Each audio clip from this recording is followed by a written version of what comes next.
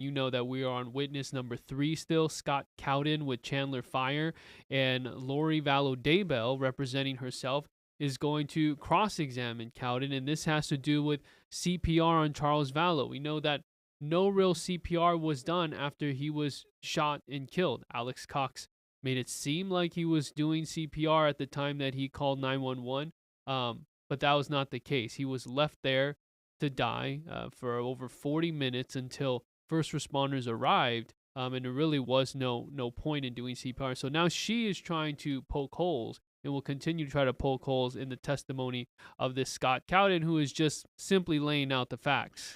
Yeah, you heard from the first two witnesses yesterday that both sides kind of laid the foundation for what the scene was outside the home, the demeanor of everybody there.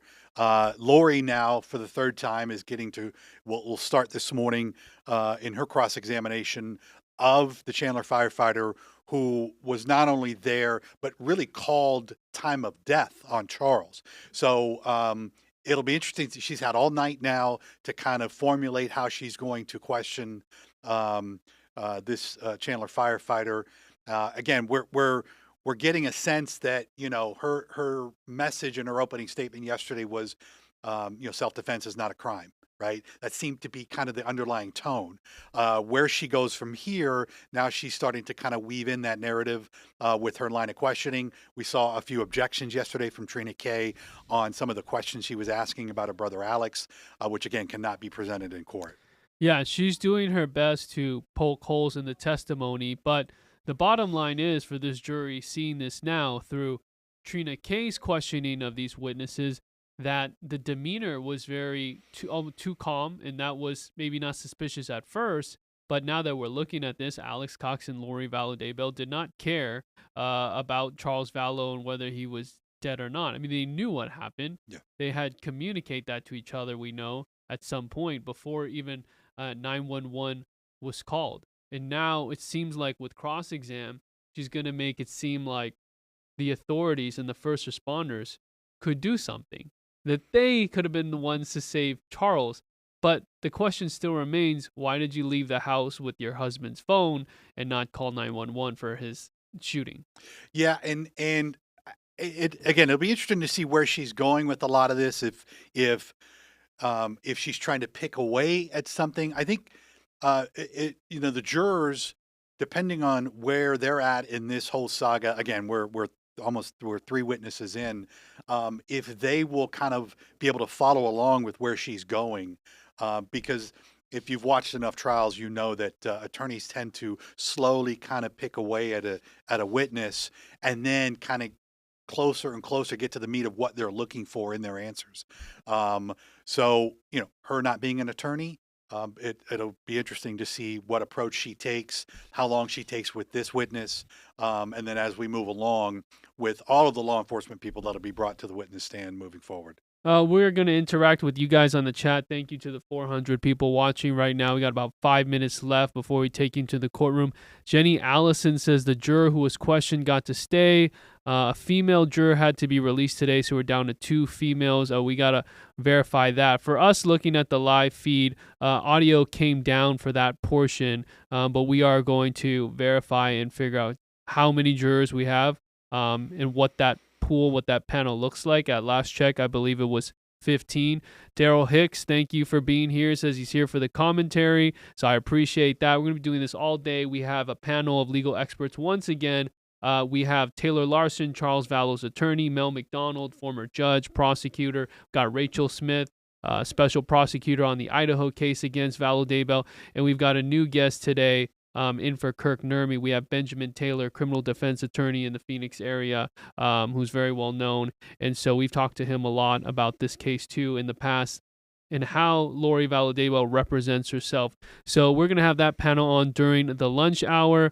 Hardcore Adorable says, we are back. Does everyone have their mega pint ready? that I wish I had my Mega ready for this. Yes. But just caffeine, coffee.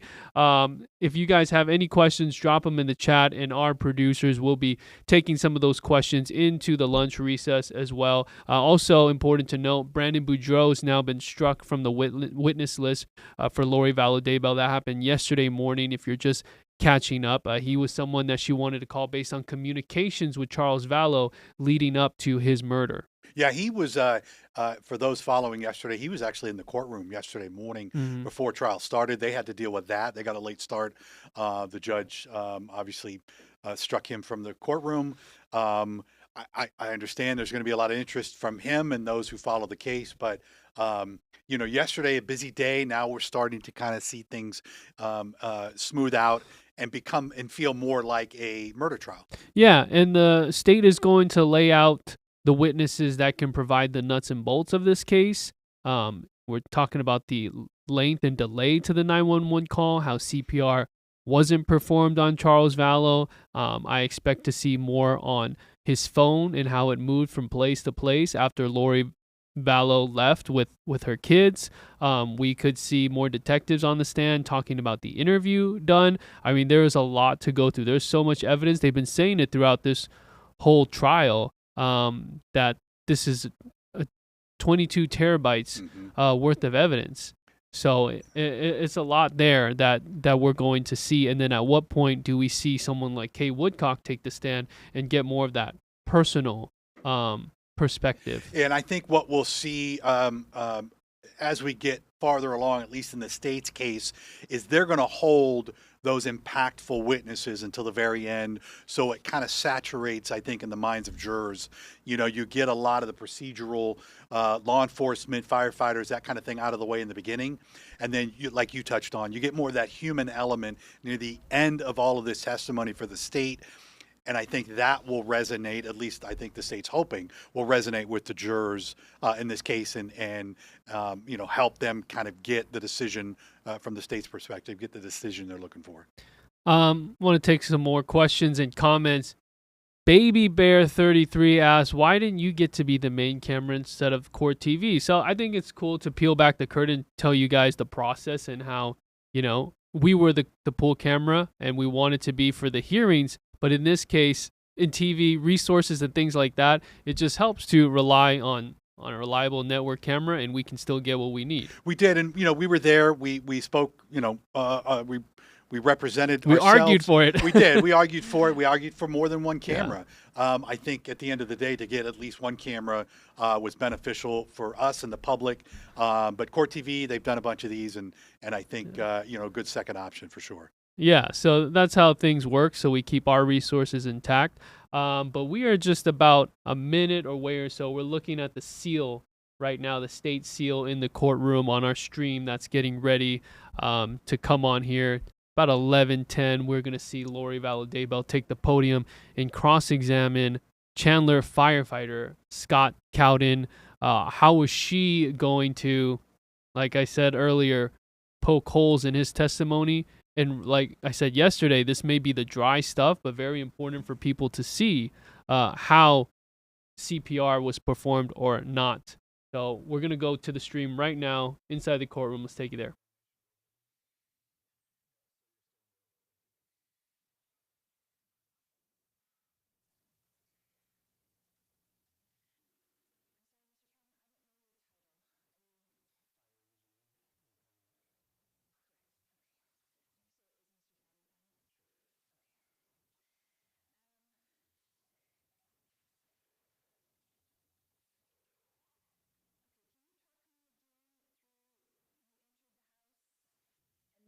What? Walked into the house, proceeded forward, saw a patient on the floor to the right, proceeded to the patient to start an assessment and evaluation. And then Captain Keller had already come in? I'm pretty confident, yes, he would have been quicker getting off the truck and inside. And so you did your assessment, and then what? My assessment revealed that he was unresponsive, no pulse, no breathing, so I would have started CPR, started chest compressions. Did you do that with his shirt on? I would have lifted that out of the way so I could find the proper landmarks. So you had said that you saw that there was, let's see, 2 gunshot wounds. Is that correct? Yes. And then you saw that through the shirt? Or how did you assess that when you first entered? That's my question. Once I'm doing CPR, I can see 2 bullet holes in the shirt. I can see that on the chest and on the abdomen. I can see the wounds as I'm looking at the chest and doing chest compressions. Okay. And then he had on what color shirt? I wouldn't have recalled other than, I guess, the video yesterday. I think it was a dark colored shirt I think we saw on the screen. And so you had talked yesterday about the blood being more blood on chest, not pooled around your knees, right? Is that correct? Correct. And so with the dark shirt, was it hard to see the blood? I'm kind of trying to see what you saw when you entered. I remember seeing blood on the chest. It wasn't, I remember not seeing blood on the abdomen. And there were holes in the shirt, 2 holes in the front side? I would, best of my recall, yes. Okay. And when did you cut off the shirt, and how does that procedure work? I continued doing CPR, chest compressions. One of my other colleagues would have cut that off, and knowing that the shirt maybe is potentially evidence, that's why I said to her, don't cut through where the holes are. So she could have cut down the side instead of on the top of the body. And do you use like a special scissors or something for that? Yeah, we have some trauma shears in our equipment. Okay. And who was that? Was that Phelps or? I believe that was Firefighter Kaczynski. Okay. Kaczynski, that's one I didn't have. So who all was sitting there with you that was on scene at that time? Firefighter Fife would have been there. Mm-hmm. Firefighter Kaczynski, the 3 of us, kind of like we saw in the video or like the picture yesterday. All 3 of us around the patient, while Captain Keller was standing back a little bit, like you saw in the picture. Okay. You said that you had been a CPR instructor for 12 years. Is that correct? Yes. Okay. And was that for the last 12 years or 12 years ago? Approximate dates 2004 to 2016, let's say. Okay. And so have you taught people who have never done CPR before? Have I taught those individuals? Yes. Right. And not just like people renewing their certification, but both? Correct. Okay. How many people would you say that you've taught that have never done CPR before? Never done CPR. It's probably in the hundreds over that long of doing that. So you'd be familiar with how a first-timer would react? Yeah, you try to forewarn them what to expect. Okay. So these first-timers, they have to be taught the appropriate place to place their hands. Would that be fair? That is part of the course, yes. And so do you show them, or do you just tell them in class where to put their hands? It's a video-based system through American Heart. There's a curriculum that we would have been following. Okay. So if you could only tell them, like over the phone, that might be difficult for them to know the correct placement of their hands if they've never done it before. I guess it depends on the instructions that the dispatcher gave. Ultimately, if I was telling somebody over the phone, you want to put your hands on their chest, on the lower part of the chest. It's that kind of simple, so to speak. Okay. But without the video, if you were teaching a class and you didn't have the video, it might be difficult, right? For a bunch of first-timers? Objection, speculation. Overruled. You can answer. Did me answer? Oh, okay. Sorry. Can you repeat the question then? Yeah, so it might be difficult. If you didn't have the video, it might be difficult, for a bunch of first-timers to know exactly what to do if you just had to tell them middle of the chest, lower chest. I mean, you could obviously show on a person. You could show on yourself. If you couldn't show them and you could only tell them, could it be difficult? I suppose it's possible depending on the person. Okay, that's fair. So do you think that your CPR class would be fairly successful if you had no visuals? Objection, relevance, speculation. Next question. I got it, Your Honor. So if a person had never done it before and was just told how to do it, is it possible that they might not be acquainted with where to put their hands? It's possible. And it would also be possible that they might not do it properly. That could be possible too. And right now when you're teaching CPR, and I didn't say you are teaching right now, but if you're teaching a class, are they just doing percussions now? There's no breathing in the mouth, is that correct? It's going to depend on the level of the class. As far as the lay rescuer, people that have never done it before that just want to have the training, it's evolved and we're teaching compression only. That is a form of CPR now also, just doing chest compressions. And how long do you teach to do that for? How long of a period before you take a rest? Or Well, it varies depending on if the patient is an adult or a child. There are different guidelines that American Heart offers. So in those courses, they're getting to learn information for adults and children and infants also.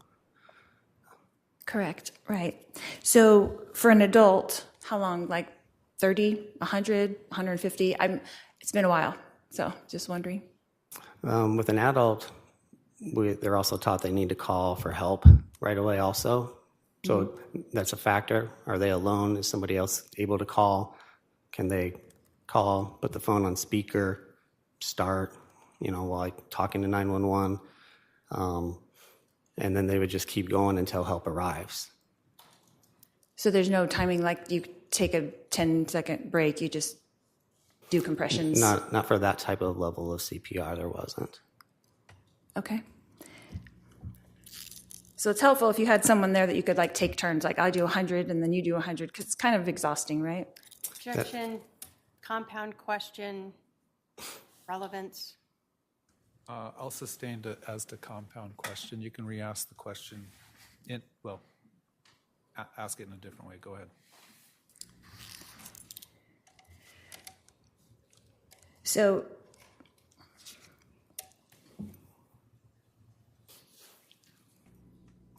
how long did you administer the CPR before you did the flip over? How long do you think that was? Before we rolled him to look at the back, is that what Correct. Yes, that's correct. I would estimate maybe up to a minute. Okay.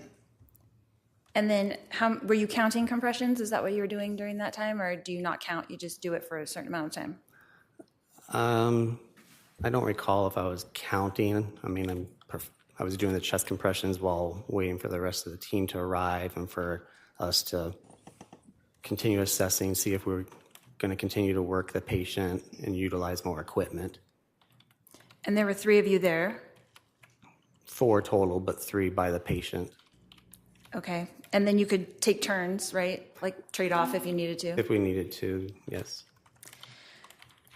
So that'd be a lot easier than when you're just there by yourself. Would you agree? Yes. Okay. And do you know how long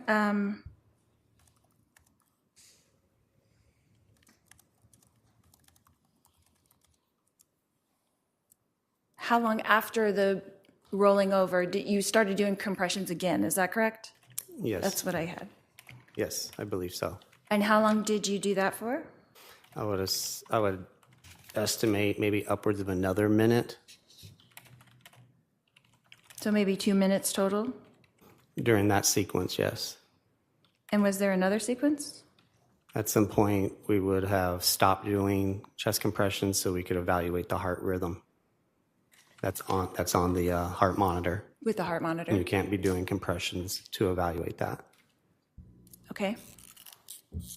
And then you didn't continue compressions after the heart monitor at all?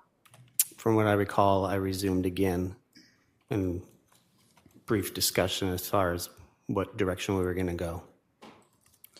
And what were the results of the heart monitor? There was no electrical activity. And how long was the heart monitor applied compared to when you started the first compressions? I'm not sure if I understand the question. Maybe you can reword it or... Sure. How far into your treatment, I should say, did you guys stop and do the heart monitor? I would estimate that the monitor probably was on within 2 minutes of making patient contact. Okay. And how long does that take? To do what? To put it on? Well, yeah, to put it on, get a reading, and decide what you're going to do next. It could take, you got to turn it on, open up a compartment to get the pads out of that compartment. You've got to open that packaging to be able to apply it to the patient's chest area. If the chest is wet, which there's some blood, you need to dry that so it's going to adhere more properly, read more properly. So you could be looking at 30 seconds to a minute possibly of working through that. Okay. And did you have to do that in this case, is remove blood to stick them on? I would assume so, but I was doing chest compressions, so that would have been one of the other two firefighters kind of working through that. Okay.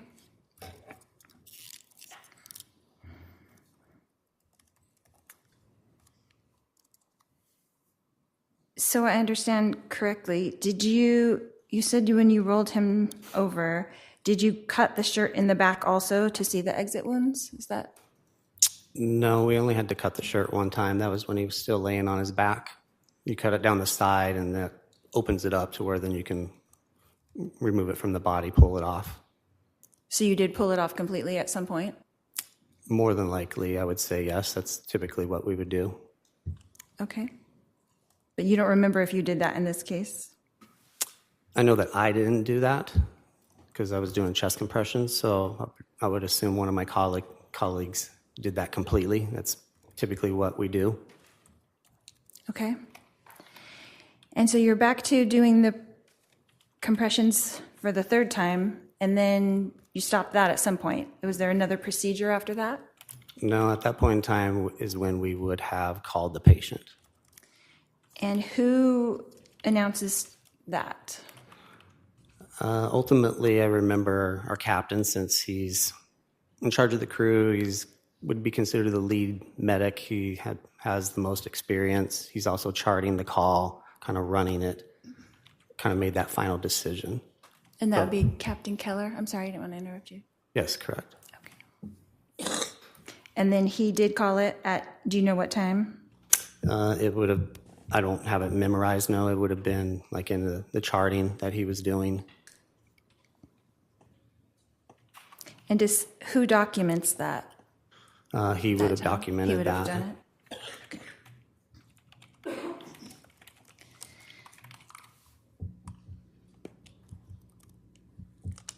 In preparation for your testimony here today, did you review the 911 call at all? No, not in preparation for today. Not the actual audio, no. No. No, not today, not for this. What did you review for today? I was able to look at the incident times were dispatched by Phoenix Fire Department. I was able to look at the paper documentation. I was able to see my testimony from Idaho. I was able to see my testimony with Chandler PD when they came to the fire station a couple of weeks after this incident. And what paper documentation did you actually take a look at? It would have been the chart that Captain Keller documented.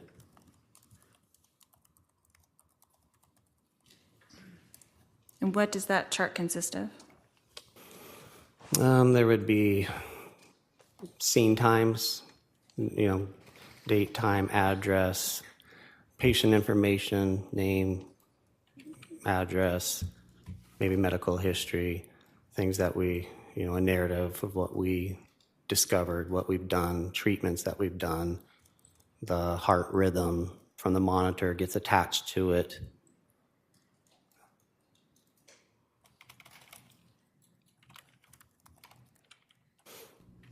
So that would all be in Captain Keller's report? Correct. And you did take a look at that in preparation for today? Yes.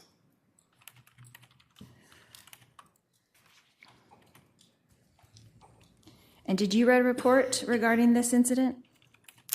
No. You don't have to document anything?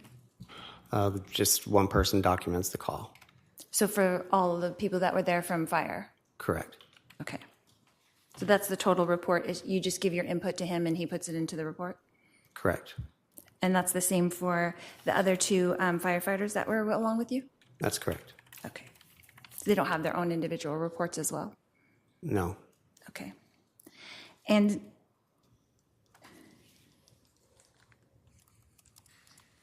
what time were you dismissed from the scene? We probably only remained an additional 5 to 10 minutes. The chart would have that time. I don't necessarily have it by memory. So how long were you at the scene total? If I had to estimate without looking at it, I would say approximately 20, 25 minutes. Okay. And then you were like the driver of the truck, right? Was that your responsibility? So you drove in and then did you drive out as well? Correct. Okay. So if you guys arrived around 8:41 or something like that, then you left around 25 minutes later? Would that be accurate? I guess when I was giving that estimate of the 2025, I was even including our dispatch time from the time we're dispatched driving to the scene. So if you're wanting to know actual on scene time, it might be closer. Instead of the 20 to 25, it might be more of a closer to 20 solid. 20 minutes? Yeah. Okay. And is that typical for a call? It can vary depending on the calls. Okay. So what other things did you do in that 20 minutes besides administer to the patient? So I'm including in that time while we're staged around the corner, waiting for PD to arrive, then for PD to clear the scene, for us to drive to the scene. There's the time with the patient, and then there's going to be the cleanup afterwards. Removing our equipment, going outside. Maybe the equipment needs to be cleaned, restocked, ready for another call. So when we drive away, we're ready to respond to another emergency and then drive away. Okay. So when you were done with the patient and you were going through that procedure of cleaning, were you in the house or did you exit the house? We'll remove all of our stuff and we'll go outside, typically to the front bumper of the fire truck. And then what do you do? We have cleaning chemicals on the truck that we could get out to, clean our equipment up to reuse it. We've got a cabinet with restock to be able to restock anything that might need to be. So we'll take care of those things to be ready to respond to another call.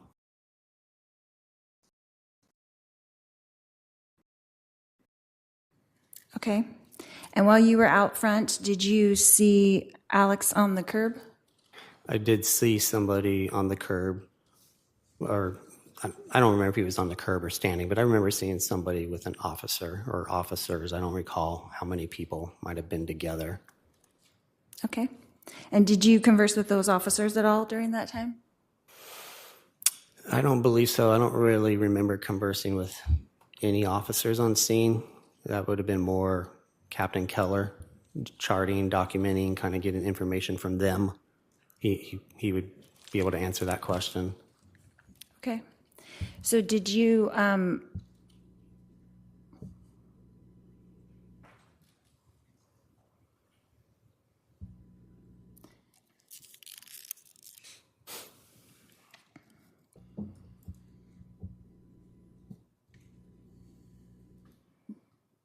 Was anybody in firefighting on your team, the four of you that were there, was anyone asked to take a look at Alex? We were not.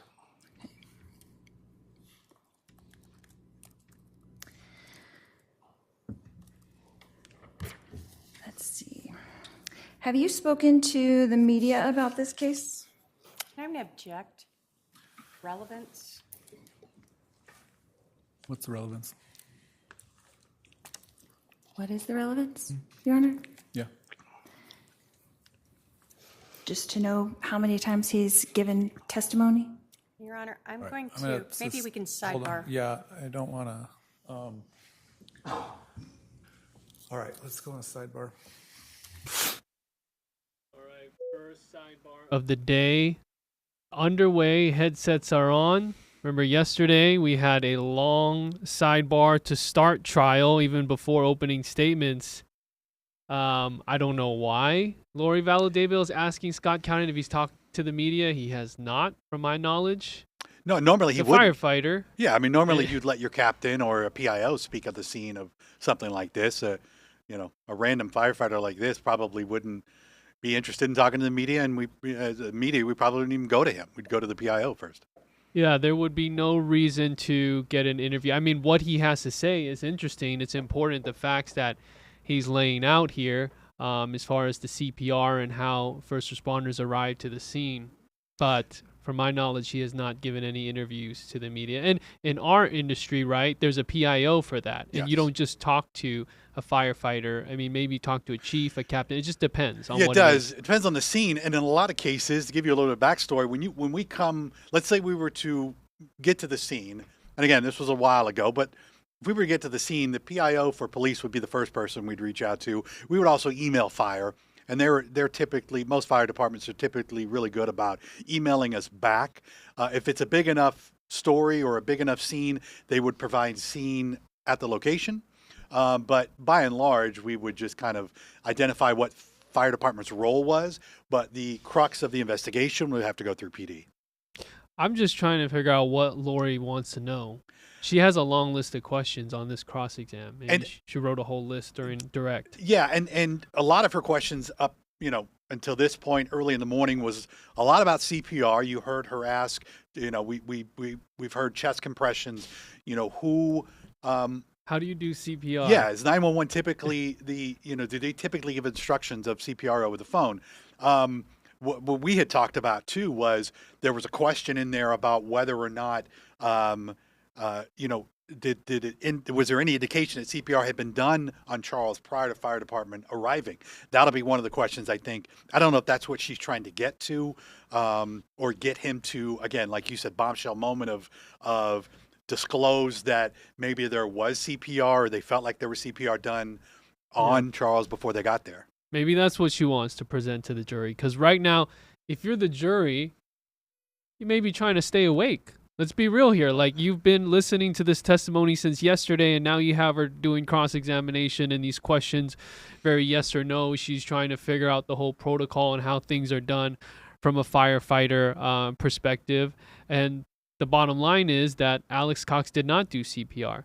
Now, is it necessarily a crime to not perform CPR on your family member? Now, because, if he were here, anyone could argue, well, I just didn't know how to do it. I was Right. instructed, but I just couldn't get it. But there's a alleged conspiracy that's being laid out. It's not just the lack of CPR, but the lack of physical evidence to present a self-defense narrative and a lot of other things that we're going to find out. Well, and we know that Cowden and the other crews there, called the time of death at the scene. So, as we mentioned this morning, I don't know if she's kind of laying out the timeline that maybe he could still be alive in some capacity, that maybe the onus is on the fire department for not doing enough. I just don't see that line of question. I don't know if, again, chipping away at him or other firefighters that might be brought to the witness stand, I wouldn't imagine that is the backbone of her defense. But again, I think that, like you said, the jury's going to start waning on a lot of this unless it starts to pick up. And in the comments, Corey Shearer makes a good point that the prosecution is saying, go ahead, ask all the questions you want, Lori, as long as, as long as she's following the rules here and how she asks those questions. We haven't heard a lot of objections until the media question. Yeah. Trina K saying, go ahead, ask your questions because I can redirect and I can bring the story back to where it needs to be. So, go ahead. And our experts will probably tell us that these objections, while sustainable and have merit and all of that, some of this is really just for show and I think maybe to show the jury a little bit about how inexperienced Lori is at asking some of these questions in cross. So, we'll see where this goes. But like you said, the state's position, murder, money, sex, none of that has to do with this testimony. Yeah, and just so you guys know, for our Fox 10 news coverage, we've got Lauren Clark, who's covering the trial as well, boots on the ground, but taking the angle today on representing yourself pro se. And a lot of attorneys will tell you that's just not a good idea, not a smart idea, which I don't expect an attorney to say anything else than that. But, right. But she does not know the law like she thinks she knows the law. And we are seeing that here. You can ask all the questions you want, but how are you actually poking holes in the testimony of this witness? It's like an art form, really. And yeah, it is in the language of it all. Yes. And maybe some witnesses we've seen defense attorneys. I remember the public defender, Jim Archibald, an Idaho trial. Some you don't cross-exam. Just, all right, let them go. Well, on to the next one. Yeah, it looks like they might be back, so we'll send it back to them in the court. All right, let's get it.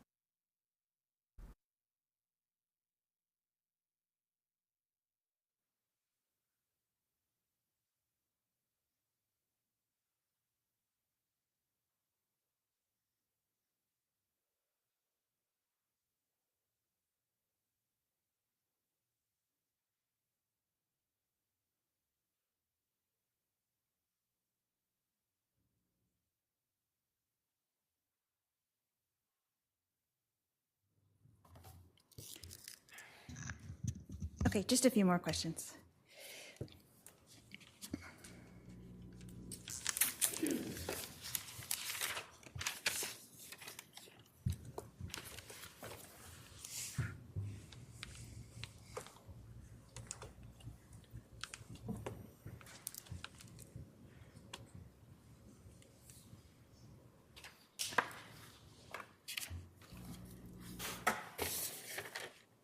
Mr. Cowden,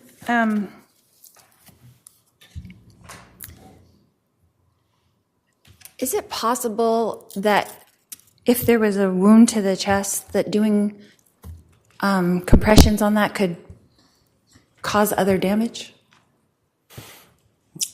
I suppose it's possible, but ultimately it doesn't matter.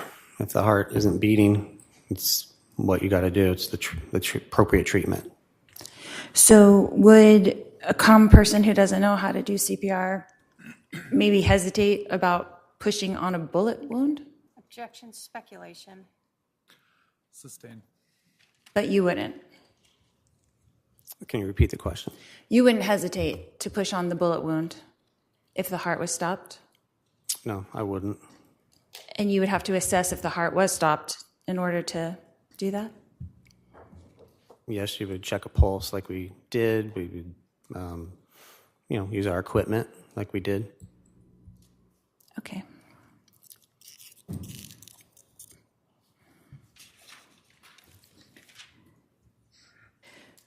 So the two wounds that you saw when you first got there, one was in the chest and one was where?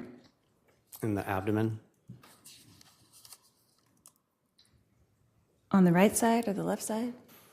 I would be speculating as to how the specific spot or area without actually maybe seeing documentation. Okay.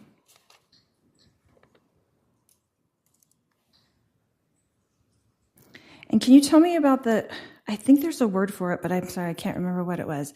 The crunch. When doing the chest compressions? Correct. I don't know if there was necessarily a certain word that I used, but you feel the sternum crack. I compare it to, like I said before, cracking your knuckles. And how much pressure would you have to apply to get the crack? That could vary, like depending on who you're doing CPR on. Like on an adult male? I mean, it could still vary depending on, the strength of the person doing CPR also. It could vary depending on the size of that adult male also. So I've never seen like any science that might say you got to deliver this much pounds of force or anything. Right, So, like 400 pounds of pressure or something? yeah, I don't know. Right. Okay. You're just So going to push there isn't- hard. Hold on. Sorry. Sorry. Can't have you talk over one another. So he's finished his answer. Go ahead and answer your next question. So there's no determined amount of pressure, correct? Just hard and fast. When it comes to people doing CPR, for us, we're working as a team. We have equipment that can tell us if we're pushing hard enough. For a person without that equipment, just hard and fast. Okay, that's fair. And then they don't always get the crack, right? It's not always going to happen. If they're doing it forcefully enough, they would. So if they didn't do it forcefully enough, it wouldn't. That is possible, yes. But then when you come in, the professionals, and you apply the correct amount of force, then you would hear the crack. Yes, And is that possible that that happened in this case? it is possible. Okay, no more questions. All right, redirect.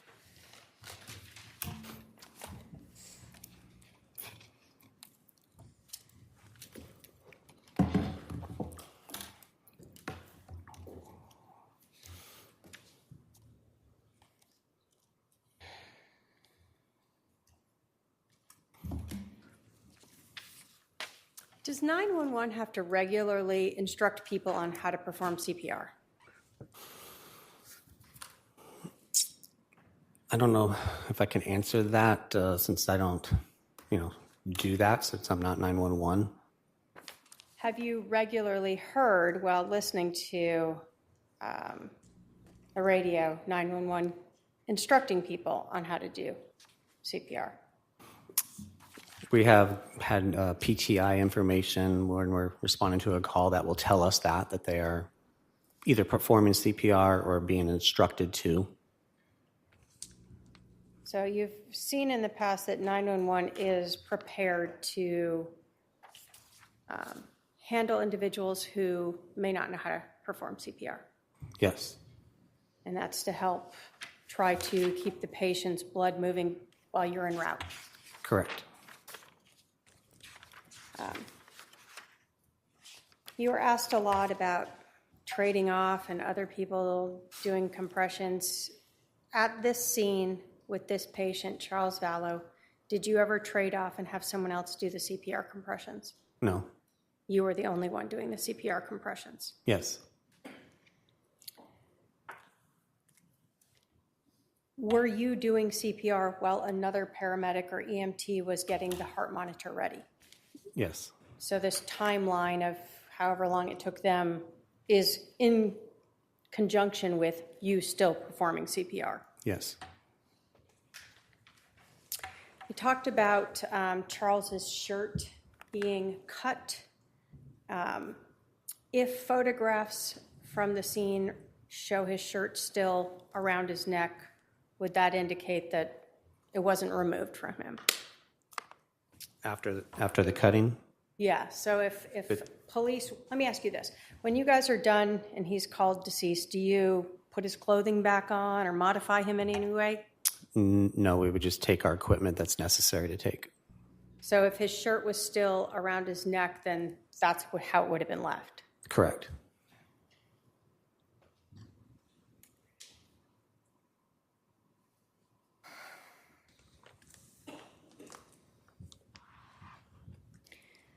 You were asked about whether or not you should perform CPR on a person who has a gunshot wound. Is there any reason why a person with a gunshot wound would not need to have blood circulating through their body to bring oxygen versus some other type of injury? No. Is the whole point of CPR to make sure that blood is circulating to get oxygen to their brain Yes. so that they don't go brain dead? Yes. And you said that ultimately it wouldn't matter if you cause more injuries because if they're brain dead, who cares, right? Correct.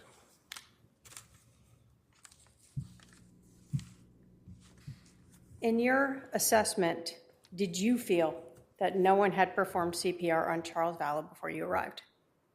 I had felt that, and I do know in my testimony to Chandler PD I had stated that, or it's probably in my testimony that it was not efficient or something to those lines. But I felt like no, it had not.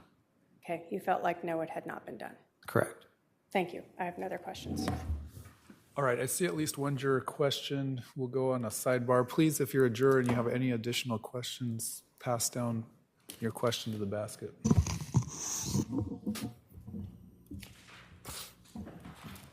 All right, so redirect. Scott Cowden just finished, and now we have a sidebar, another sidebar today, but this for a juror question. This is an interesting dynamic when a juror has a very specific question. Unfortunately, we don't get to hear it, but that means they're paying attention. They want to clarify something here. Yeah, and okay, so I guess that's a good sign for both sides that clearly you have jurors that are kind of paying attention. They need to fill in some of the gaps. Yeah, it would be great to know, exactly what they're asking, but we've had a few questions in the last couple of days on the chat, like, is this common? It does happen. The judge made it clear that he was going to allow this, I think, maybe because of the complexity of the case, but, good for him to allow them to, while the question is still fresh in their mind, again, help them make a decision. But as we are seeing now, Cowden's done for the day, and we're on to the next witness. Yeah, K9 CPT Jules asked, do all trials in Arizona allow juror questions or just specific ones? Now, that's a good question, and we can look into that, but I know for sure this did not happen in Idaho when he covered this case, and obviously different state, different jurisdiction, but even the people in the courtroom right now, because the headsets are on, they cannot listen to those questions either. So if you're reporting the courtroom, you don't hear anything. You just know a juror is asking a question, and that is getting clarified. But the bottom line here, Trina K gets it at the end. It takes Cowden a little bit to finally say it, but no indication that CPR was done on Charles Vallow. And I think that is going to stand out to the jury. Yeah. And, maybe that's to counter, Lori's cross on, subtly saying, look, my husband would still be alive had the fire department done their job correctly. But again, I think there was talk that maybe CPR had been done.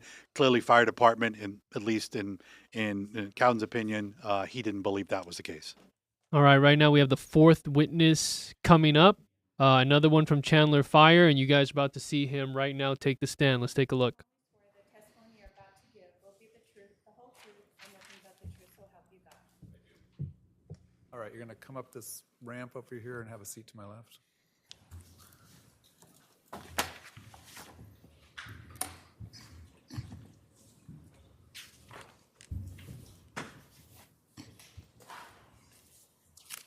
Go ahead. Thank you. Sir, would you please introduce yourself to the jury? My name is Kent Keller. I'm a recently retired captain with Chandler Fire Department. When did you retire? April of 2022. And how long did you work with the Chandler Fire Department? 32 years. While you were there in, let's talk about 2019, what were your duties? What was your rank? My rank was captain. I was an engine captain, so a company officer. I was in charge of a 4-person crew. We basically respond for calls to service and the different functions of a... Did those calls for service include medical calls? Yes, ma'am. Did you have any training in the area of There's medical treatment yourself. Yes, I'm a paramedic. I went to paramedic school in 1991. And can you tell us, is there or was there ongoing type of continuing training to be a paramedic? Yes, yes, ma'am. There is continuing education throughout the year. You have to have a certain number of hours in each subject, and as well as updates as far as pharmacology or different treatment modalities. So yes, there's constant change. And the difference between a paramedic and an EMT? Well, an EMT is EMT-B, EMT basic. A paramedic is an EMT paramedic. So the biggest difference would be invasive treatments. So you're trained with more ability to provide care, cardiology and pharmacology. When fire gets a call of a person who is shot, what is sort of the normal response? What does fire do when they are coming to a scene and they know a person has been shot? Well, what they normally would do is you get the dispatch, you look on a map, you route yourself in, and then you would determine a safe place to stage while the scene is secured by PD. Okay. And then how do you learn that the scene is secure? In Chandler, anyway, we have interagency communication. So you're on the radio both with Phoenix Dispatch and Chandler PD, direct car to car or to Chandler PD Dispatch. So you're actually then told by Chandler Police that it's secure and you can come in? Yes, ma'am. They will give you a scene safe or code 4 and cop talk. When you arrive on scene as the captain, what is your role when you get there? My role is scene safety, primary scene safety. That's rule number 1 in everything that we do. And in other words, as I arrive on scene, I'm going to make sure with PD that there are no more threats for our crew and get direction to where we need to do treatment. When you have this team of 4, how do you determine who does what? Well, I mean, that's individual crew training, and some crews might have specific jobs. Ours is more of a fill and flow. As you come to, I guess I should say, one person is charting, one person is going to be the paramedic in charge of the call. So he's running the call. His job is bigger picture, and then that'll leave 3 people for hands-on treatment until a 2-person rescue would arrive, an ambulance would arrive to help, if that were the case. Does fire ever respond to a scene and then advise that a person is deceased? Certainly. And if fire responds, determines a person is deceased, and this is potentially a crime scene, what does fire do at that point? Well, fire then would pick up their gear and leave without disturbing that scene as much as possible. I mean, we have gear. We spread out our gear. When we get to a patient, you know, we have monitors and drug boxes and trauma treatment boxes. So as soon as it's determined that the patient is not viable, then you would pick up that gear and leave the scene. What you don't want to do is interfere with any investigation going forward. And even when you are working on a person, are you trying to limit impacting the scene itself to the best of your ability? Yes, our job would be to determine if treatment is necessary and then do that treatment regardless. But yes, what I should do, what the captain or whoever that paramedic should do that has the larger picture would be to try and minimize any disturbing of the scene.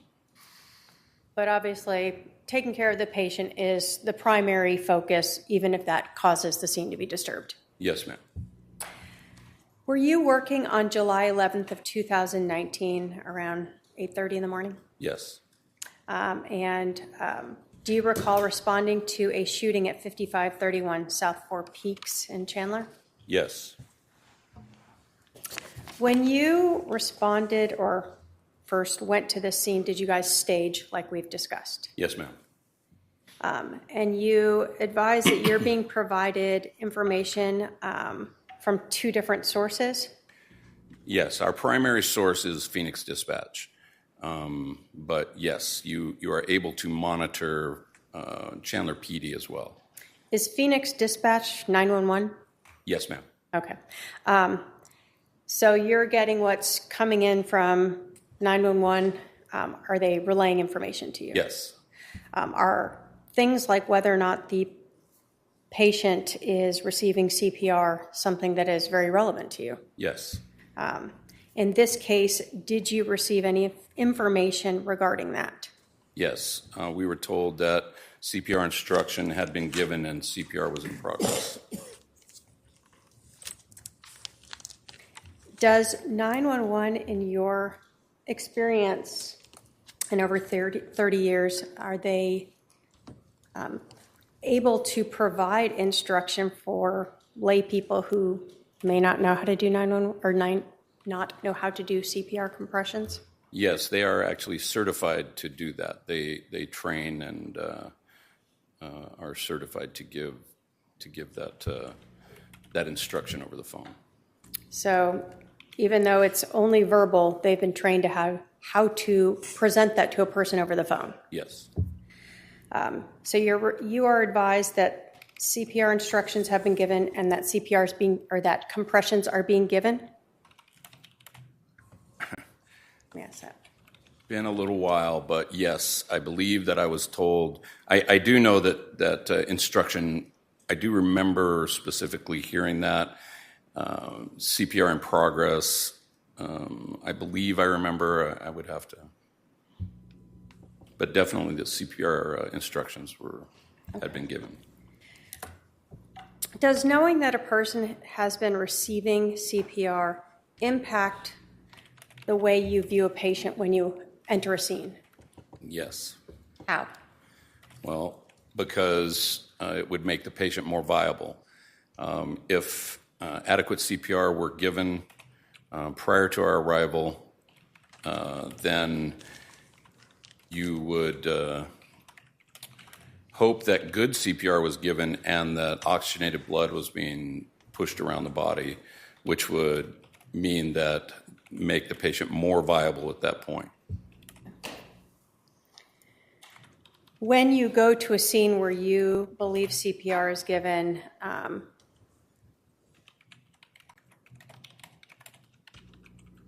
such as this one, was that one of the things, I guess, that was part of your decision making as you are assessing this patient? Yes. Can you talk to us about when you entered this residence, what do you recall? When I entered the residence, I recall thinking that the house seemed empty, like it was either being moved into or moved out of. So there was no furniture or anything. We had a clear path to where the patient was. And I remember thinking that there's very little in this room other than the patient. Okay. Did you notice at any point some items around the patient? The only thing I remember being around the patient was a baseball bat and a ball cap. And do you recall at this point where those items were in relation to him? Yes, I believe the baseball bat would have been on the patient's right and the ball cap above him somewhere in the room. I think the baseball bat was against the wall on his right. Do you recall ever seeing a bullet near the victim? Once we started assessing, I did see a bullet, a spent round on the floor. So that's sort of a little bit into you're in Yes, the ma'am. scene. Yes. Wasn't something you initially recognized. No. While you're in there, was there any officers in the room with you or inside the house? There was at least one officer still clearing the house, I believe, or at least going through the house. I only recall for sure one officer being interior. Can you describe for us how the patient, how Charles was laying when you first observed him? Yes, ma'am. He was laying supine. He was laying on his back. As we entered, his head was towards us, so geographically, I think north.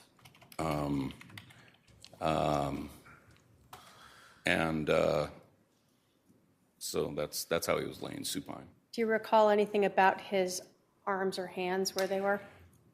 I don't. To his sides, I don't recall, honestly. Did you observe any injuries to Charles, to this patient? Yes, he had evidently a gunshot wound to his center chest. Hole in the shirt and a small amount of blood. Did you recall or notice anything about where the blood was pooling from that shot to the chest? At that time, I did not, because we have to expose the patient, and the so he's a big guy, so he had a small amount of blood above his sternum. I'm showing you Exhibit 3 that's previously been admitted. Does that look like? If it adjusts a little bit, but Okay. you can attempt. Yes, ma'am. Go ahead. Are you able to see that there? Yes. Kind of. Does this look like the patient that you were working on? Yes. And in this, do you see the blood pooling in Exhibit 3 there? Yes. Is that sort of what you were talking about? Yes. Here in around the collarbone. So there's a divot here. That Would you describe this patient as a fit man? he seemed to be. Yes.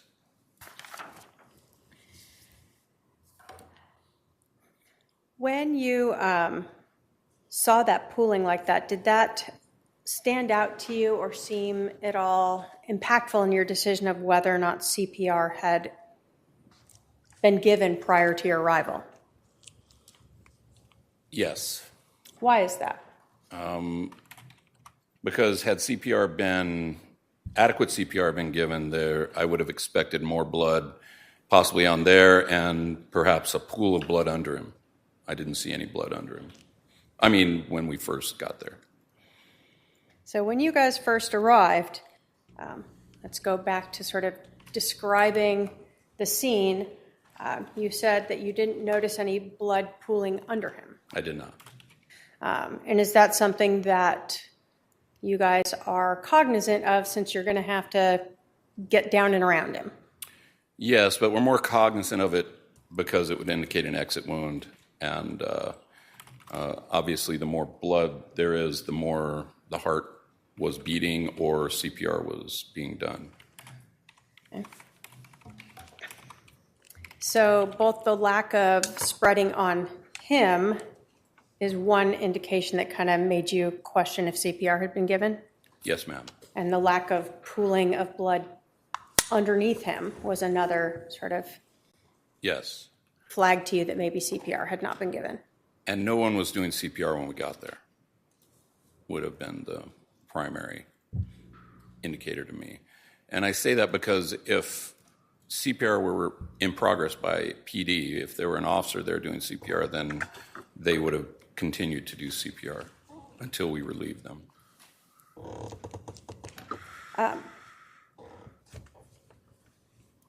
If a person is shot and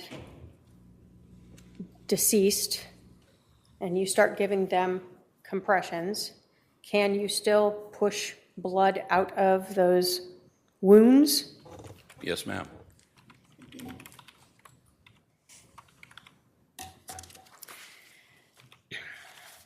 Now, at some point when fire arrives and they are assessing a patient, do they, I'm going to put up Exhibit 4 here, do you need to try to remove any garments that might be around those potential gunshot wounds? Yes, you would expose the patient. Why is that? Well, because you don't know for sure how many gunshots there are. You check for exit wounds. Some gunshot wounds, some entry wounds are minimal. You wouldn't see them. You know, you could go through a shirt and not see them. So you expose the patient. Okay. I have Exhibit 4 up here from body cam from a officer that's previously been admitted. Do you recognize who these people are and where this is? Yes, ma'am. And is this you? It is.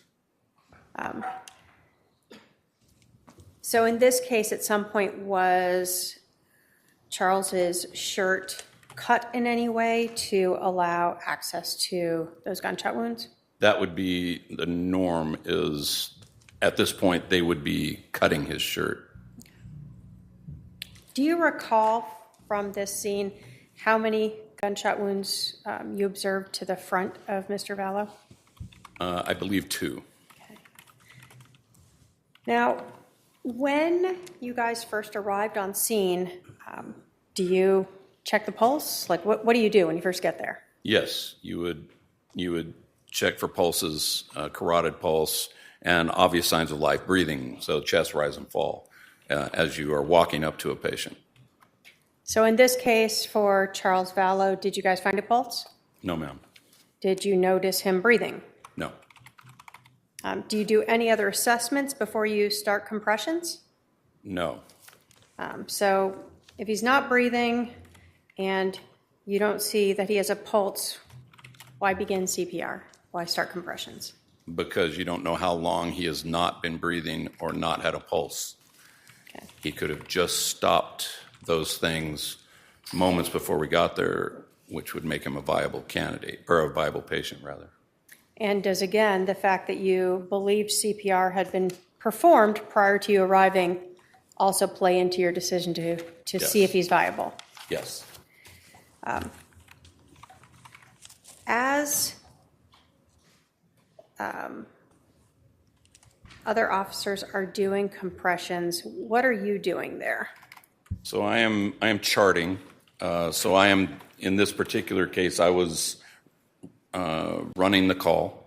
So I'm going down a checklist, gathering information, getting listening to what they're telling me, and having them. I'm directing them throughout the call. Okay. So at some point, are compressions stopped to assess the patient in other ways? Yes, after a heart monitor is on. Okay.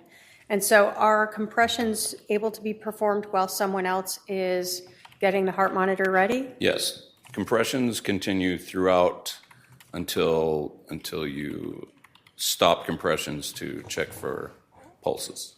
Okay. Do you ever want to check a patient who you see have gunshot wounds, such as Mr. Vallow here, to see if there's exit wounds? Yes, ma'am, immediately. So they would have cut his shirt, taken his shirt off, rolled him, checked for exit wounds, and then rolled him back and continued compressions. In this case, are you documenting your observations and others about what you observed when he was rolled. Yes. So when he's rolled, you're looking at his back. Back, right, from the back of the head to the back of the feet. Okay. So he's completely rolled over so that you can see his back. Yes. Did you notice anything about Mr. Vallow's back that may have indicated he'd been there for significantly longer than you originally thought? He did have lividity. So there was modeling, skin modeling and lividity. Once the shirt comes off, then you could see modeling on the skin, and lividity had begun to form. Can you tell us what modeling means? Modeling is sort of a patchy-looking skin caused from hypoxia or not enough oxygen getting to the skin. I mean, you can have mottled skin for different reasons, but in this case, it would be from his heart not beating. Okay. And then you said lividity. What does Yes, that ma'am. mean? So lividity is the pooling of blood, and that takes longer, much longer. So the blood will begin to leave the tissues and gravity drain to the lowest part of the body. So when the blood isn't being circulated by either CPR or the heart, the blood just starts to pool there. Yes. And so you noticed that as well when he was rolled? Yes. Did you notice any exit wounds? I did notice at least one exit wound, yes. After you looked at his back, do you recall, I guess, when in this process you checked his heart monitor, when that was done? I do not. This all happens simultaneously. You ask what these different people are doing. They're doing all of those things simultaneously. So the patient is exposed, CPR has begun, and the evaluation, the rest of the evaluation is happening. So timeline, it's on the heart monitor, I'm sure, but a lot of it happens simultaneously. That answer the question? You asked that again. I'm sorry. I believe so. Do you recall what the heart monitor results were? Asystole. No electrical rhythm in the heart. Flat line for. Do you ever look at a patient's pupils? Yes, ma'am. Always. What's that for? Because if it's just a brain function. If you shine light on pupils, they react. When the brain stops to function, hypoxia sets in. The pupils will dilate and remain fixed, so they won't change. They're non-reactive to light. What did you see with Mr. Vallow? They were fixed and non-reactive. So we heard about the pooling of the blood on Mr. Vallow when you first arrived. As CPR was being done, did you notice any blood being pushed out of his body? A little bit more. Again, he is on his back. Exit wound was in his back, but yes, we increased the amount of blood under the patient by doing CPR. When you first arrived, did you notice any active bleeding? No, ma'am. What's the relevance of no active bleeding? No heartbeat.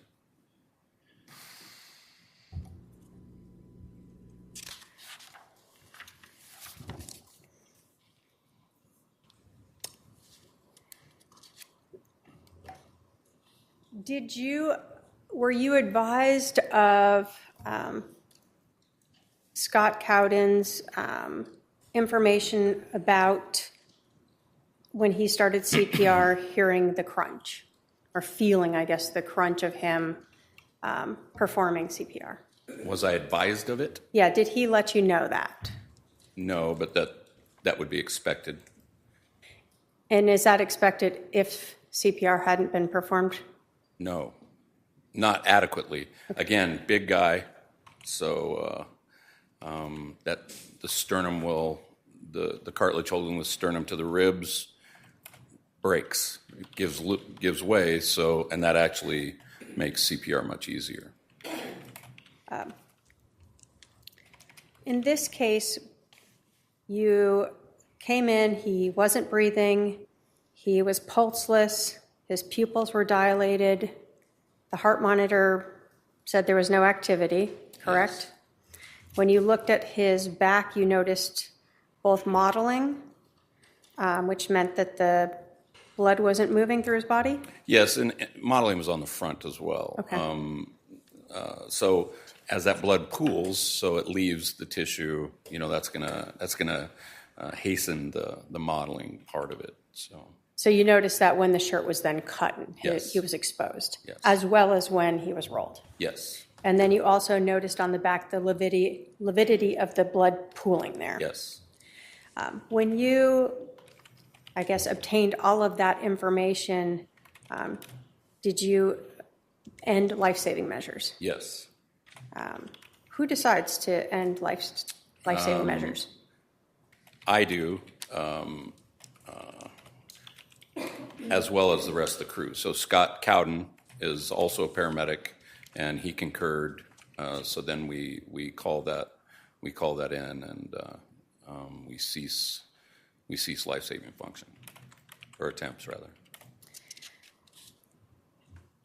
When you cease life-saving measures at a scene where someone's been shot and is now deceased at the scene, do you leave sort of any attached medical devices with him?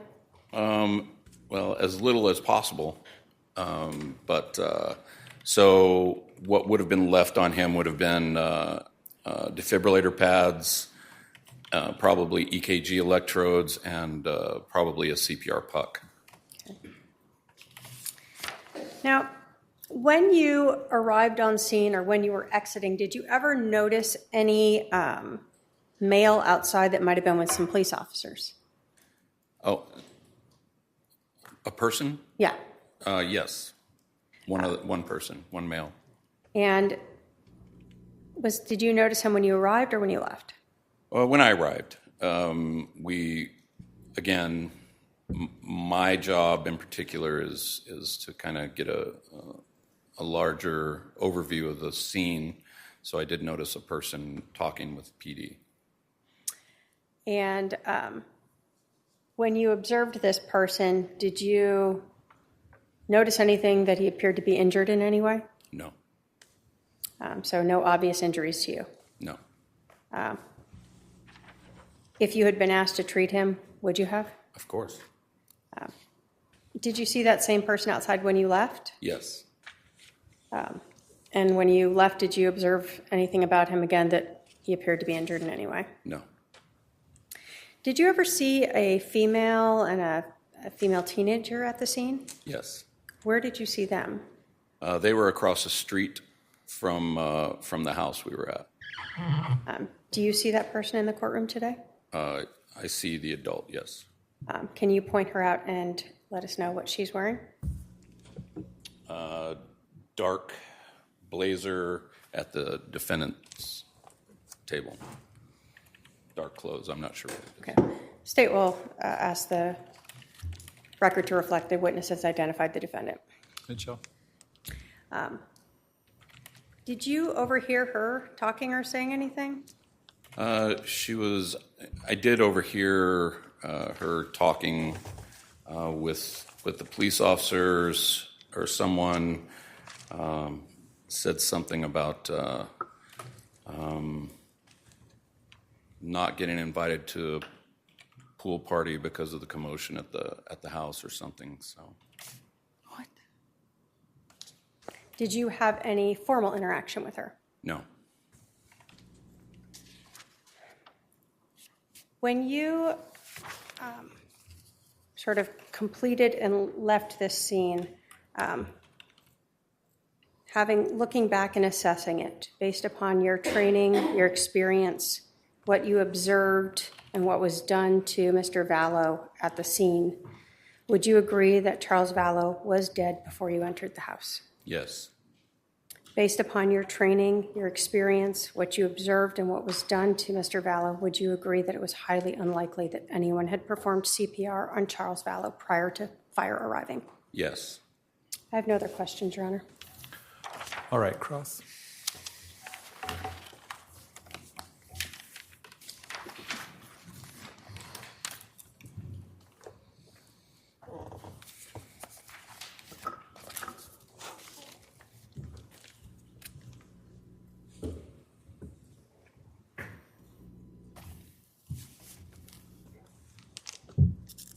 Captain Keller. Yes.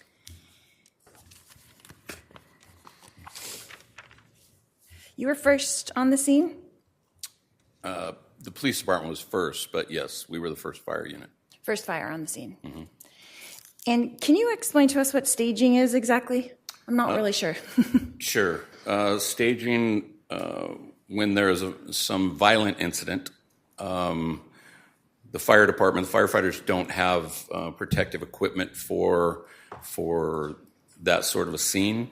So we will go to a place where close to whatever the dispatched address is, that we would be a place of safety, but close, so that as soon as the scene is made safe by the police department, then we would enter into the scene. So that would be like a couple houses away, or? Could be a couple Really? houses, could be behind cover. In this case, it was gunshot was the call, so you want to make sure that you are a little ways away, Okay. in case there was more gunshots. Right. So you parked somewhere on the street, but a couple houses down from the house. Is that correct? Yes. Okay. And then part of that staging is you stay there until you get the all clear? Yes, until the police department says that it's safe to enter the scene. Okay.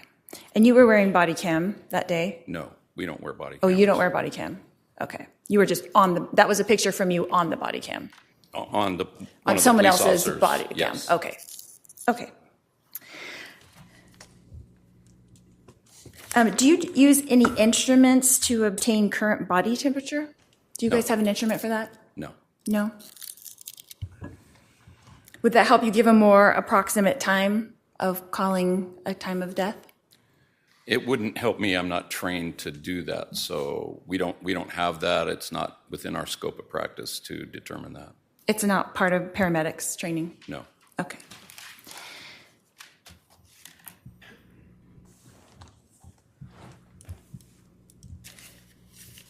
You explained the modeling being patchy looking skin Yes. because of no oxygen to the skin. Is that correct? Decreased, yes.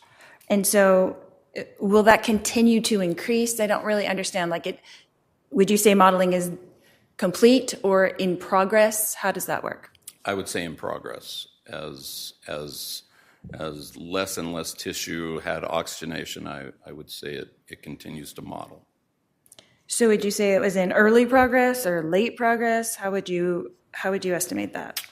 I could not say early or late, just modeling. That modeling was present Yes. at that point. So how long would it take for modeling to become present? That's kind of my question. I don't know how long. So it could be different for different people, I suppose. So it could be a minute? 5 minutes? Yeah, he's already indicated. Hold on. Rephrase the question. I'll allow it, but make sure you let him answer before you ask your next question. Okay. So it could be just a few minutes, possibly? Possibly. I don't know. Okay. And then lividity you explained as a pooling of blood. The blood leaves the tissues and goes to the bottom. Is that correct? Yes. Okay. And you saw that as well? Yes. And in your estimation, would that have happened soon? That's not a good question. In your estimation, that had begun? Yes. And was it advancing how far? He had lividity on the back of his torso. So does lividity, backs of his arms. does lividity start immediately after the heart stops? Is that what you were saying? I suppose it does. Okay. And if you were on any kind of medication, would that affect that as well? I couldn't say.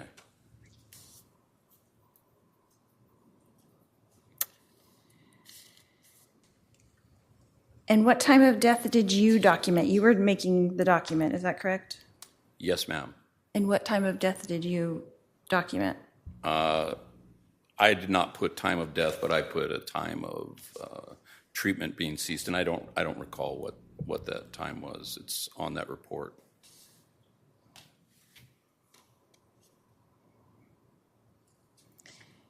And you had stated that you were listening to dispatch on the radio, is that correct? Yes. So were you listening to the actual 911 operator speaking? No, whoever is calling, if you call on the phone to a 911 operator, they would give that information to a dispatcher who would then dispatch a call with the pertinent information. Okay, so you were getting kind of updates as it went along? No, you get the initial call, and then if it were pertinent for us, like the scene is secure, PD says the scene is secure, go in, then we would get that. PD would call dispatch, and dispatch would then call us. Okay, so were you aware at all that they had asked him to come outside? No, Okay.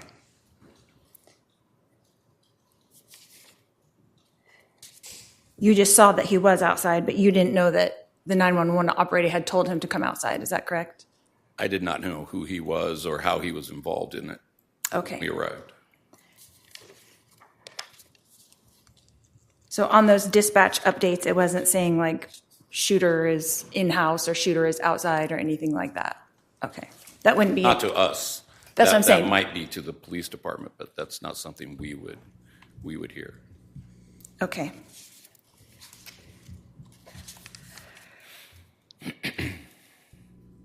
In this case, Captain Keller, do you know for a fact that CPR had not been given?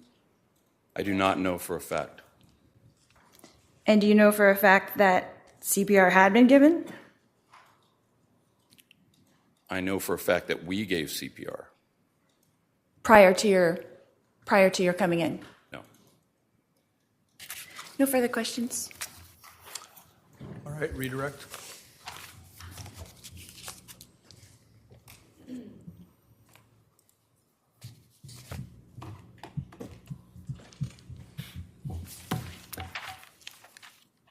Which do you see first, modeling or lividity?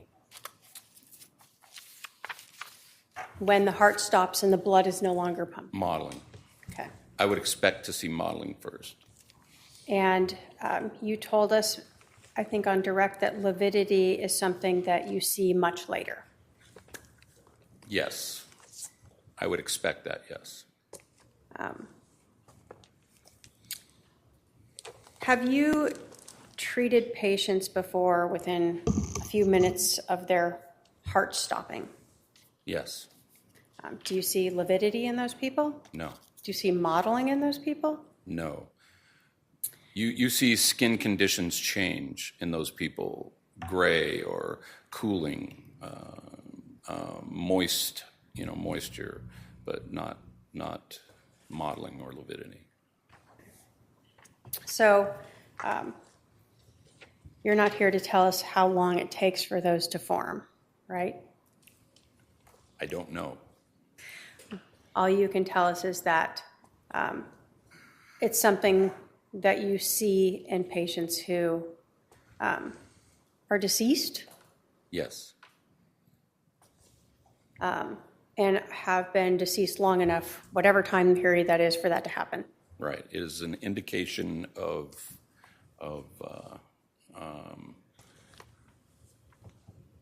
the patient no longer being a viable patient. And that was one of the things that you noted and used in determining to end any life-saving measures? Yes. Now, is the only way to know if CPR has been given to be there with the person watching them? No. What else can tell you that CPR was given to a patient? Well, PD on scene arriving would witness, the best way would be witness CPR. That's the best way. Is there any other ways? Well, yes. Again, you would have an indentation in the chest. The sternum would likely be have been cracked loose from the rib cage, and there would be, in the case of trauma, increased bleeding. You do CPR or CCR sometimes when there's not trauma, cardiac. In this case, were other indicators the blood that was pooling only at the neck and not spread out further? Yes. The lack of pooling underneath the victim? Yes, and the mechanical action of doing compressions with a gunshot wound right there would have spread blood in that area as well. It wouldn't just have gone where gravity is. So where you saw the blood pooling was where gravity, a low spot. That was my interpretation of it, yes. And you did not observe spread blood across his chest. No.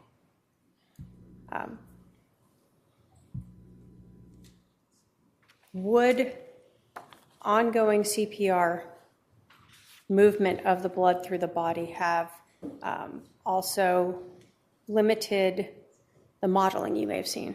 Perhaps.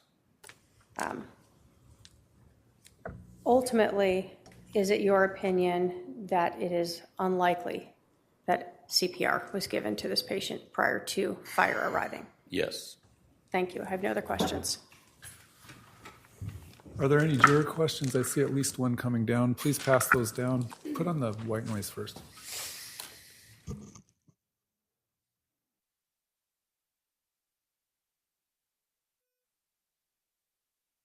That are on right now in court. You guys are watching the Lori Vallow Daybell trial. And what we're about to see, it's happening more and more, is jurors have questions. Jurors have questions for the witnesses.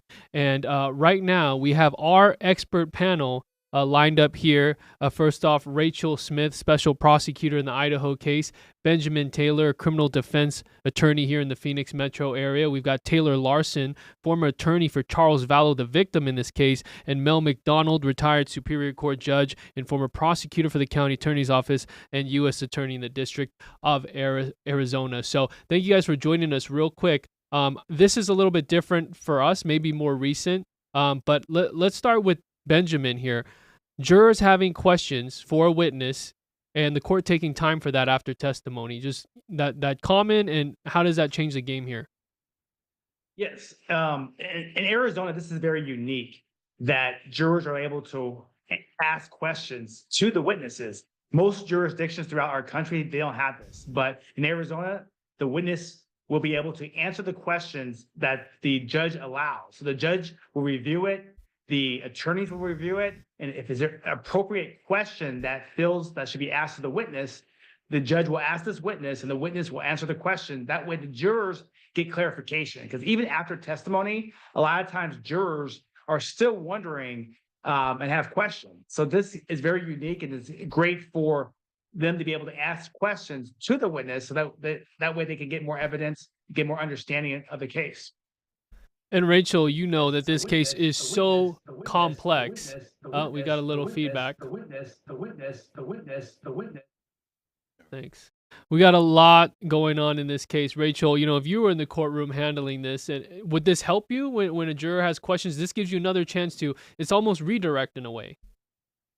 Yeah, I think whenever the jurors can get questions in their mind answered, as long as they're legal and allowable questions, I don't see any harm with it. It also, as a prosecutor, I would love to know what's in their mind. So I think it's a great system, and I kind of wish I practiced where they let the jurors ask questions. Yeah, and it gives you sort of a vibe of where their head's at because, they can be confused at times. There's a lot of testimony coming in. With these witnesses that we've been able to see, Taylor, I'd like to get your take before we get back into the courtroom for this. But this is very important information. It may be dry. We're talking to Chandler Fire all day, but this gives us the response to the scene when Charles was shot and killed. Absolutely. I think it's very technical, but it's necessary because it sets the tone, right? That they haven't even talked about the delay in calling 911 yet, or Lori's actions in that time. So to set that tone that they didn't even try to revive Charles, kind of really just, I think, destroys the self-defense aspect of the defense. Gotcha. And then Mel, I know you've been watching. How do you think Lori Vallow Daybell has done with cross-exam? Because you've been looking forward to see this. The witness. Hey, Mel, I think you're going to have to either unmute or turn off a browser there, but we're going to get back to you in a little bit. I think we're just about to get into the courtroom in just a little bit, or unless you want to try that again, we got a couple minutes before these jurors ask their questions. This is our time to get out all the kinks. The witness. Okay. All right, Mel, how about we bring you back in? I don't know if you want to leave the chat and come back in. But just Benjamin, first day for you joining us here. What are your thoughts on how Lori's conducted herself? And she's doing the best she can. She has a very uphill battle. Every time you represent yourself, it's hard. So, she has to be an attorney. She hasn't been to law school. She hasn't passed the bar. So it's going to be a very uphill battle, but she's doing the best she can. And we'll see what the jurors' questions will say, because based on the jurors' questions, that will definitely tell you which way the jurors are thinking and which way they're leaning towards in regards to this trial. If there's a question against Lori, then you realize that some of the jurors are not liking her. If there's a question against the witness or wants more information, that's where you'll say maybe Lori was able to strike a couple points. So only time will tell based on these jurors' questions and seeing what they say, what the witness says in regards to the questions. And so far, Lori has been talking to Chandler Fire and Chandler PD through this witness testimony, and she wasn't even sure if Fire used body camera footage or not. They do not use body cameras like police do. So she's still learning a lot just about everything in general. Let's take you back into the courtroom as we're about to hear these questions.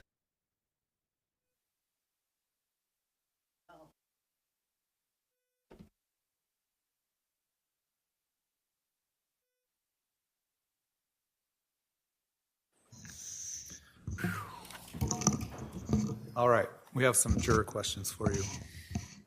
Was there any attempt to gain venous access to administer medications to aid the heart and functioning, i.e. ephedrine? If no, why not? It's not indicated for trauma. It doesn't, if there's no blood to pump or the heart has stopped pumping, increasing how fast the heart pumps with ephedrine would do nothing. So in trauma, it is not indicated. Was ACLS protocol followed?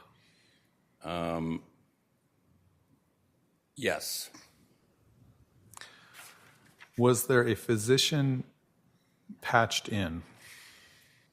No, there's no patch required for cessation of treatment. It is part of our ability and part of our training to determine non-viability. Are fire department personnel allowed to call a patient's death? Yes. However, time of death is a different thing if that's what you're asking. In other words, we are allowed to stop attempting to do life-saving treatment if it's merely a recovery. So does that answer? Well, what I'm going to do is I'm going to have if the defense, first of all, let me check. Are there any other juror questions for this witness? I don't see any. The defense can follow up based on those questions if you want. No questions, Your Honor. All right, how about the state? Just a couple. Sir, when would you use ephedrine? Well, if you had just asystole, but it was a cardiac-based code. If the heart had stopped due to some disease state, electric shock, for instance, you would use epi. Are you saying epinephrine is what you're saying, right? When you're looking at whether or not to push drugs to try to get the heart to restart, you're looking at the type of trauma that caused the heart to stop. And how long it's been since the heart stopped. So in a place where you said there is trauma, meaning like a gunshot wound? Like a hole in the vessel, yes. So that is treated differently than if someone has a heart attack and... Yes. Yes. You were asked about... These are all algorithms, protocols that are given for us to operate on scenes under medical control to whoever asked about the patch. What is then the ACLS protocol? Advanced cardiac life support.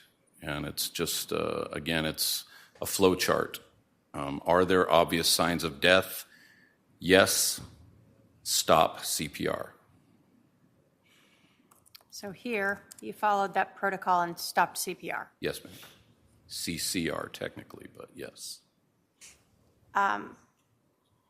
You were asked about contacting a physician, a patch or something for a cessation of treatment. Right. Are there times where you do patch in with a physician? Sure. You would patch en route, not for a code. You would patch en route and give a doctor, or actually it would be a nurse answering the phone, but you would let them know what you have and what treatment you have given and what treatment you are going to give en route to their facility to continue care. We are primarily to stabilize and turn over the patient, making it more viable for a rescue. So when you terminate treatment because a patient is not viable, you cannot revive them, you don't need to talk to a doctor about that. No, you need to call in that you did it. So there would have been a patch after that, but you don't have to call in to cease treatment. So you don't need a blessing by a doctor to stop life-saving treatment? Well, no, we have the blessing through our certifications and through our training. So we are operating under a doctor's license at any time we are operating. So that doctor or this group of doctors usually understands our training level and agrees to trains us to make that decision, yes. And so ultimately, as a paramedic, you have the authority to use that protocol to determine when you are no longer able to revive or save the life of a patient. Cease life-saving functions, yes. And that's what you did here. Yes, ma'am. Thank you. I have no other questions. All right, you can step down. We're going to take our lunch recess. I'll remind the jury of the admonition. We will resume at 1:30 p.m. All rise for the jury.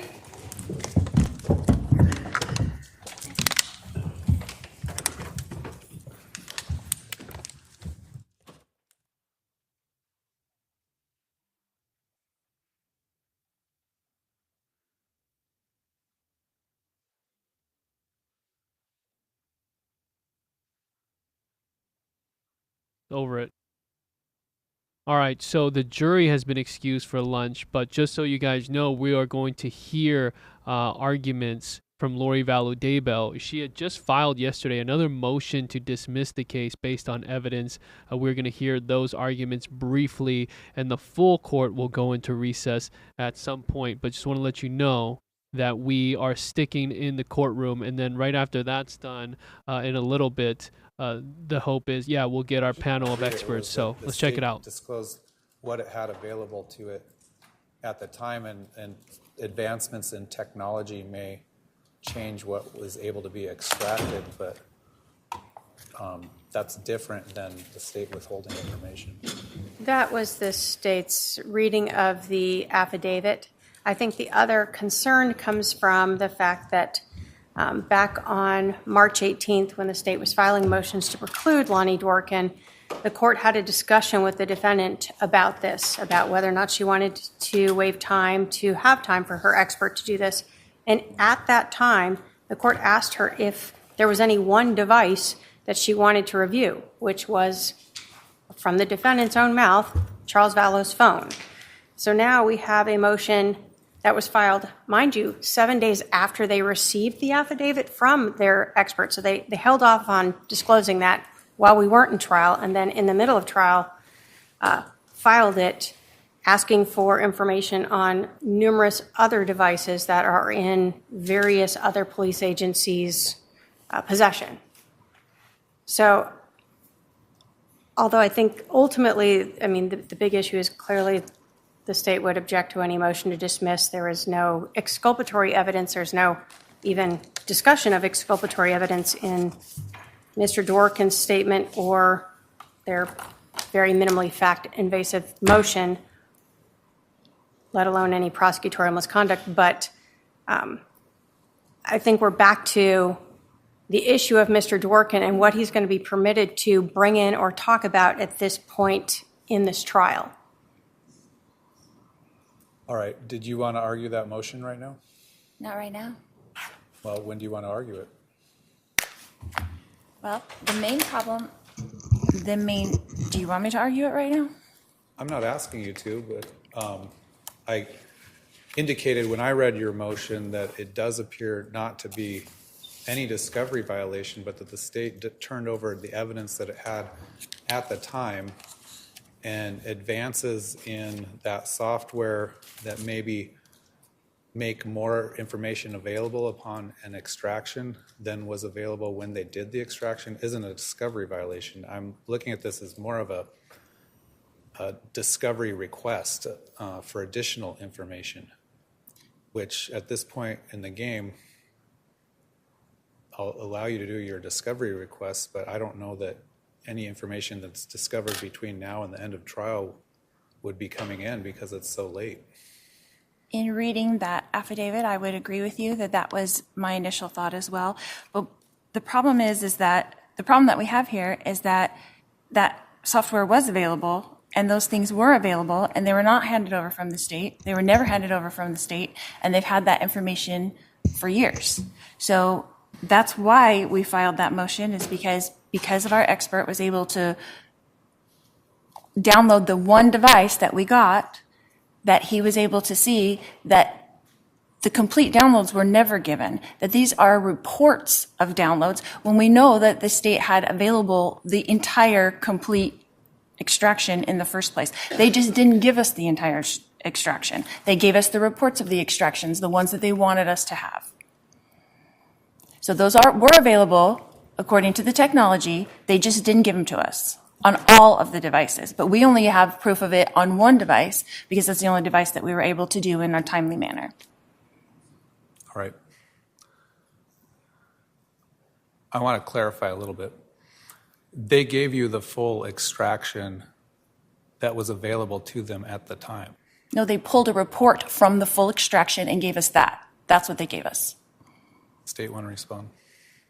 Your Honor, when you extract data from a device like a cell phone, it is put into a formula where it is not readable by anyone, which is why then you use the Cellbrite technology to basically parse that data into areas that we can read and view and review. Is that what was given to the That is defense? what was given to the defense, was the 2019 or 2020 version of the Celebrite technology that was used to take that extraction and put it into a readable form so that you can look at, for instance, not having to search through all this data to try to find out a text message. All of them are put together with dates and times and people and locations. Your Honor, I would request that we can have a hearing on this so that I can bring in Lonnie Dworkin and he can explain that what they did not give us. Well, just reading his affidavit is what they gave you is what they had available to them at the time. There's no affirmative duty for them to, every time a new software version comes out that makes maybe more data available, to rerun all the information. We're not claiming that it is. We're claiming that they had a full extraction and they gave us a report of that full extraction instead of the full extraction on all the devices. It's not what only was available to them. They did have that available, they just didn't give it to us. It's cherry picking. It's Okay. cherry picking is what we got. I don't read your own expert's affidavit the same way you're reading it, but, That's why I'd like him to be able to come in and explain it. Can we set that up? well, we can set that up at some point, but again, this is all late, and it's unlikely that anything that's happening would lead to him being allowed to testify, but maybe we'll do that this Friday or something. I don't know. We'll have to squeeze it in, but I'm not going to make the jury wait to do that. Okay. We'll be at recess until 1:30. There it is, Lori Vallow Daybell getting fired up in the courtroom for another motion to dismiss her case. I think this is the fourth motion she's filed as pro se, trying to dismiss the case, this time based on evidence. And I know a lot of that sounds complex, having to do with the extraction of the data on Charles Vallow's device, and as far as how to read that data, and the state's trying to explain that they have given everything they can. She says that the state is cherry picking the evidence. I want to go to Rachel Smith, special prosecutor on the Idaho case. You're familiar with this evidence. Can you translate to us what just happened there? It's clear that Lori believes that she didn't get the entire data. If you think of it like a bucket, she's claiming that the police and the prosecutors only gave her a report about the top of the bucket, or just gave her a portion of the bucket, not the entire bucket. That's what she's claiming. And we're hearing from the prosecution that no, they gave them the bucket that they had. And while technology may allow them to give a new and improved bucket, that at the time that they gave it, they gave what they had. And so the court is telling us that, look, the affidavit from your expert is consistent with what the prosecutors are saying, that they gave you what they could. Lori doesn't think that's true. The judge is showing a tremendous amount of patience. And so she's complaining that they didn't give her the entire bucket, that they only gave her a report or skimmed off the top. The court in the affidavit seems to indicate that's not true. And this expert witness that has already been precluded, Lonnie Dworkin, the judge is basically saying it's too late in the game for you to bring that in, even if all of that gets ready. Is this a last-ditch effort to dismiss her case? I thought she wanted a speedy trial. Well, if she can get the case dismissed, I think any defense attorney, I would love to hear Benjamin's thought. If he could get a case dismissed, they're always going to argue for it. So Lori's actually showing some strong spine, clearly is pushing for the case to be gone. The judge isn't clearly having any part of that, but it's the right ask. It's at the right time. I suspect we'll see more of that, because that's a good strategy. If you can get the case gone and never have to worry about the jury, that's a tried and true defense tactic. So it just won't, I don't think, work in this case. the question is if, right? So Benjamin, that brings us to you. Is this just another Hail Mary? Did she make valid points? This is a Hail Mary. You can see that the judge wasn't really entertaining it. The judge was like, we could probably put this off to Friday, maybe. The judge has to allow her to speak and allow her to make a record, because what you don't want is this case to be overturned on appeal because you didn't allow Lori Vallow to make her argument. So As a defense attorney, yes, you're trying everything you can to represent your client and to get the case dismissed. So she's throwing everything against the wall and seeing what sticks. And maybe she's hoping that the judge will dismiss her case based upon this evidence, but most likely the judge will probably deny this motion, may allow her to argue it, of course, but probably deny it and let it go and have the trial proceed as normal. Judge Boreski said, okay, maybe we can do this Friday. We can't do this now. We have jurors here waiting. They're at lunch, and they're going to come back in ready for the next witness. Now, we got to hear from jurors. We got to hear some of their questions to the witness, the retired Captain Keller with Chandler Fire. Taylor, your thoughts on any of the questions that stuck out to you regarding what happened at the crime scene? Yeah, I was actually impressed with the jury questions. It shows that they are paying close attention to, the testimony and even a little bit of the, cross-examination. And it's been kind of boring, compared to some of the other crazy, salacious details that are going to come out. And we're talking technical terms, but important. So to see the jury, talk about, was there a physician patched in, and the technique that was used for CPR, that to me shows me that they're thinking they are going to be a well-informed jury. And I appreciated the follow-up questions from the prosecution to really go a little bit farther and explain the answers to those questions, so that if there are other jurors on the jury panel, that they will fully understand the answers to those questions.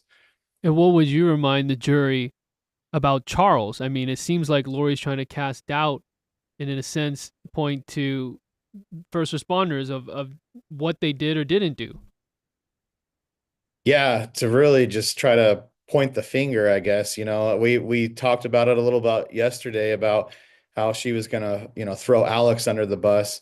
But it seems like today, based on her line of questioning, she's kind of trying to show that it was the first responders that really didn't do their due diligence. So that's kind of an interesting little spin, I guess, that I didn't really see coming. We got some questions from our watchers right now. Edel Weiss asking, what's the relevance of these questions? The man was already deceased. Rachel, go and tell us. I mean, from either side, both prosecution and the defense, they are asking very specific questions to the response after the shooting. There's 2 or 3 different ways that it can be relevant.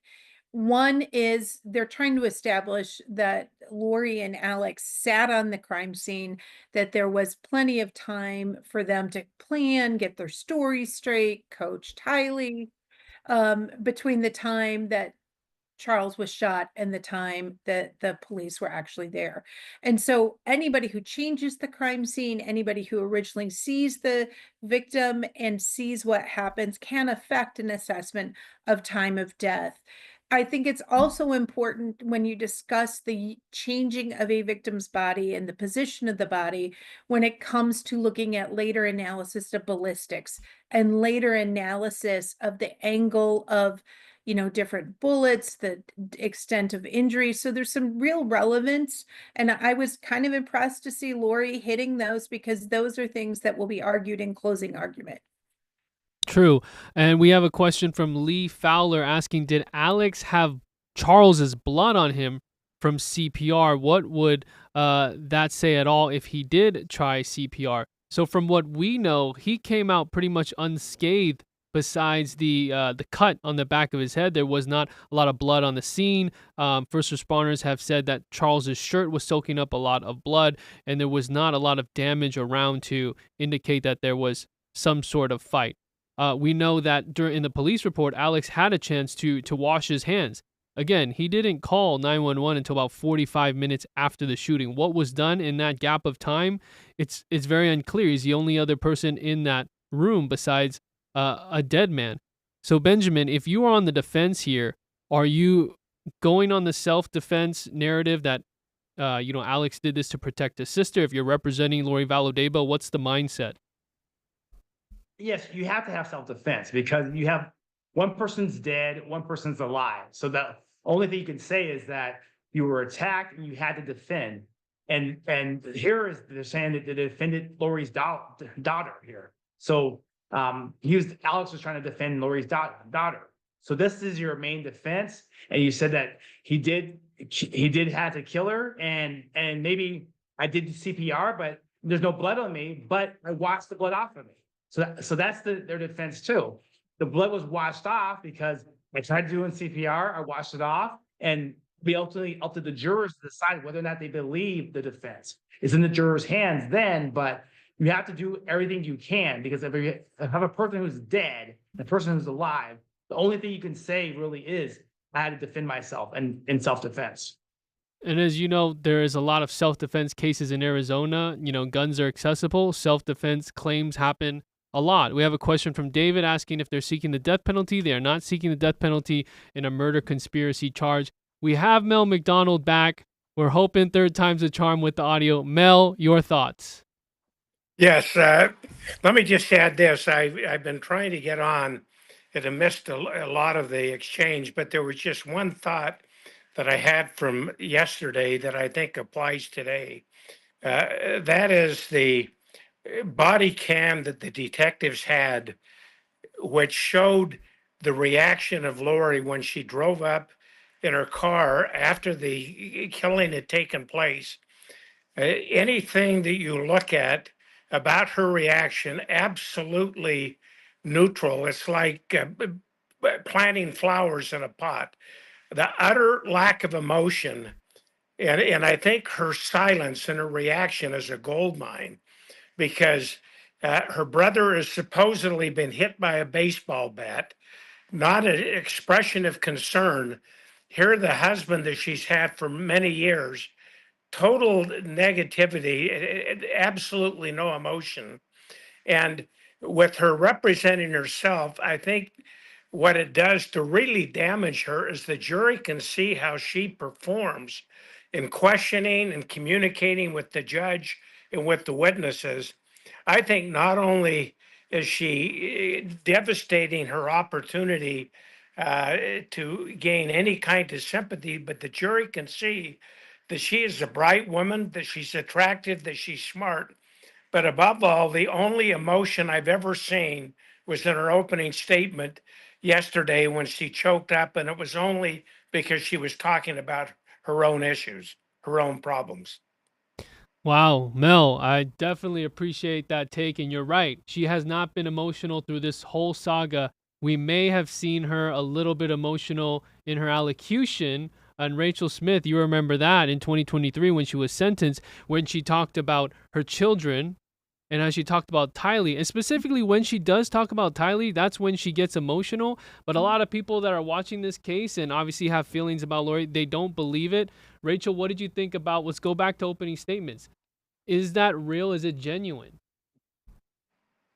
I agree with the judge that when Lori's talking about things that affect her, and because Tylee was with her so often, because she was alleging that Tylee was taking actions to protect her, she gets emotional. Whether that's feigned, whether that's exaggerated, whether that is her own self-interest, her own self-reflection, I'm not sure. There are times it feels stretched, and then other times I think she's genuinely emotional about what happened to her.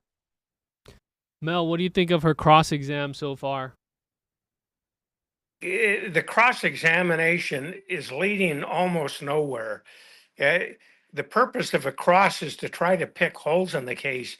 The damage I see is that she's coming across as very bright, very well prepared.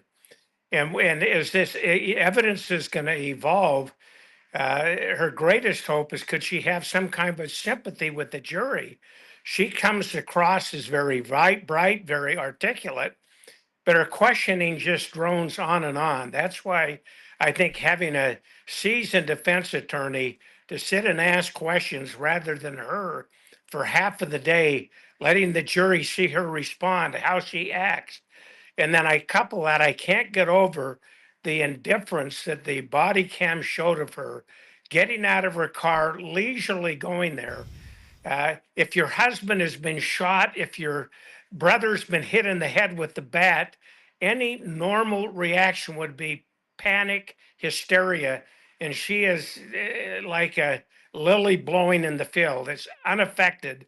And I think that will show the cold, callous nature of her inner being. Yeah, she's asking a lot of questions to Chandler Fire about the entire protocol of first response and how that works. And like you said, it does seem like she's droning on and on. This brings me to Benjamin. When you are up there on the defense and you're doing cross-exam, you have a list of questions, but how much of it is calling an audible and pivoting? It seems like she's going off a script, but there's an art form to it.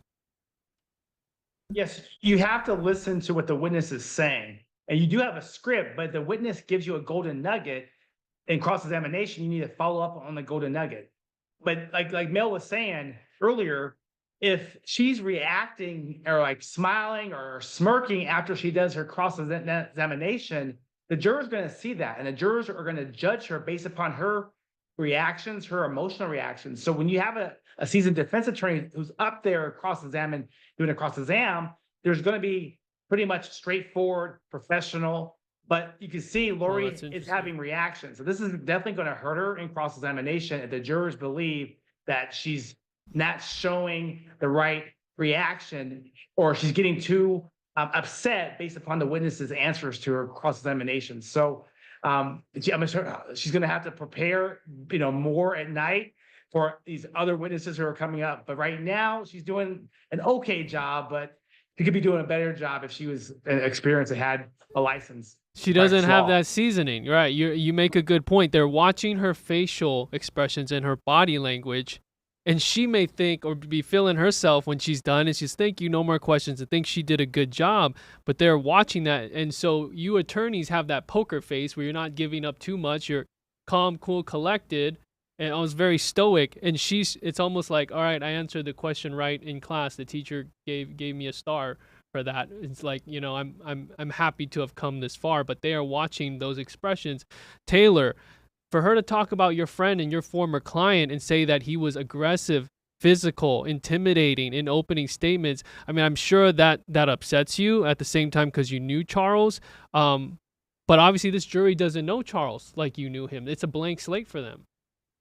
Yeah, I mean, it's kind of shocking because anybody that knew Charles knew how much of a lover he was, and a kind man. I mean, he was a Southern gentleman from, the South, and there were anybody that I've talked to, there were no mean bones in Charles's body. And in fact, this morning I was talking with some of my staff here in my office about the trial, that as they've been watching the coverage, of the trial. And one of them remarked how she remembered how nice Charles was when he would come in, even in a moment of crazy distress where everything is falling around him. His walls are crumbling, and his wife has taken everything from him, including his clothes and his underwear, and he had nothing, and he's fighting for everything. He was still very pleasant with our staff, and that made a mark that 6 years later, our staff still talks about that. So to see her try to, villainize him and make him this aggressor, I kind of had to chuckle at that. But, what else does she have? She's going to throw everything at the wall and see what sticks. And Charles obviously not here to defend himself. Now, we have had 2 jurors excused. So we now have, I believe, 12 men and 2 women for various reasons. We had them excused as we went into today. Rachel, I got to ask you, did this jury get selected a little bit too quick? I mean, what do you think about that? Is that a concern? In a case like this, that would concern me as a prosecutor. It's easy to second guess how quickly jury selection went. However, with Lori not asking questions, it's not a death penalty case. There are fewer counts, a shorter witness list, that took as long as they needed it to take. The choice maybe to add a couple more alternates, I might have requested. But these people seem engaged. They're asking questions, so they're going to be fine. In the back of my mind, I'd be worried about it, but they have it under control. We've gone through 4 witnesses so far. We know there's 21 on the state's list, and we don't know what Lori is going to have. We estimated 5 to 6 weeks. And Rachel, I'll go back to you. What do you think of the timing and pace of this so far? The pace of this is going a little bit faster than I thought. I know I know Ms. K estimated 5 to 6 weeks after Lori was allowed to go pro se. I think it isn't taking as long so far as they expected. So we'll see. And I certainly don't want to jinx anything, but I suspect the judge is pleased. They're moving it along. They're getting in witnesses. There do not appear to be long protracted pauses, and you heard him say, I'm not going to make this jury wait. So I think they could wrap up more quickly than the 5 to 6 weeks, and it's very clear that this judge is going to make both parties keep their cases going. This court has been very respectful to the jury. We have a few minutes left. They want to stay on schedule. But Benjamin, I have to ask you about Trina K. I don't know how much experience you have with these prosecutors. There's a lot of prosecutors at MCAO, but just what are we getting from a Trina K? And because Rachel, you're a great prosecutor as well in this case, and you had a great team around you. And we saw in that 2023 trial, a lot of people were talking about Lindsey Blake as well, and Rob Wood, and just kind of that rotation of people going after Lori. But in this case, Trina K is leading the way on her own. What do you think, Benjamin? Yeah, I mean, Trina Kay is a very experienced prosecutor. I've been up against a lot of the prosecutors in Maricopa County, and she's one of the best they have. And that's why they put her on this case. And most of the time, if you're going to do a murder case, you're going to be one of the more experienced prosecutors to be able to rise up to do a murder case. So yes, she's going to be having her 21 witnesses asking questions, and she's going to keep to her game plan. And Lori's going to have to hope for some fumbles out there, because if there's a fumble, maybe she can pick it up and run with the ball. But Trina's going to stay to her game plan and keep moving forward in prosecuting this case. Mel, I'd like to ask you, what do you think about Judge Boreski so far in the patience he's had? I think he's shown great patience. He clearly has control of the courtroom, and I've been impressed with the way that he's managed it. He's moving the case along. There was just one other thought I wanted to touch on that I think is really, really significant, and that is Lori attempted to address yesterday her lack of emotion. She was asking different witnesses at the scene, the paramedics and that. Well, they weren't excitable, trying to justify her lack of emotion. And the thing that kept ringing in my mind, and I think this juror has got to think it too, if you're going on the scene, if you're a police officer and there's a stranger that's hurt, you're going to react one way. But if one of our family members had been shot, or another family member had been hit with a baseball bat, or something had happened where your children are present, your emotions would be off the wall. I love watching videos of veterans returning home and surprising their loved ones. The raw emotion, people weeping and embracing. And I keep going back, her cold, callous, getting out of the car, not checking on her deceased husband, not checking on Cox, just standing there like a potted plant. I think those body cams showing her lack of emotion and then her attempt to try to justify it, I think is going to be overwhelming. That coupled with her daily exposure with the jury seeing her, very bright, very articulate, very well organized, I think it drives home how could any normal, rational, caring human being not have emotion, even if you were wanting to get a divorce, to weep when he's been shot to death, or supposedly when your brother's hit in the head with a bat. I think these parts are highly damaging to her, and she's got a nice set of questions, but what she's doing is showing the jury she's very competent, she's very capable, and she's very unemotional. And there was one point in time where everyone was questioning her competency, right? That's happened a couple of times, and here she is looking very competent, but she may have thought that strategy worked for her, saying, well, you're calm. It's your job as a first responder to be calm in such a situation. So it's all good if I'm calm, even though my husband's in there, shot to death. So if I was hysterical, that would be suspicious. Wouldn't be. I think the jury is smarter than that.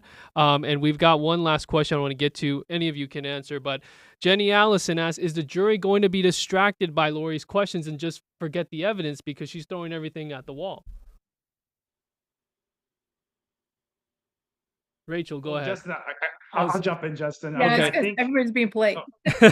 yeah, I'll be quick, and then or you wanna go ahead, Rachel, or Oh, you go, you or go. yeah, I mean, no, I think the jurors are gonna be interested in seeing Lori's reaction and seeing everything, her questions. But I mean, they are watching her. I mean, she's the person on the stand, so she's the main show. So the jurors are definitely watching her, what she says, what she asks. So they're gonna be watching her for sure.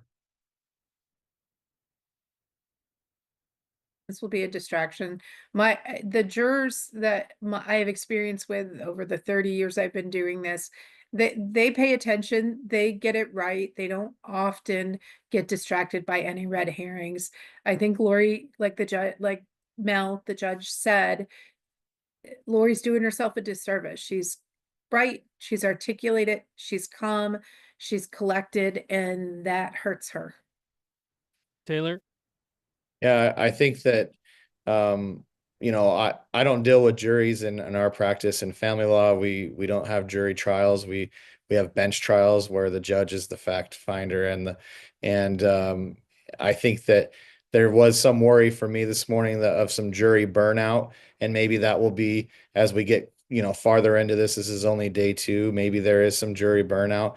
But when I heard the questions that the jury asked, that to me says that they're still very much in tune and paying attention to all those little things. And, I echo what the others have said about her, emotion, lack of emotion, and how she's carrying herself. I believe is going to end up being her testimony, even though she may not actually take the stand and testify. She is testifying by the way she's carrying herself.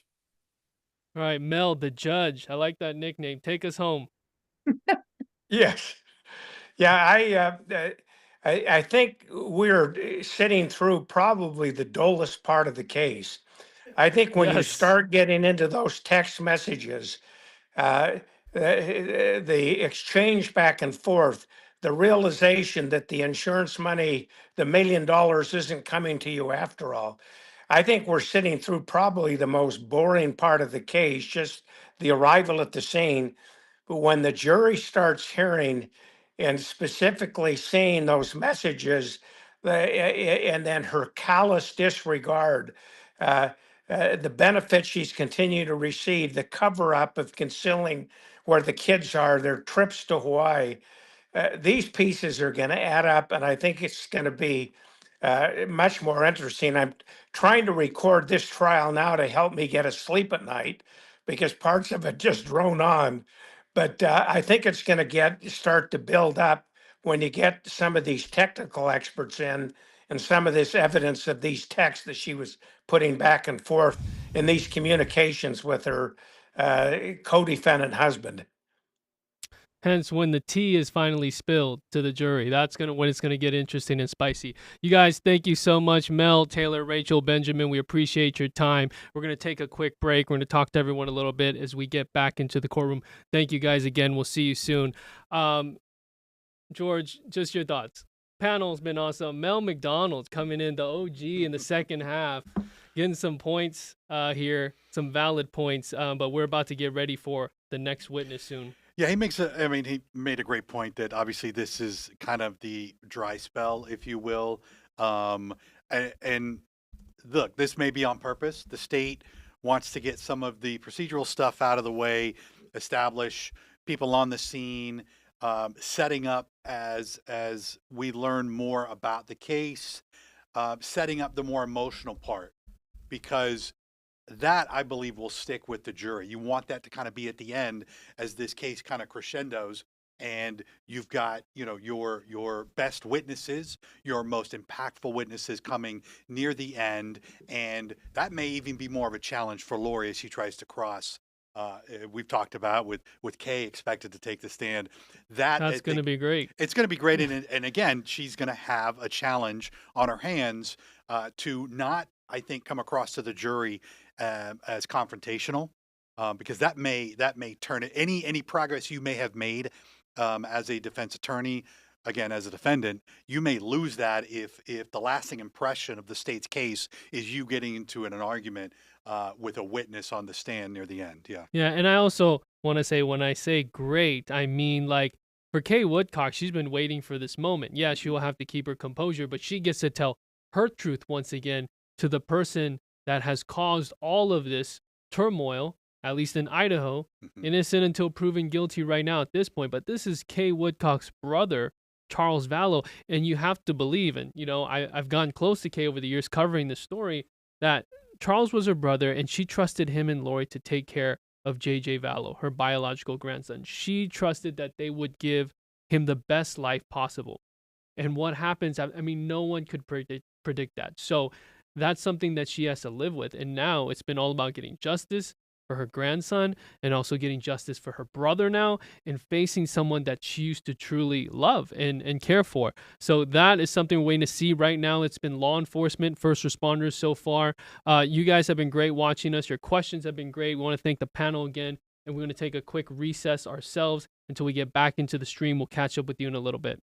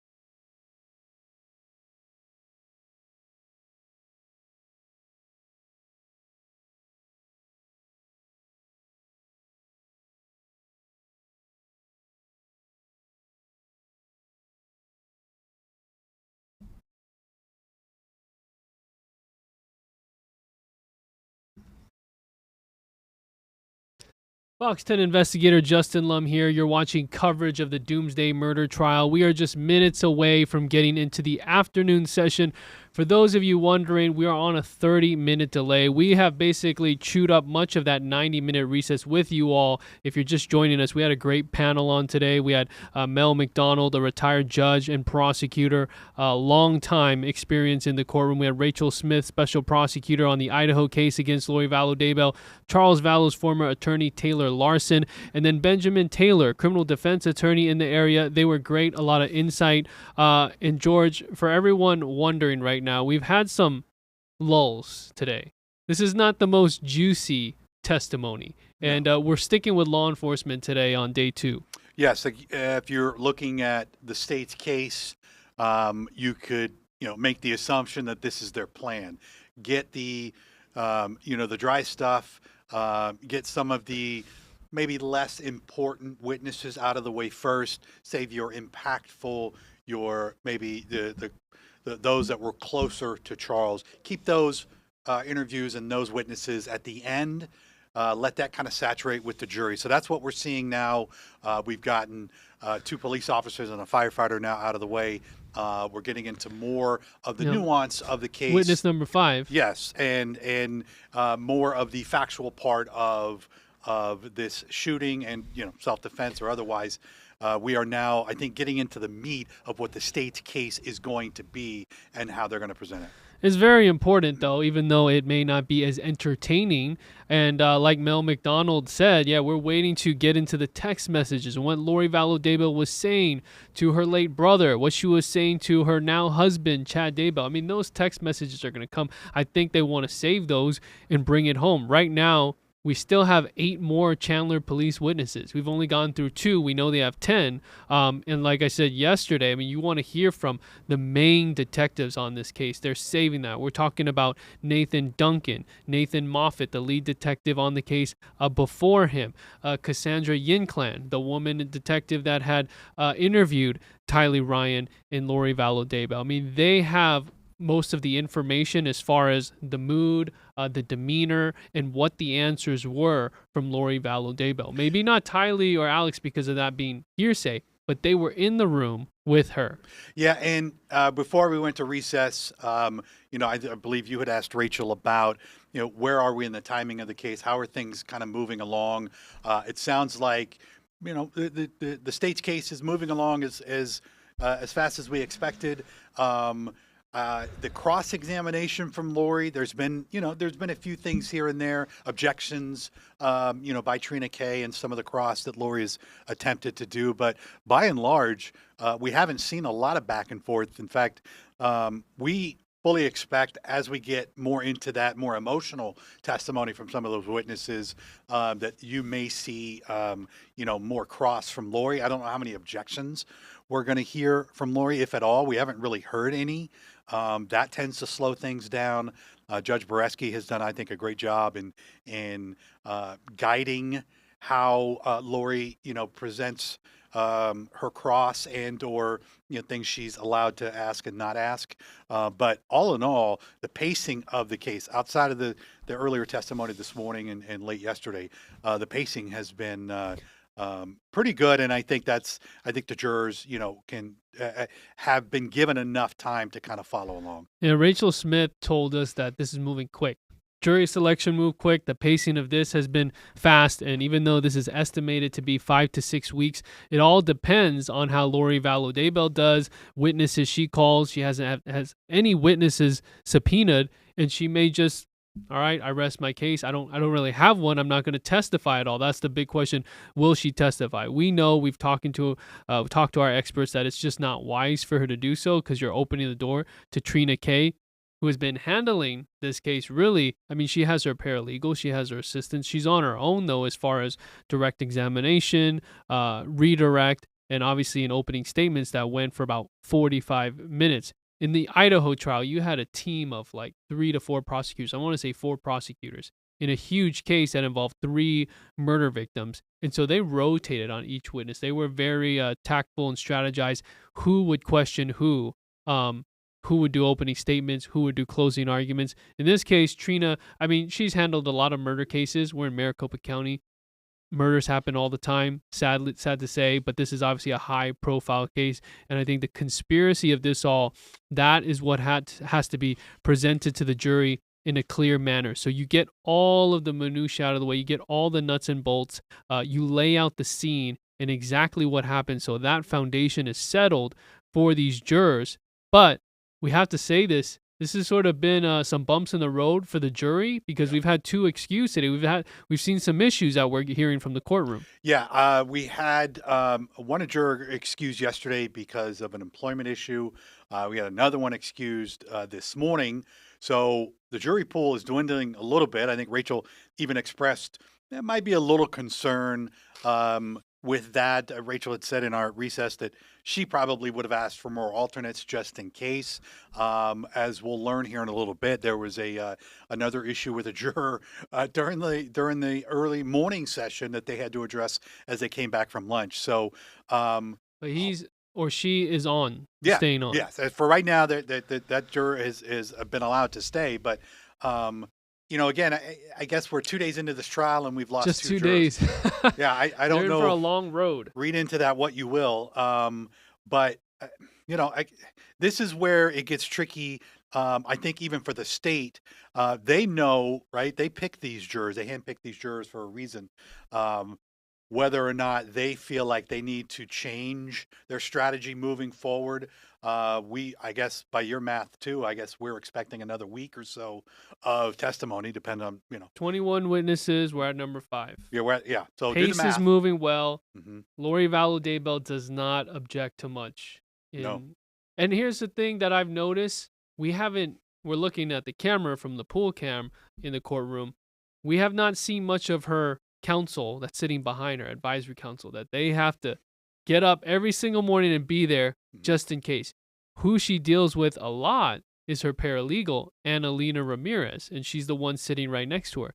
Now, I don't know her exact experience, but from what I gather and just doing a little Googling, she's not as experienced as a Trina K. She's a paralegal that's doing her job and helping Lori Vallow Daybell. That's her number one. That's her right-hand person right now.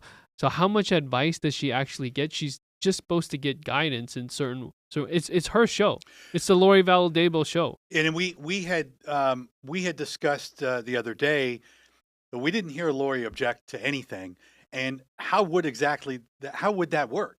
Is her paralegal kind of nudging her? Does she turn to her paralegal and ask, is this a good time to object? She doesn't have a lot of time. You're objecting to testimony that's being presented on the stand. You have a very small window to object before, and Trina's probably very aware of this, to get to the next question. I guess at one point we're just going to have to see whether she objects and what her basis is for it. She's, I think, learning this as we go. So maybe she gets more comfortable with objecting and understanding. Maybe it's something obvious.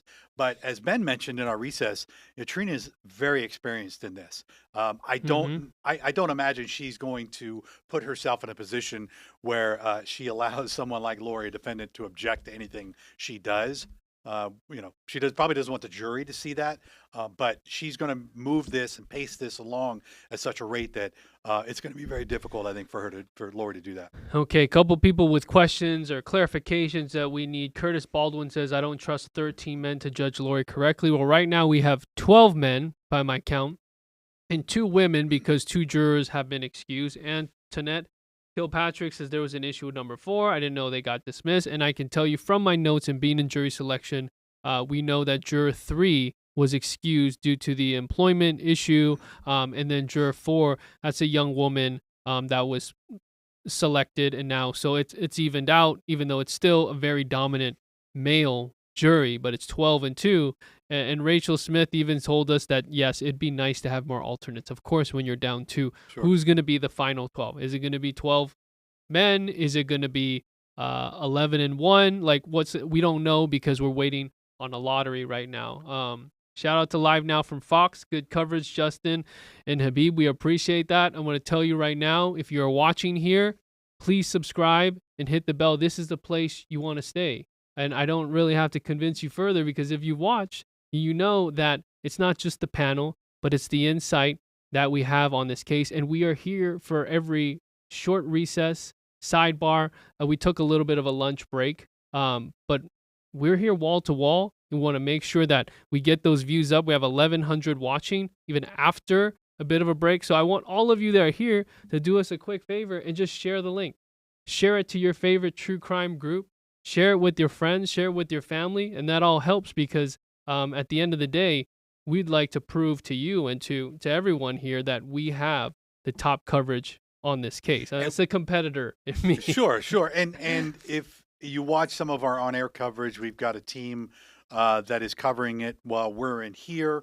Irene Snyder this morning covered the interest in this case. Yeah. We saw a lot of people hanging out outside the court yesterday morning, I think beginning at 5 a.m. People from out of state, out of the country. Yeah. And that was just to get inside. They clearly ran out of room inside the courtroom yesterday. Similar scene this morning. In fact, we spoke to a number of people who have been following this case for as long as we have. Yeah. With this case, it's not uncommon. We've covered all the trials, and there are people that are following our coverage from Australia, London, New Zealand, South Africa. I mean, the list goes on, and we appreciate that. You guys have been following this as long as I've been reporting on this since December 2019. And you were here, and you remember where I would pitch every follow-up almost daily before, Lori Vallow Daybell was arrested. She was only a person of interest. Chad Daybell and her were only persons of interest. But we continue to try and do follow-ups and angles and try to uncover new information. A lot of it sounded wacky trying to put it on air. That was the first challenge. In this business, we cover stories that at first glance come off as a little wacky. But I think for those of us that have been around for a while, nothing will surprise us anymore. We've talked a lot about high-profile cases just in the last 2 decades here in Arizona. Yeah. So something like this, probably not too far out of the norm, but unique because of all the intangibles, the religious aspect, the multiple states that were involved, I think you could talk about the first year from the summer of 2019 to the early summer of 2020, just how much had happened that we know about factually that's been presented in court and obviously that has been tried in court. So we're getting close to the end of the saga, right? We're the finish line, if you will, is almost there. This is one of 2 remaining trials for Lori. And then of course she'll go back to Idaho and spend the rest of her life there in prison. So yeah, and we expect to see more of this law enforcement testimony. And just disclaimer, there could be autopsy photos from the scene that involved Charles Vallow. We've seen body camera. If you guys have followed this case closely, you've seen even blurred, you see Charles's body on the ground in the time we've been covering this case. So that has got to be hard for family members like Kay Woodcock, her brother Jerry Vallow, to see again. They've seen it before, but when you're in the courtroom and you're in the room with the defendant, the person that you trusted, it is very heavy, much like the Idaho trial. So we got a couple minutes left, and some of you have been asking me, Justin, why aren't you in the courtroom? Are you going to be in the courtroom? I'm going to explain that. Can we take the shot of the green screen room and just the overhead of what our studio looks like to just give you an idea, guys, of like how much we've put into this coverage resource-wise. It's not just me and Obi here sitting together, but we've got Robert, our director here, assigned to help us throughout the trial, throughout this long marathon. We've got Mary, our editor, cutting those bites and sound bites that you see uploaded online. We have Ken on our digital team who's uploading that and making sure that, the titles are right, the descriptions are right, everything is accurate. We have so many people involved that this is why we're doing this and why we're here to interact with you all. So we want to take you to the courtroom in a little bit. We got a minute left? Yeah, about a minute, yeah. About a minute, Robert? Okay, so just want to give you the background. I would love to be in the courtroom. I can't clone myself, but at the same time, we know that we are getting the same information, the same video and same feed that everybody's seeing in real time. So why don't we share that with you all, give you the analysis, and give you the panel that you can ask questions to. So I'm not in a courtroom all day and then coming out at the end of the day with a report. I'm giving you all I can, and we are. And as we get ready to go back to court, I should mention they momentarily for a moment before the afternoon session. A juror apparently was caught using his phone during the trial. They claimed to be texting their daughter. The judge then asked them to just turn their phone off. They were allowed to stay. So that's what they were addressing just moments ago. And now the next witness for the state has now taken the stand. All right, let's take a look. Oh, okay. Yeah, it'll pop up here in just a moment. Again, they were allowed to turn the cameras on after the judge had addressed the juror phone issue. There were a couple other procedural issues regarding this witness, former Detective Coons, and he then took the stand, was sworn in, and this will be the state's sixth witness? This is the fifth witness. Fifth All right, witness. here we go. What a SWAT officer does. So there are many jobs within SWAT. There's regular officers that typically will do entry. There's some that specialize in breaching, some specialize in grenadiers, and then we also have the snipers. So I was cross-trained to do the regular basic entry officer stuff, as well as I became a sniper, and eventually I became a sniper instructor. Okay, so what kind of training did you have to go through to become a sniper and sniper instructor? So the sniper training was a basic 40-hour course. I attended that with the FBI. And as time progressed, I would attend advanced sniper trainings so that I could enhance my skill set. And eventually, after having been on as a sniper for a while, I attended a 40-hour sniper instructor course. Who is that with? That was with the American Sniper Association. As a trainer for snipers, what did that entail? It entailed having to have a good working knowledge of the actual job, the ballistics that the rifles need to perform, knowing how to train new snipers, knowing how to keep snipers that have achieved certification to keep their skill sets up, and to keep meeting the mandates of what would be expected of a police sniper. Did you ever become a shooting reconstruction expert? I did. Can you tell us, what does that mean? It means that I attended a course, it was a 40-hour course, where it was completely hands-on.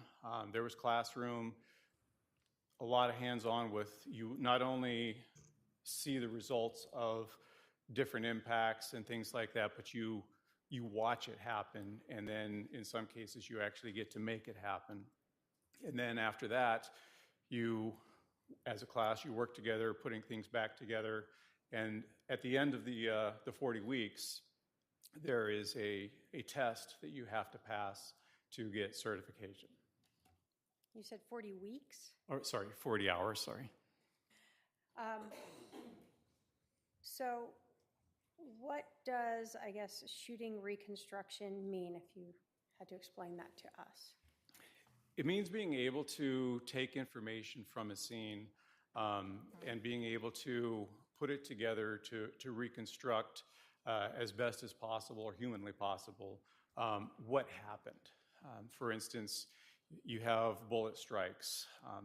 In some cases, you can actually get a good angle or ballistics information so that you can backtrack it and get an approximate area where the shooter had to have been. In many cases, you can help articulate whether information given to you was factual or if the information given to you was not. And this is very handy when there are no witnesses and you only have basically the person saying what happened. Is there any type of certification process to be a shooting reconstruction expert? Yes, at the end of that course, I had to successfully complete a test in order to get certification. And when did that occur? That was in, I believe, early 2017. Who is that through? Who puts that on? It was with Michael Haig, his company. Who is Michael Haig? He is part of a duo, father-son duo, that have become quite renowned for their ability to do ballistics and then teach it and train other people with it.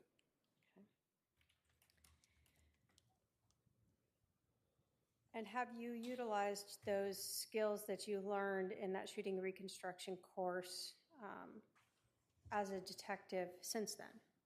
Yes, many times. I assume you passed the certification test? I did. Okay. So on July 11th of 2019, were you working as a detective at that time for the homicide unit at the Chandler Police Department? Yes, I was. During the weekdays, what were your, I guess, work hours normally? My normal work hours were Monday through Thursday, about 7 to 5. When you are working as a detective, we've heard a patrol is out driving around. What are you guys doing? Well, we carry a caseload. So many times we are working on the cases that we've taken previous days or weeks ahead of time. We're trying to come to a conclusion for those particular cases. But many times we also will have our radios on, just kind of listening to what's going on.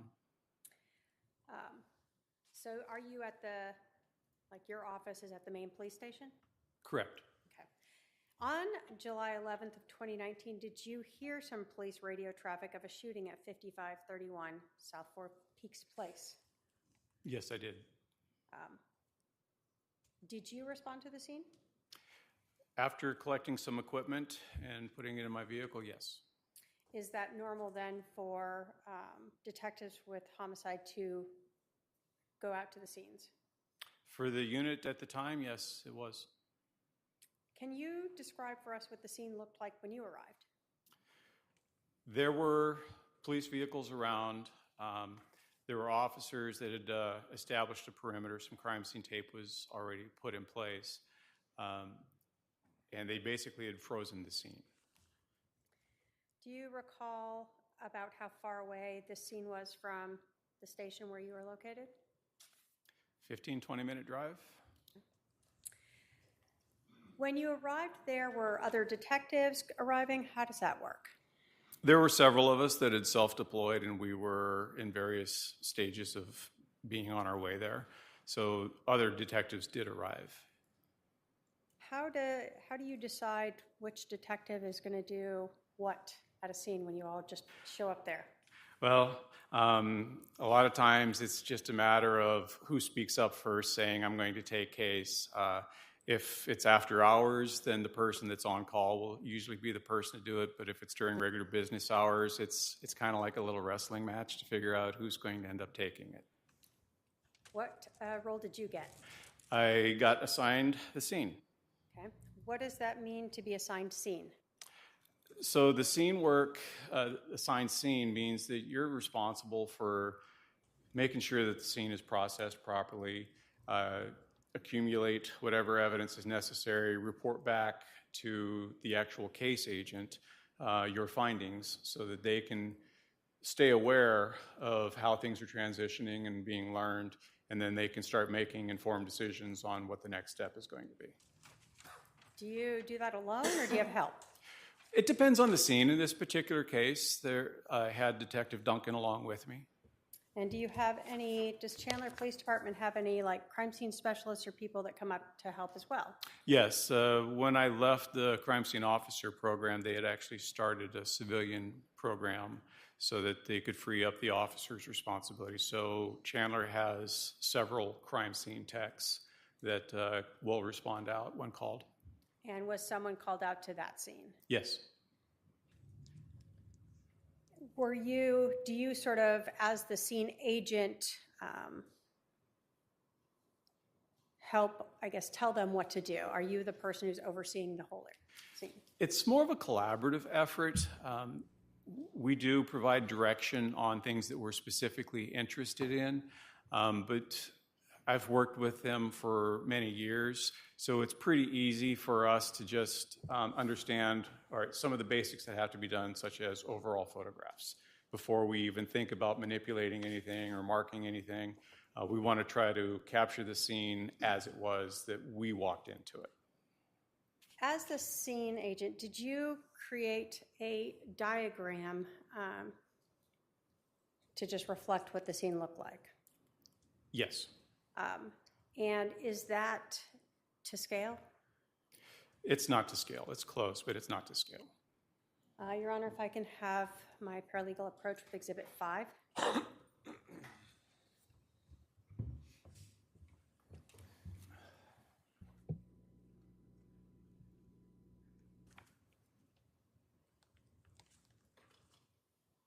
And I think there's a second page in there. It is behind, but it's not exposed to the back. Yes. And is that the sketch and then the second page measurements of that diagram that you made? Yes. Your Honor, the state will move to admit Exhibit 5. Any objection? If it's not to scale, I don't know how it will be helpful, but no objection. All right, Exhibit 5 is admitted. And if I may publish. Go ahead.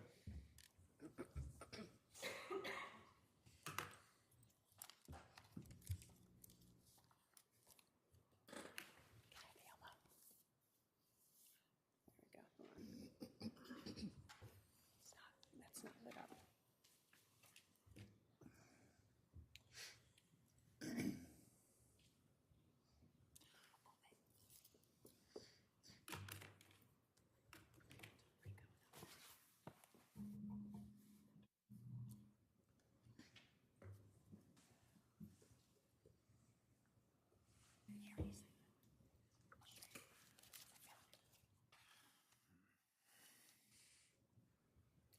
Oh, we might use the one behind you. All right.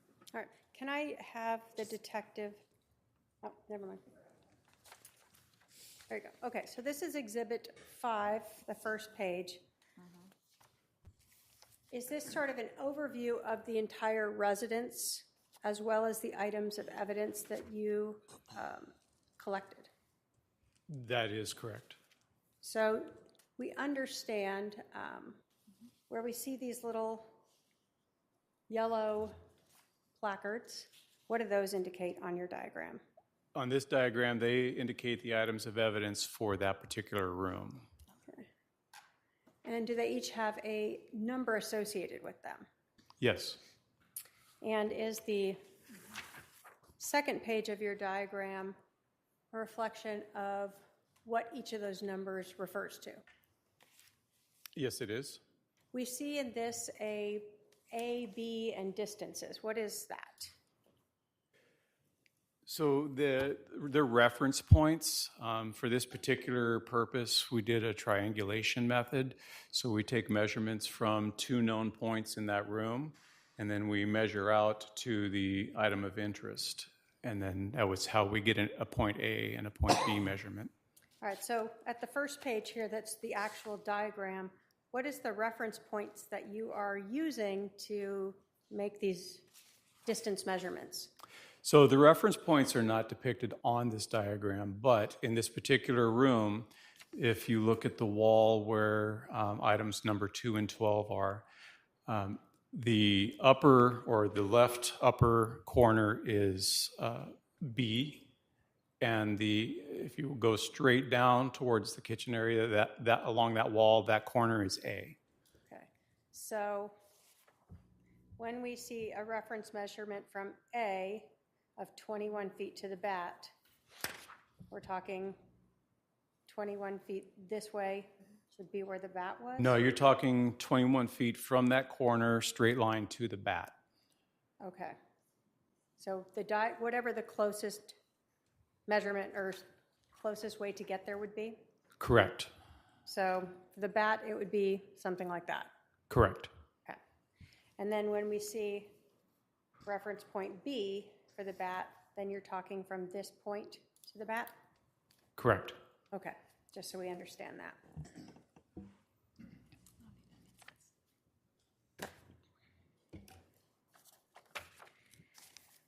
When Chandler Police Department goes to a scene like this, do they utilize any type of photography system to help better document a scene so that you can see things more clearly sometimes than with photographs alone? Yes, depending on the scene, we would use a system called the Lizard Q. What is Lizard Q?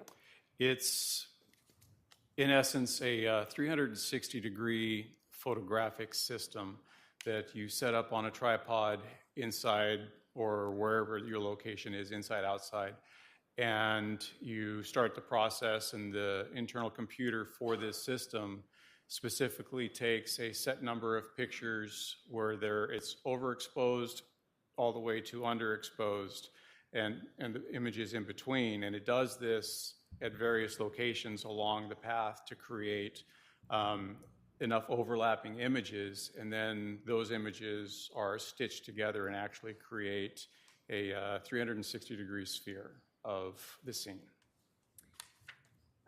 Did you have to get trained on how to use Lizard Q? There was some training involved, yes. If, again, my paralegal can approach with Exhibit 139, you can take a look at that.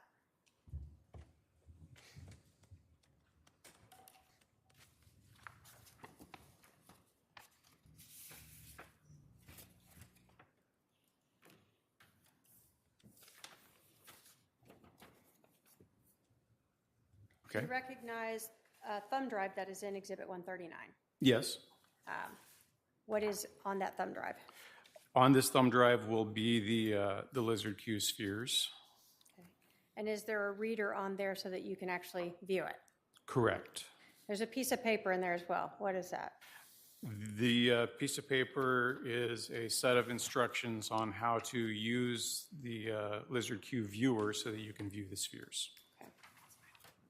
And did you initial the thumb drive to indicate that you had viewed it and you recognize that as the Lizard Q that you created on July 11th of 2019? I have. Or did you actually create that? I created the thumb drive. And that's your thumb drive that you put it onto? Yes. All right. State will move to admit Exhibit 139. Any objection? No objection, Your Honor. 139 submitted. Judge, at this point, might I ask the witness to come down here to utilize the Lizard Q? I can sit at the table, but it needs to be put into a computer to do that, and I don't think we can hook it up there.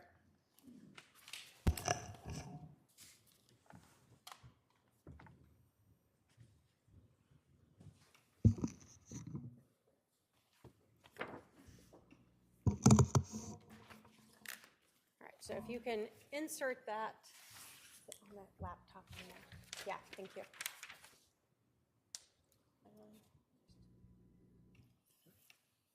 Sure, I might have to log in. I just might have to log into my computer, sorry.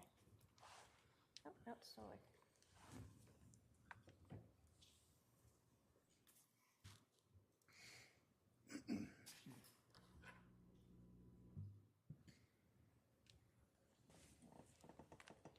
You from there. All right. Can you talk us through, so you've opened the thumb drive to where that's at. How do you get to viewing this program? So first, you'll have to double click on Hold on, one sec, I'm sorry, we're waiting for it to. Yes, the USB is in that laptop up there on the podium. There. Yeah. So first you need to double click on the lizardqviewer.exe so it can open it up.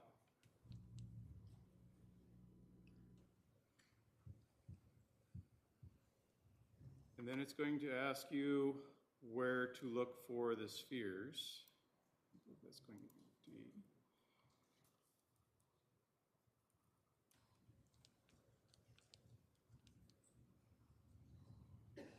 And then you just double click on the sphere you choose to open up, and it will open it up for you.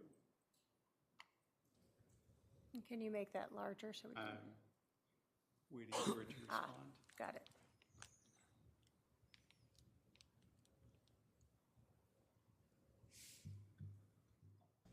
Okay. So once you have the sphere open, you want me to just? Yeah, continue if on? you can just tell us how to work that first, and then we'll ask a few questions. So once you have the sphere open, if you depress the left mouse button, you can actually move the images around.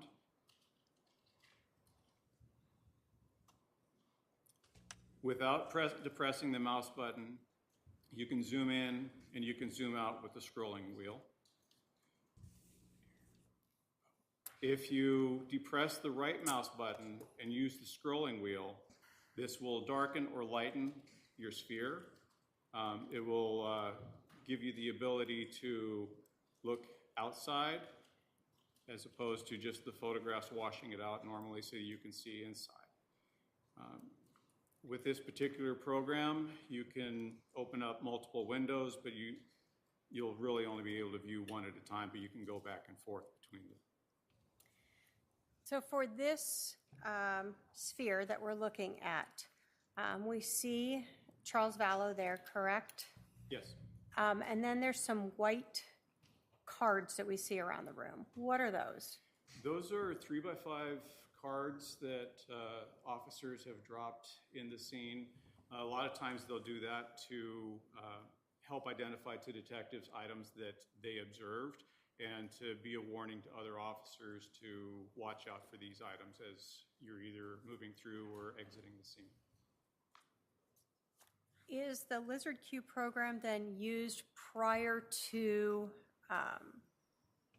the scene being documented? And let me say this. We saw in your diagram, Exhibit 5, that there were little yellow placards or numbered items. Is that something that's actually done in the scene? So we were looking at the bat, for instance. Correct. So in this particular moment in time, we just merely left it with the placards there. Again, it was attempting to capture the scene as we as an investigative unit found it. There can be times that we'll do this first and eventually go through putting evidence placards down and then maybe do another sphere showing all the evidence placards. So would it be fair to say that this is done to document the scene prior to police going through and having, maybe digging through areas to find potential evidence? Right. It's much like when we do overall photographs with the 35 millimeter camera. This is just another enhancement of that. For this room where we see Mr. Vallow, do we have two different spheres? Yes, in this particular room, I did a lower sphere, and then I raised it on the tripod that you can see in it to another height, and then I did a sphere there. So we have a program that we can combine those and make it a measurement sphere. So we could do measurements linear, but not to and from the camera because of its limitations. So what is provided here is without measurements? That is correct. Okay. And without anything being marked yet? Aside from the 3x5 cards. Okay. Can you show us the lower level sphere as well? This is the lower level. Okay, then the upper level one, sorry.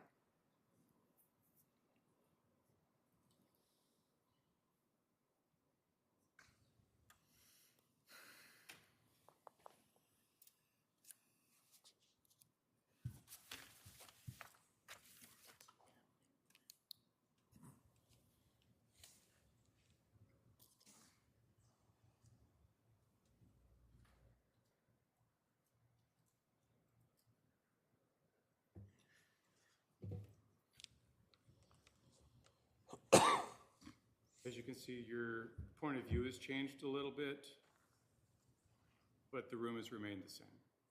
Okay.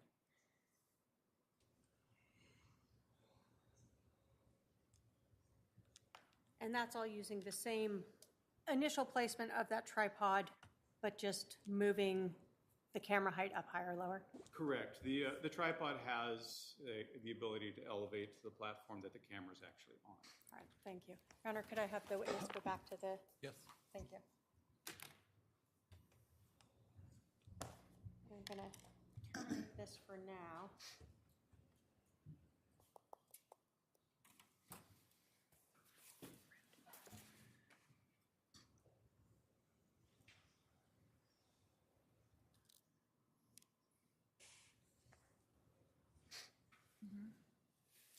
So,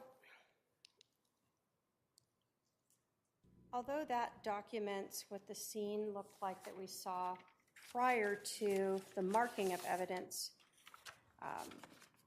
as a scene agent, do you still utilize photographs? 100%, yes. Why? It's just an added fail-safe. The lizard queue can, if you do the lizard queue, then you're restricted to just the view from where that camera is at. When we do overall photography, we actually move around and get it from different perspectives. This is just another tool in the ability to show what the scene looked like.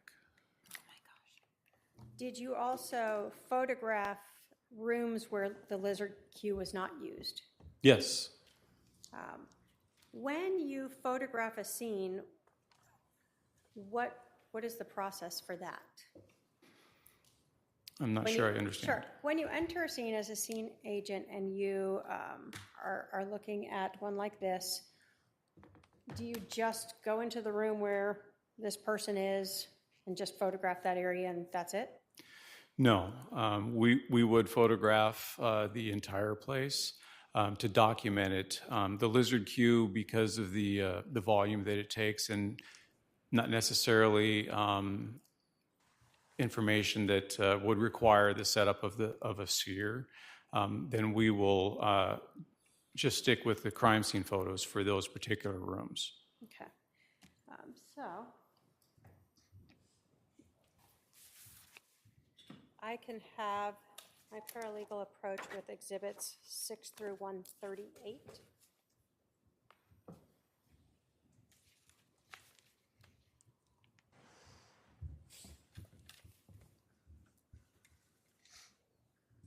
You can look at those and let me know if you recognize what those photographs are.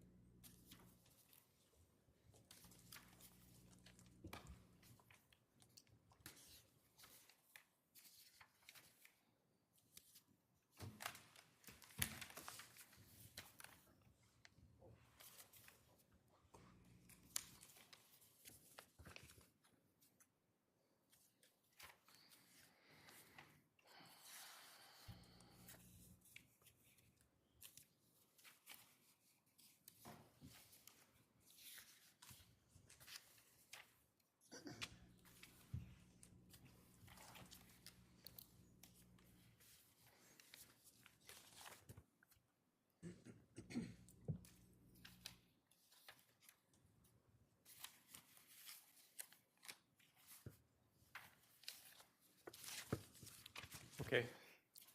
Do you recognize all those photos? Yes, I do.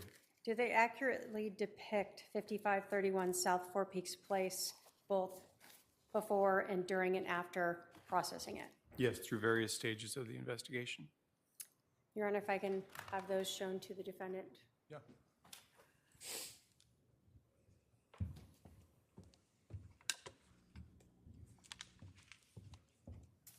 Now, Detective, when you guys are processing a scene, in addition to photographing it, are you also looking for items that you may want to collect and actually bring back with you? That's correct. Can you talk to us about what procedures you use to collect and impound physical items of evidence that you're going to take with you? Sure. It depends on the type of physical evidence, what the circumstances of the offense are. So the type of collection method can vary, but inevitably we'll identify it first, then we'll document it with photographs, and then we will come up with the plan that we're going to recover the evidence. And typically on scenes, I like to work in a particular direction collecting evidence. Others have their own method, but that's the method I typically use. And then I work along with the crime scene tech, and we'll go through exactly what we talked about. We'll have the overall pictures taken. We identify things that we believe are going to be relevant, and then we'll, for identification purposes, we'll usually affix some form of evidence tag, a marker, things along those lines. Not all items are actually taken. Some are actually just documented because it's impractical to remove certain things, such as a slab of concrete or something like that. So depending on the situation. So after it's documented, first with photograph, placard, photographed again, and then we will collect it. If DNA is an issue, the crime scene tech will be the one that'll take care of the method for doing it, and they will take the protective measures, whether they do gloves, swapping gloves out, or they do face masks, depending upon the nature of the evidence. If it's super DNA critical, then we will pull all the precautions out. In this particular case, it was not DNA critical. Do you still wear like gloves or anything like that when you are collecting these items of evidence? Absolutely. And are you using them and changing them to ensure, for instance, you don't transfer blood from one item onto another?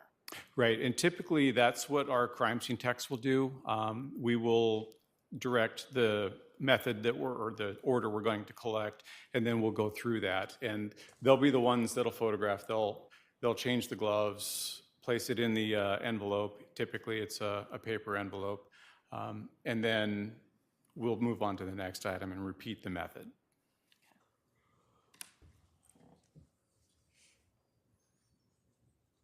So in this case, I'll put 5 back up if I can have the Alamo. Thank you.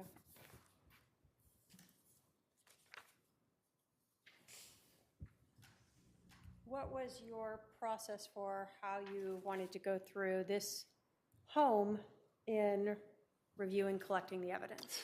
So for this particular method, I chose to work from the north towards the south, collecting as we went. Item 1 being the hat, which is at the north end of the room. And then it was kind of a toss-up between 2 and 3, so I just decided to go ahead and go for 2, and then we would work our way down from there. Okay. And so we see in this diagram, north is up this direction. It's to the left of the image, yes. Okay. And so in the photographs that you're taking of these individual items, do you see those placards or something that shows a 1? Yes. Okay.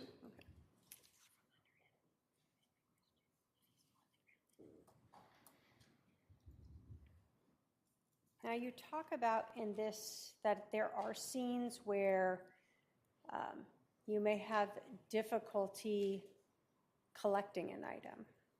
In this scene, did you actually cut out some pieces of evidence to bring back with you. Yes, and that's why you'll see numbers higher than what was originally in the room associated to those items. When you are processing a scene, do you always know what may be relevant or not relevant? Not always immediately. Is that one of the reasons why the entire residence is photographed instead of just what appears to be relevant here in that one room? Correct. So that later, if anyone wants to look at another room, that's been documented adequately. Right. When you're going through a house, even though you walk in and you see Charles Vallow on the ground there, are you still checking all of the rooms to see if there could potentially be something of evidence there? Well, certainly. I'm no stranger to not having all of the information initially when I show up. So I will go through and I'll look at the residence to see if there's anything that actually stands out immediately. And maybe I'll be able to ask a few questions of whoever's doing the interviews to see if there's any relevance to it. So are you looking for instance, any bloody items? That would be important. Are you looking for any projectiles or anything else that might be not in this room? Certainly. Bullets pass through walls. Are you looking for any evidence that might be related to this individual, Charles Vallow, like wallets or things like that that might have been left somewhere in the house? Yeah, anything that could properly identify who was or may have been present at the time. Okay. And that's sort of all those photographs as well? Correct.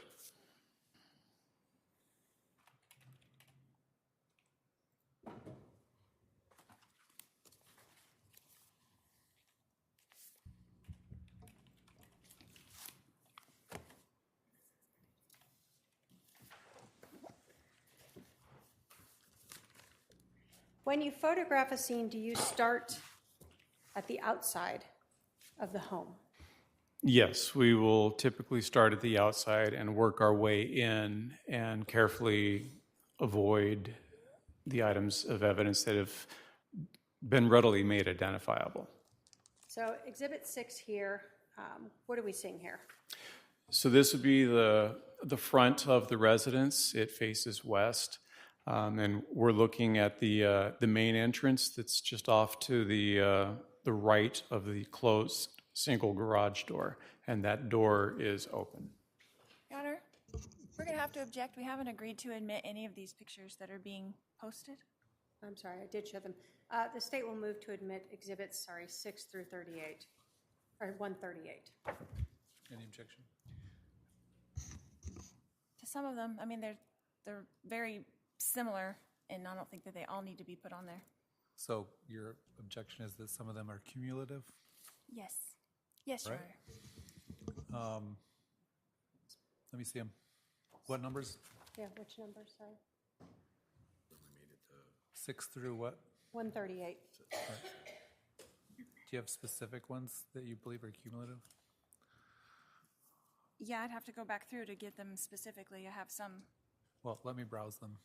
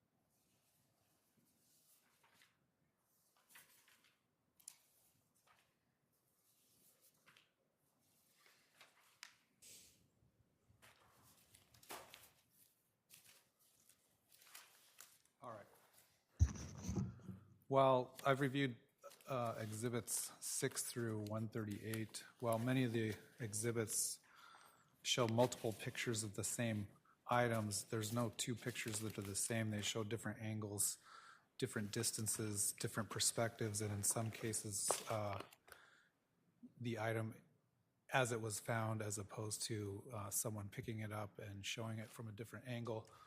So they're somewhat cumulative, but the court will admit those exhibits. They may help assist the jury in visualizing the scene and determining where things were at the scene.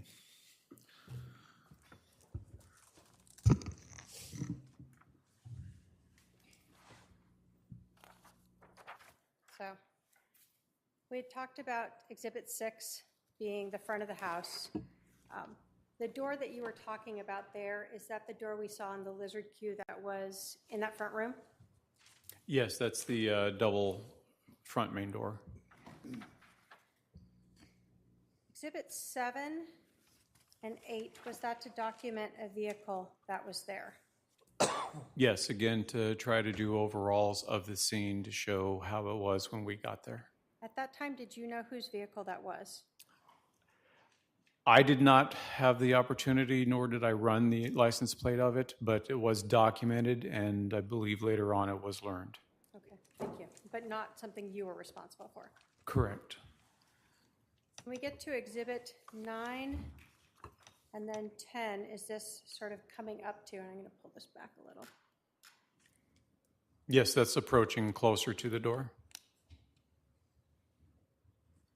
11, which way are we looking as we enter the door here on 11? So you would be looking to the northeast, northeast. And you had talked about in a diagram a hat. Is that sort of what we see here? Correct. Okay. Is Exhibit 12 sort of looking the opposite way from that sort of vantage point? Correct. Or south? South, southeast, yeah. And does Exhibit 13 show us what the front entryway looks like? Correct. So this image would have been taken from the northeast corner of the main room there. We can see in this then the hat with the placard of 1? Correct. So when we are looking at your diagram, Exhibit 5, and we see the 1, that's what that's referring to. Correct. Exhibit 14, can you tell us our perspective of what we're looking at here? So you're standing in roughly the northwest corner of the room, just down from the entryway, and you're looking south. So we start to see some of those white cards there. Is this before you have added in the yellow placards? Correct. This would have been part of the overall photographic effort. Okay. So when we're looking at this house, I'm going to put up Exhibit 15. Can you describe for us this wall here? Sort of, can you go all the way around that? So that wall with the mirror itself is blocking where the kitchen is. There's an entrance to the kitchen to the right of that wall. And again, you could get to the kitchen through the left opening as well, but I think there's also like a family room by that area. Okay. But it's open. One could walk through either of these ways and come around back out the opposite door? Yes. Okay. So Exhibit 16, we see Charles as he lay when fire has left him at this point. Correct. So the items we see on him, we've heard of them cutting his shirt and things like that. This is you documenting how he was when you started to come into the scene. Correct. After fire's already treated him and determined he was deceased. Yes. Over here, we start to see an area. What is right over there? So just past that most southern index card is a hallway that extends to a bathroom and I believe at least 2 bedrooms. Looking sort of to the north, what is this hallway here? So now we're just looking north past the entryway. You can see the hat in the right part of the image there, and that would lead up to the master bedroom garage.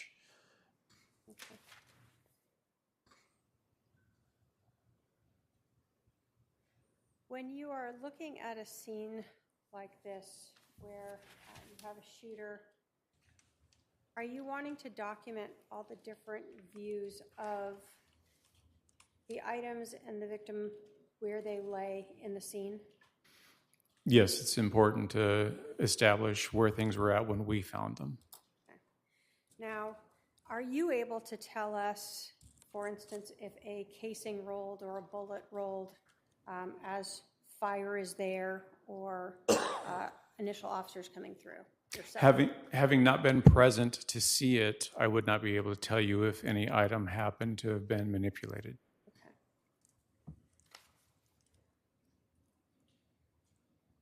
Does 19 show us part of that hallway that we're talking about to the bedrooms? Yes, it does. And then right next to it, would that be the sort of doorway into the kitchen? Correct. Past this mirror on the left would be where the wall rounds a little bit and leads to the kitchen.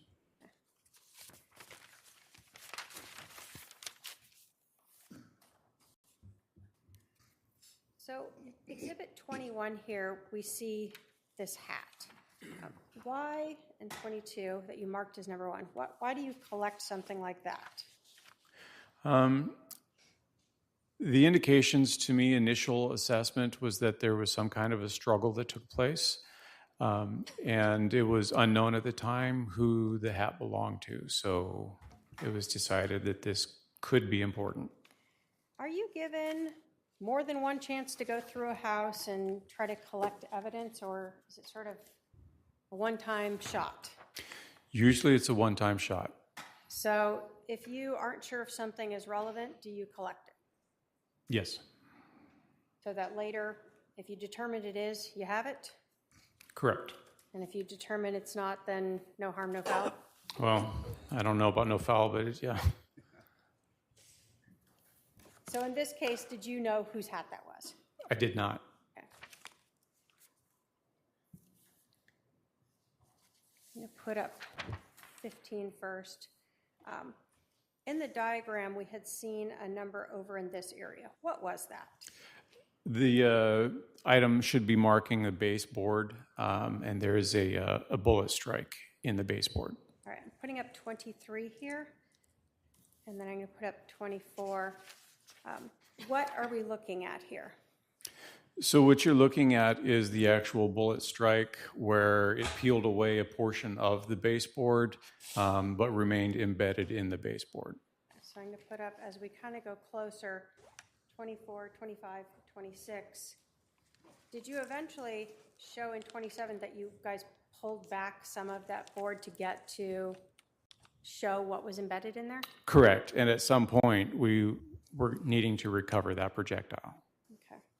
And so in 28, does this reflect, now you've kind of photographed what it looked like when you first saw it, and then as you peeled it back, and the actual bullet or projectile that was removed from there?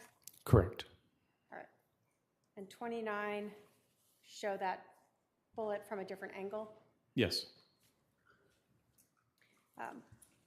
When you were looking at this, and I'm going to put 30 and 31, was there actually some sort of white paint transfer on part of that? There's a little bit of transfer of material to the nose of the bullet, yes.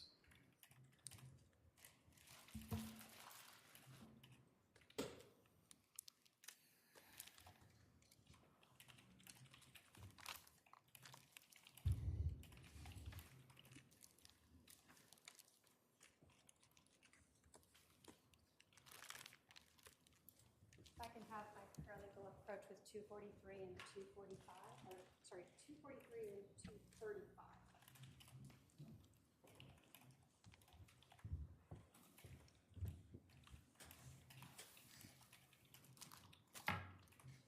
Detective, do you recognize what those are?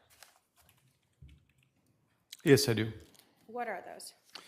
This would be the section of baseboard that we removed from the wall. as well as the projectile that we had removed from the baseboard. Okay, I'm going to put up 34 here. Does that show sort of after you pulled out that section of that baseboard? Yes, after it was cut out. Okay. And then it's the projectile that you recovered in there? From that location, the other exhibit? The other exhibit is the projectile that was recovered from there, yes. State will move to admit 243 and 235. Any objection?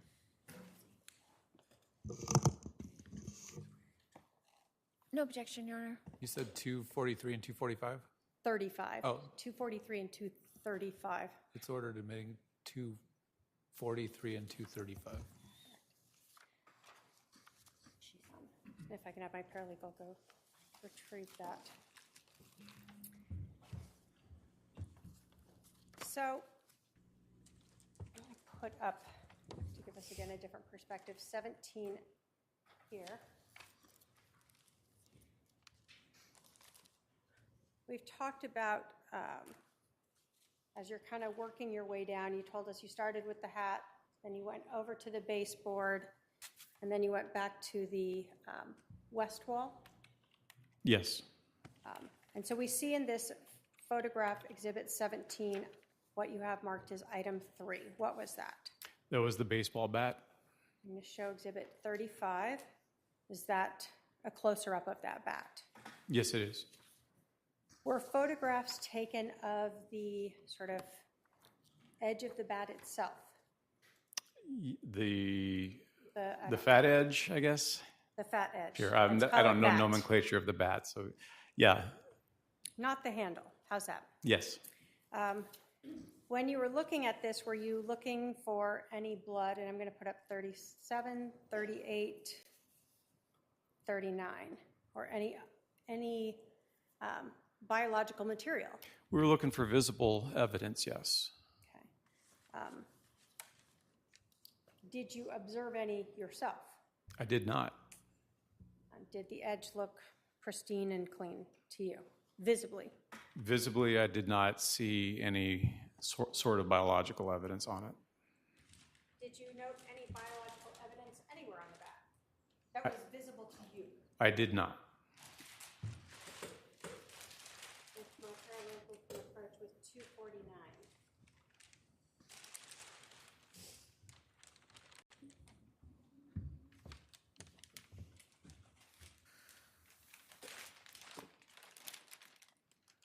Do you recognize what 249 is? Yes, I do. And is that the bat that we have seen in these photos marked as item number 2 that we see here in Exhibit 35? Yes. State will move to admit 249, Your Honor. Any objection?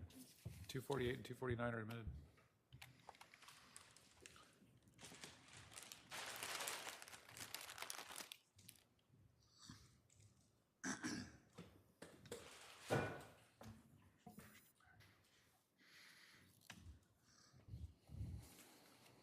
So that was item number 3. I'm going to put up Exhibit 40. Do we see a placard there for number 4? Yes. And what was item number 4? And I'm going to put up Exhibit 42 here. It is a full metal jacket projectile.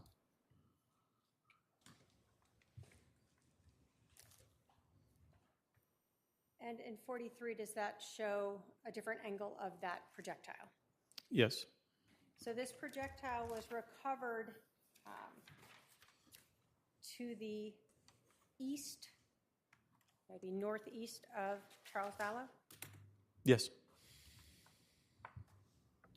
And was there any visible damage to this projectile? There was some deformation to the projectile.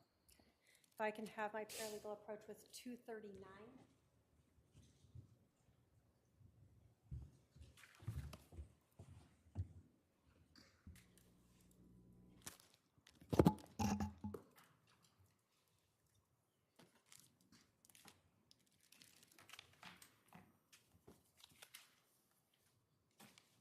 Do you recognize 239?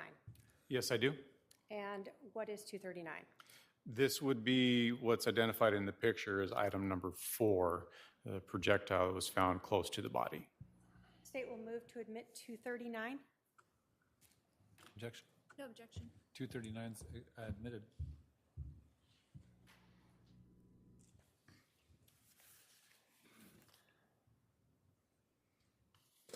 When you are photographing the scene, are you, again, we know this is after fire has been there. Yes.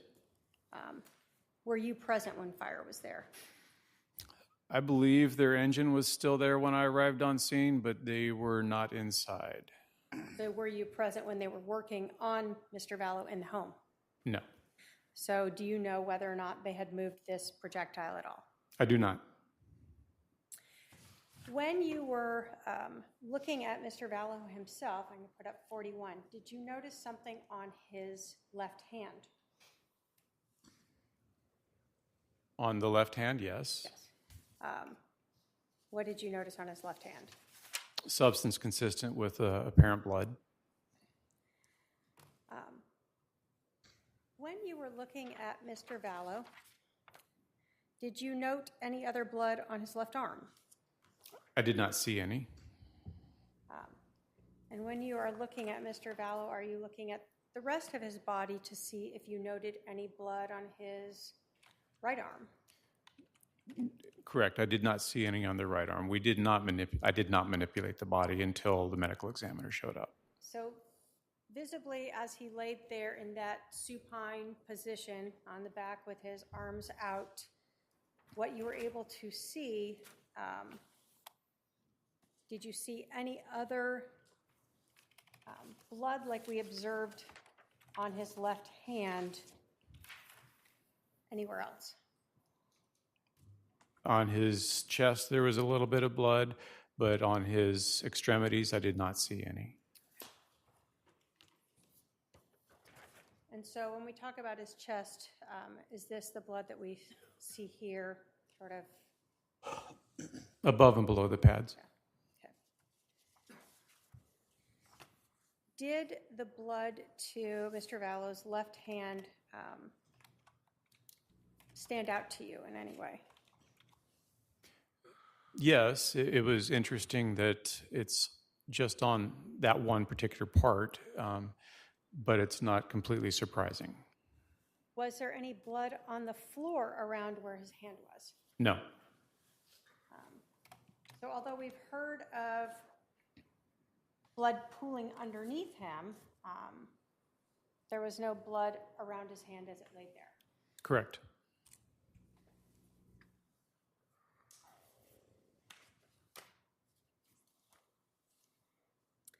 So going back again to Exhibit 17, we've now talked about 1, 2, 3, and 4, correct? Do we see Yes. a placard number 5 there? Yes. What was placard number 5? And I'm going to put up Exhibit 45 now. There's a shell casing. And I'm going to put up 46 to be closer of it. And 47. Were you able to determine what caliber that was? Yes, it belonged to a .45 automatic pistol. Okay. Now, as a police officer, do you have a semi-automatic pistol yourself? At least one. Okay. And I guess as a reserve officer, do you still have some? I'm not a reserve officer. I'm just retired. But yes, I still possess firearms. All right. So in terms of a semi-automatic handgun and seeing this type of casing, can you tell us, when you fire a gun, where does this come from? What is that? So in this particular image, we are looking at what's commonly called a head stamp. That's going to be the opposite end of where the actual projectile would be inserted into the casing. The circular ring that you see in the head stamp there is actually what's called the primer, and that's what the firing pin hits to initiate the primer charge, which ignites the powder and then sends the projectile through the barrel. So if I put up 48 here, we have a projectile that goes through the barrel. What is this item here? It's casing. So this is what's left of the cartridge. So it's the casing. This is what holds the powder charge, it holds the primer, and it holds the projectile all in one unit until it's initiated with the firing pin striking the primer. After the charge starts the projectile down the barrel, then the most semi-automatic weapons will actually, the slide will start moving back to the rear, and there's a piece of the slide called an extractor that goes around that back rim of the projectile there, around the head stamp, and it pulls it backwards out of the chamber. And then it completes the cycle going all the way to the rear where it hits what's called an ejector, and that kicks the casing out of the gun and readies it to go forward, stripping a new cartridge off the magazine, if there is one, and loading that into the chamber ready for the next shot. So when you fire the gun, projectile goes out the barrel and this casing gets kicked out. Correct. So I'm going to go back again to Exhibit 17 where we see 5. And I'm going to put up Exhibit 49. To the south of 5 here, did you find another casing? Yes. Is that what we see in Exhibit 49 and 50 as placard 6? Yes, it is. So were those located in the generally in the same location? Fairly close to each other. When a casing is ejected from a gun, do they just plop down and stay right where they landed? No, there are many different types of firearms out there, so the casings can eject in different directions. Some will, or most will eject out to the right. Some will go farther back towards the right, some will go forward, some will go center, some actually kick higher up in the middle. It really depends on the manufacturer, the process, how the person's holding the firearm. So there are a lot of things about it, but there's usually sufficient energy designed in it so that it kicks the casing out so it doesn't interfere with the feeding of the next cartridge. In your experience firing guns, can casings bounce or roll or move after they are ejected? Yes. Item that we see is number 6 in number 50 there. What caliber casing was that? It's a little blurry. Do you recall if it was the same 45 caliber as the other one? They were both 45 caliber. I can have approach with 238 and 240.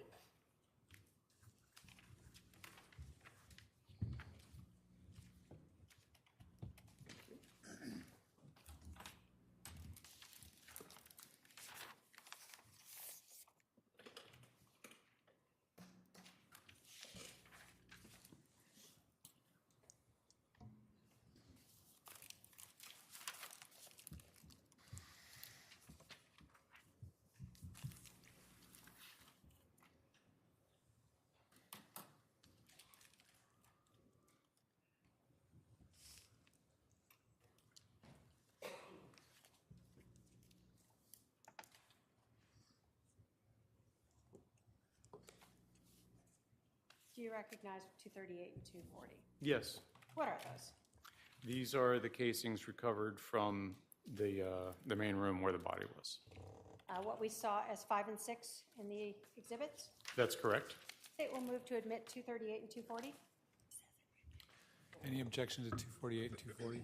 No objection. 248 and 240 are admitted. 238 and 240. Oh, I'm sorry. 238 and 240? Okay, they're admitted.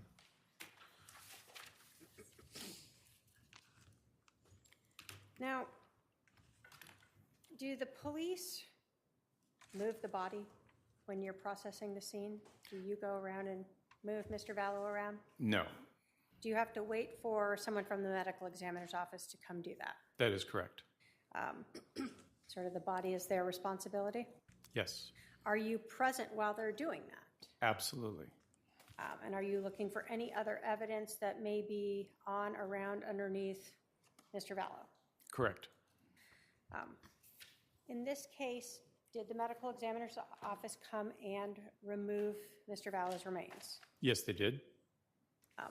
Once his remains were removed, did you document by photographing, we see here in 53, the blood that was left behind?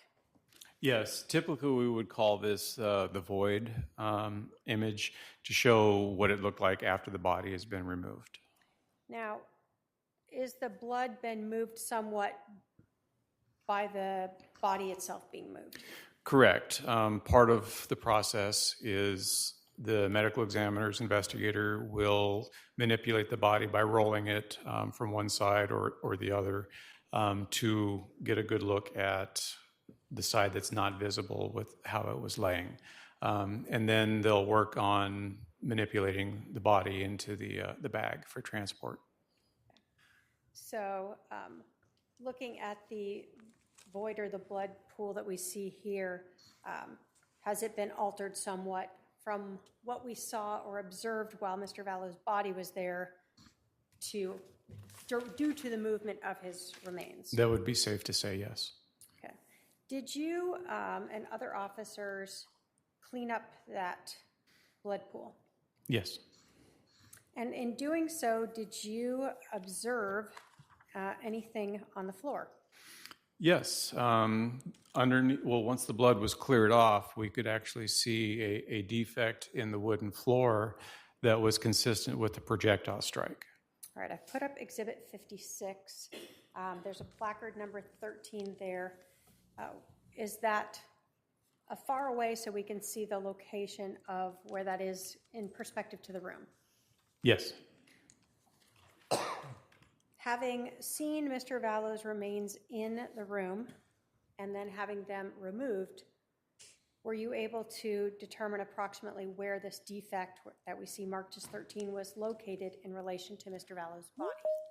Yes, it would have been consistent with being under his left shoulder. Did you take closer up photos of that defect? Yes. I'm going to put up 59 that shows that placard. Is this what you were talking about? That is correct. How did you, well, let me ask you this. Did you look at the rest of the floor to see if there were anything else that looked like that? Yes, that was a consideration, so we did look at the rest of the floor. So you went through that whole room to see if you found any similar type of defects on it? Correct. Did you? No. So this was the only one that looked like that? Yes. And I'm going to put up 58. So we see other defects in the ground. What made this different? The size of it, the directionality, the fact that it was directly underneath the shoulder where we observed an exit wound, and the fact that there was a projectile found on the floor in proximity to this defect. Was it, let me ask you this. As a person who has processed crime scenes, fired guns themselves, did it appear to you consistent with a bullet strike? Yes, it did. And what were you basing that on? The way the indentation is and how it tapers up, coming away from the body in the same direction that the projectile was located. Did you and other detectives remove that piece of wood? Yes, with great pain, yes. All right, putting up Exhibit 60. Is that to show the piece removed, and Exhibit 61 to show the actual piece? Correct. And did you write on it so that you would be able to later look at that piece and know how that fit into the puzzle? Yes, it was important to make sure to establish directionality on that piece. If I can have my paralegal approach with 240. Oh, I'm sorry.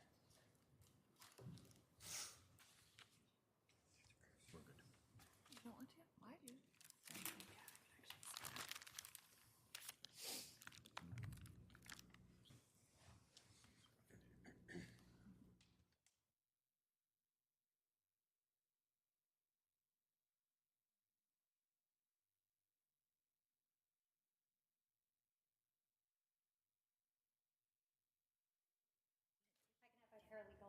244.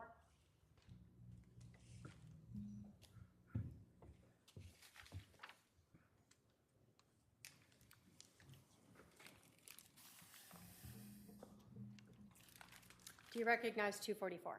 I do. And is that the actual piece of floor that was removed from 5531 South Four Peaks Place? Yes. State will move to admit 244. Any objection? 244 is admitted. And is that what then we see here in Exhibit 61? It is. Obviously, this is inside plastic, but this is the piece you're talking about. Correct.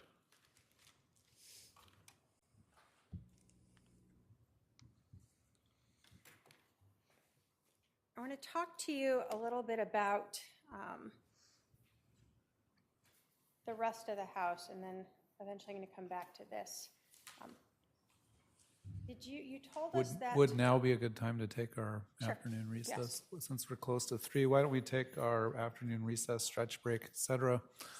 Please remember the admonition. We'll resume in about 15 minutes. All rise for the jury.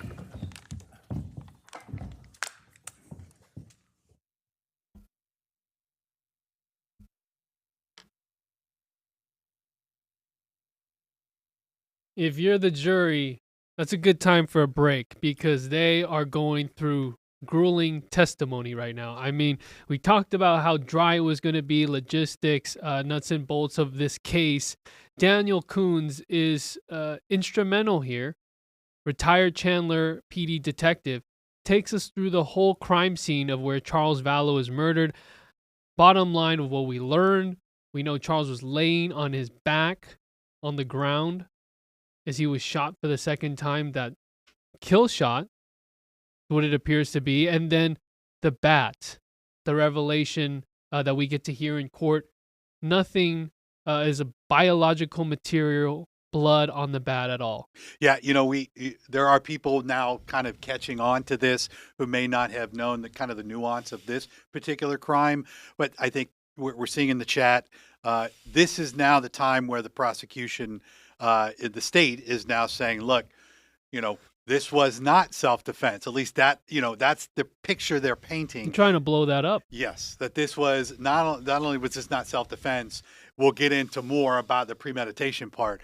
But yes, the evidence that I think the jury is hearing now will lay out what the state has argued in their opening statements, that this was not about self-defense. The position of the body, they're getting into all the ballistic stuff, which I know can be a lot for anybody, including a the jury. Blood pooling. Yes. The lack of blood on the arms of Charles Vallow. Mm-hmm. We've said this many times, and I just think it's important. Charles was in his 60s, roughly, a fit guy, former baseball player. Did you guys see that bat? I mean, we got to see. I thought it was just so fascinating to see it. We've seen photos, but as Coons is holding it in the plastic bag and seeing this metal bat, and we were joking about how they couldn't figure out, well, what is the biggest part? It's the barrel of the bat. Robert, credit to our director, Robert, the barrel of the bat that had nothing on it of relevance. And if that bat was used to swing and hit Alex Cox in the back of the head, family members of Charles have said it many, many times, he could be dead, at least knocked out cold. Sure. Remember, this all started because he went to confront Charles because of, they claim that he was being abusive to the children and Lori, and that Alex felt threatened when they were fighting. Somebody had asked, I think, was DNA done on the bat? We talked about it. I don't know that much would have been made from it. How many hands were on it? Tylee brought it out. Yeah. From the story that we're told here.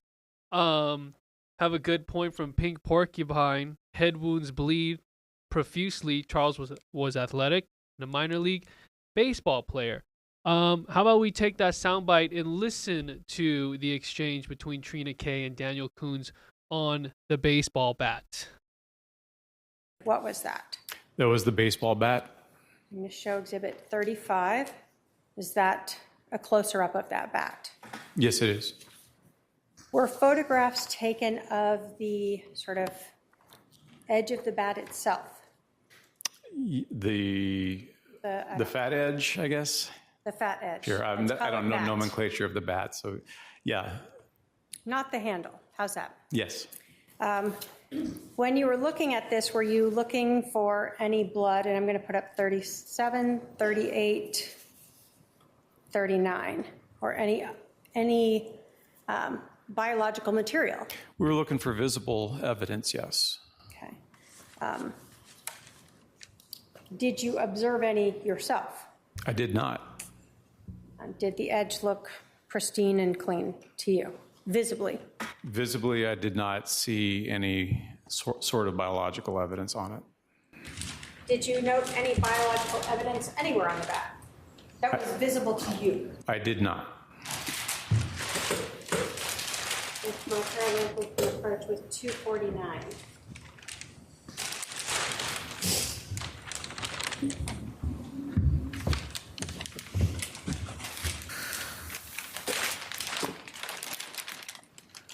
Do you recognize what 249 is? Yes, I do. And is that the bat that we have seen in these photos marked as item number 2 that we see here in Exhibit 35? Yes. That's the Rawlings bat, pristine and clean, as Trina described and asked of how it was found. And if you're the jury, I mean, what are they thinking now? This fight that happened. Lori said that she was being chased around and her brother was hit with this bat before the shooting and that she was being protected. I don't know what they're thinking now. I would like to get in the heads of the jurors. Well, and they hear terms like biological matter. You know, they understand what Trina's alluding to. Again, establishing, was this bat even used at any point on Charles? You know, where did the bat come into play? Again, the key point in this case, we know that a gun was used, right? We know that. Yeah. We know that's how he was 45 killed. caliber. Right. Which they're going to get into. But yeah, I just think now, and I mentioned it to you, how far does the state go to subtly imply that maybe detectives didn't do their due diligence in this case? It's a slippery slope. Yeah, I don't think they want to do that. Yeah. Right? I mean, they're partners in this, but that's where the critics and the people who care about this case are saying Chandler PD dropped the ball. I mean, that's just what it's been since 2020, since we've been really getting to this case is Chandler PD. Did you believe this was self-defense? And I feel like the message from media relations was always like a walk back, like, oh no, we've never said it was self-defense. That was the claim by Alex Cox. We are openly investigating this case. We all know what happens eventually in Idaho, and all of a sudden an indictment comes down in Idaho, and then an indictment comes down in Maricopa County against Lori Vallow Daybell. So this is the chance for Chandler PD to redeem itself as an agency to get justice for Charles Vallow, because from what it's looking like, this wasn't some huge brawl. There wasn't a baseball bat used to hit Alex Cox in the back of the head, according to prosecutors. And then we get into the gun and the projectile, and they're going through every image of the baseboard. Yes, it is. We said in Football References, Trina Kay's doing like a ground and pound offense. She is taking through every detail, taking them through all of that. And yes, it may sound boring, but she's making her case so that the jury can see, according to the state, there was no self-defense claim at all. Yeah, and Katie in our chat was just bringing up too, where does Lori go with the cross at any point in this? Because in her eyes, Chandler PD did exactly what they needed to do and ruled it a self-defense case. So when Lori gets an opportunity... We are waiting for that. To get through this, how detailed is she going to get? This is so detailed right now, and once this direct exam is done, what's the list of questions that Lori Vallow Daybell has? How does she phrase them? Where does she try to poke holes in this testimony by Daniel Coons, who's basically walked us through a diagram of the whole house, the crime scene inside and outside, what he noticed on the bat, what he noticed on the weapon, which the weapon had no blood, and then the projectile in the baseboard and how it was positioned or how it entered through and the exit wound of the gunshot. The indication is shown that Charles Vallow was on the ground, flat on his back when he was shot and killed, and then wait till the medical examiner comes in with testimony. I mean, that is going to get even deeper into the actual death and the exit wounds of how these bullets came through. And again, she doesn't. I don't think she has an. We don't know her witness list, but I don't think she has an expert to refute any of this evidence from the scene. She also can't use anything Alex may have said or didn't say to detectives. So she's got very little in her pocket, right? She just doesn't. That is so interesting to hear and say it out loud, that Alex Cox, the guy who had protected her through everything, none of what he has said is relevant in this case right now. Yeah. Per the judge. Right. All she has is herself and no witnesses. I mean, the state has the same issue, but they have, like you said, mounds of evidence here, right? Yeah. I mean, crime scene Hard evidence. Yes. And so, again, when she does cross, what angle is she going to take? How is she going to poke holes in anything that they might present? Because ballistics are ballistics, right? I mean, the evidence is what it is. So unless there was something that we haven't heard before, some sort of bombshell revelation that she might have, I have a feeling what we saw in the earlier witnesses from yesterday and then early this morning, she asked a lot of pretty straightforward questions, but I think she was just kind of reiterating what they had done at the scene with the officers that first arrived, the fire department that first arrived. But now you're getting into detectives and like you said, just the layout of the crime. They showed a diagram earlier with where his body was in relation to it, and she'll start to kind of piece this together. Trina will, as we go along, of what second by second of She's exactly taking what her they time, believe. too. Yeah. I mean, she's still going, and at some point you're tiring Lori out to be able to cross everything that was brought out.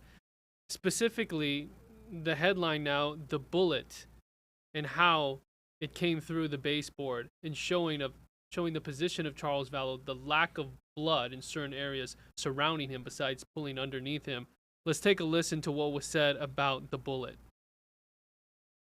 Having seen Mr. Vallow's remains in the room and then having them removed, were you able to determine approximately where this defect that we see marked as 13 was located in relation to Mr. Vallow's body?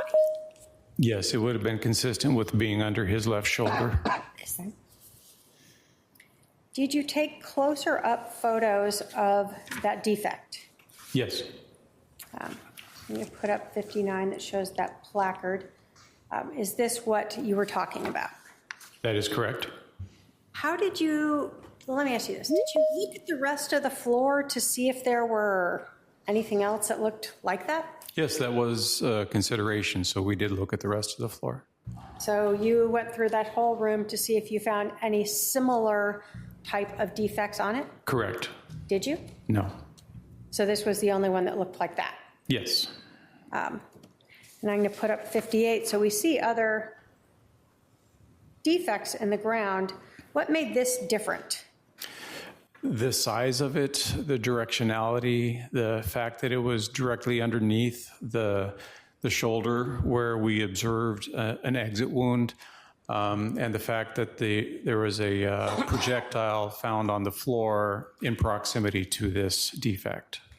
Was it, let me ask you this. As a person who has processed crime scenes, fired guns themselves, did it appear to you consistent with a bullet strike? Yes, it did. And what were you basing that on? The way the indentation is and how it tapers up, coming away from the body in the same direction that the projectile was located. First off, there are dozens of photos submitted as exhibits, and we know Lori objected to some of these, saying they're duplicates. Her first objection, by the way, I think. Denied. Police evidence, it may seem like they're duplicates and repetitive, but there's just images upon images upon images showing. And we should, I mentioned this in the chat earlier, we should let our audience know that a lot of what's being presented in court, the judge has asked that we not show, so the jury is seeing a lot of, I don't want to say gruesome, but you know what I mean? Very They've seen the body. Yes, they've seen the Charles. And from what we know through Nate Eaton, our friend at East Idaho News, Kay Woodcock, his sister, couldn't stay inside the courtroom too long. And maybe she already knew, hey, I know she's been through this before. And she says, okay, I'm going to take a break from this. There's no reason for me to see this. I don't know if that was just an abrupt reaction or she just knew what she was getting into. And I'm sure a lot of family members can relate. Yeah, and this is, again, this is part of, for those of you watching who have been part of a jury, this is what some of these cases present, right? You see things and, there is a warning, I think, from the judge about, cases when you're going to be exposed to graphic evidence. But this is important, right? This is important for the state's case. And so, while it can be an arduous process listening to a lot of the science involved in this. Just so you're aware, when we show the witness, that's kind of what we're allowed to show. But over the left shoulder, a lot of the witnesses is where a lot of that evidence is being presented. And we'll see it again. Mm-hmm. I mean, those type of images, and I can't really compare. I don't think you can compare, but just from my experience in the Idaho trial, for you guys that have been following this the entire time with JJ, Tylee, and Tammy being the victims in that case, that was heavy. I mean, that was emotionally heavy, and you can, in a sense, feel it physically in the room. Like there's just energy where you're seeing just the graphic nature of how the children's remains were found on Chad Daybell's property. That is something you don't forget. And then also the feelings you had around you. When family members, you can hear them crying. You can hear sniffling. It's just quiet and it's dark, and that is something that I will never forget. So that sticks with the jury. And we've talked to former jurors in the case, like Tom Evans in the first trial. It changes their lives, and he's still following the case now. Well, and if you go back to that trial, a lot of the jurors kind of were describing what they were seeing in the evidence, but also looking at Lori. Mm-hmm. And that and I her think, reaction to yes, and I think that says a lot too, because they do read that. We've talked about it in this trial. They're going to read her body movements, not just as her own attorney, but I can imagine in a case like that with children involved, and the gruesome nature in which they were killed, that is a lot for anybody to bear, let alone a juror. When you know as a juror that somebody's fate is in your hands. And Lori looked away. And she had wanted her defense to some sort of motion to get her out of that day when they were getting into the evidence for the first time. She didn't want to be there. Yes. That was huge. And I think that some of the jurors picked up on that as well. Like she couldn't even look. There was one woman, I think, that was interviewed after. She was like, I noticed that right away. They were watching her, and then they were even prepared with bags in case, because you're watching this gruesome evidence. And so if someone who may need to leave or throw up or whatever it is, the court was prepared for that. Now, here we have Charles Vallow. It may be a little bit different in circumstances, but still, dead body in this room, and just seeing that's tough for people. And it's going to be very key to see how do the jurors question the evidence. I would think that after questioning the response by medics, by fire, how do they question what Coons is telling them? They can ask questions. And they can, and we've seen that happen a few times today. We played some of that earlier. Some good for you questions. Guys. Yes. So now we're getting into the point where, will the state be done with Coons by the end of today? Who knows? But the jury, they don't have to wait for cross.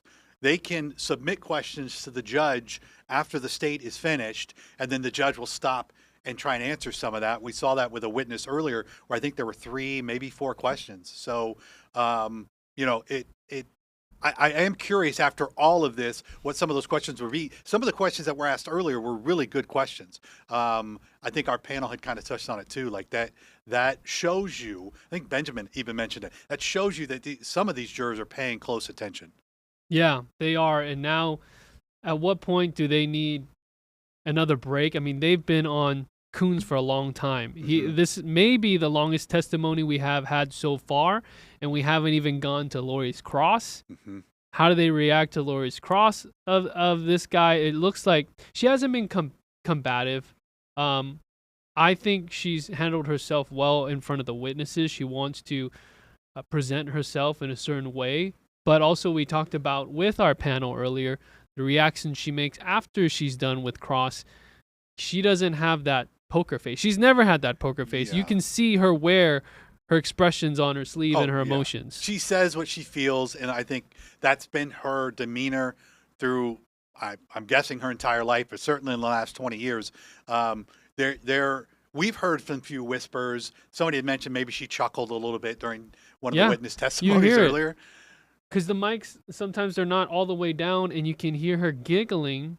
We know her voice. I know it's her. Yeah. She's chuckling to her paralegal, whoever's right next to her.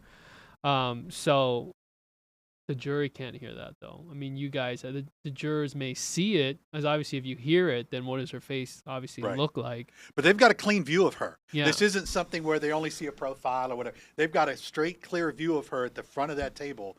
And if some of them are locked eyes on her the entire time, they're going to pick up on those little things, or, the smirks, the smiles, the things when, they feel like it's out of character, I guess, for even a normal defendant.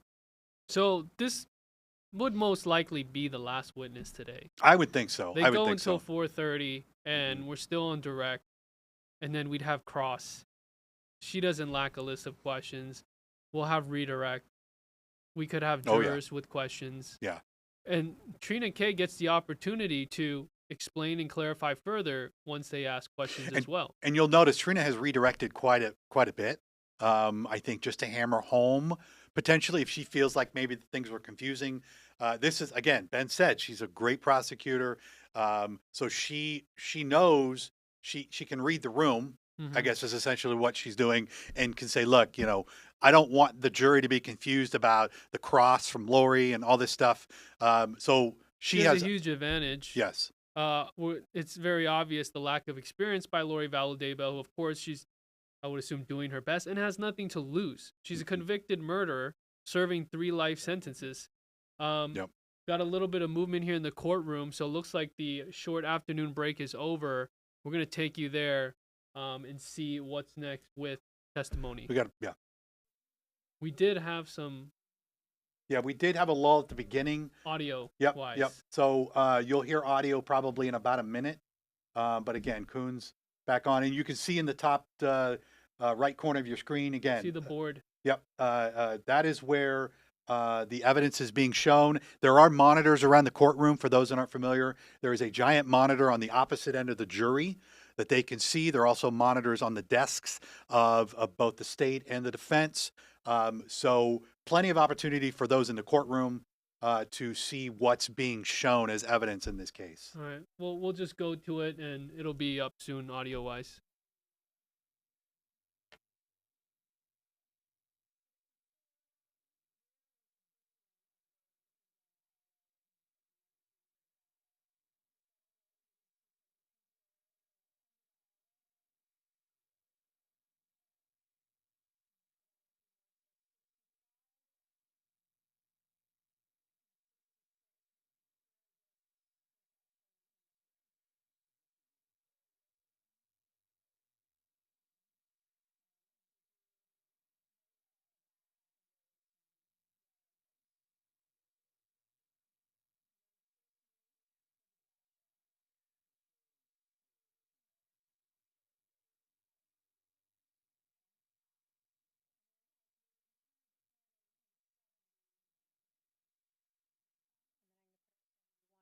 You note here?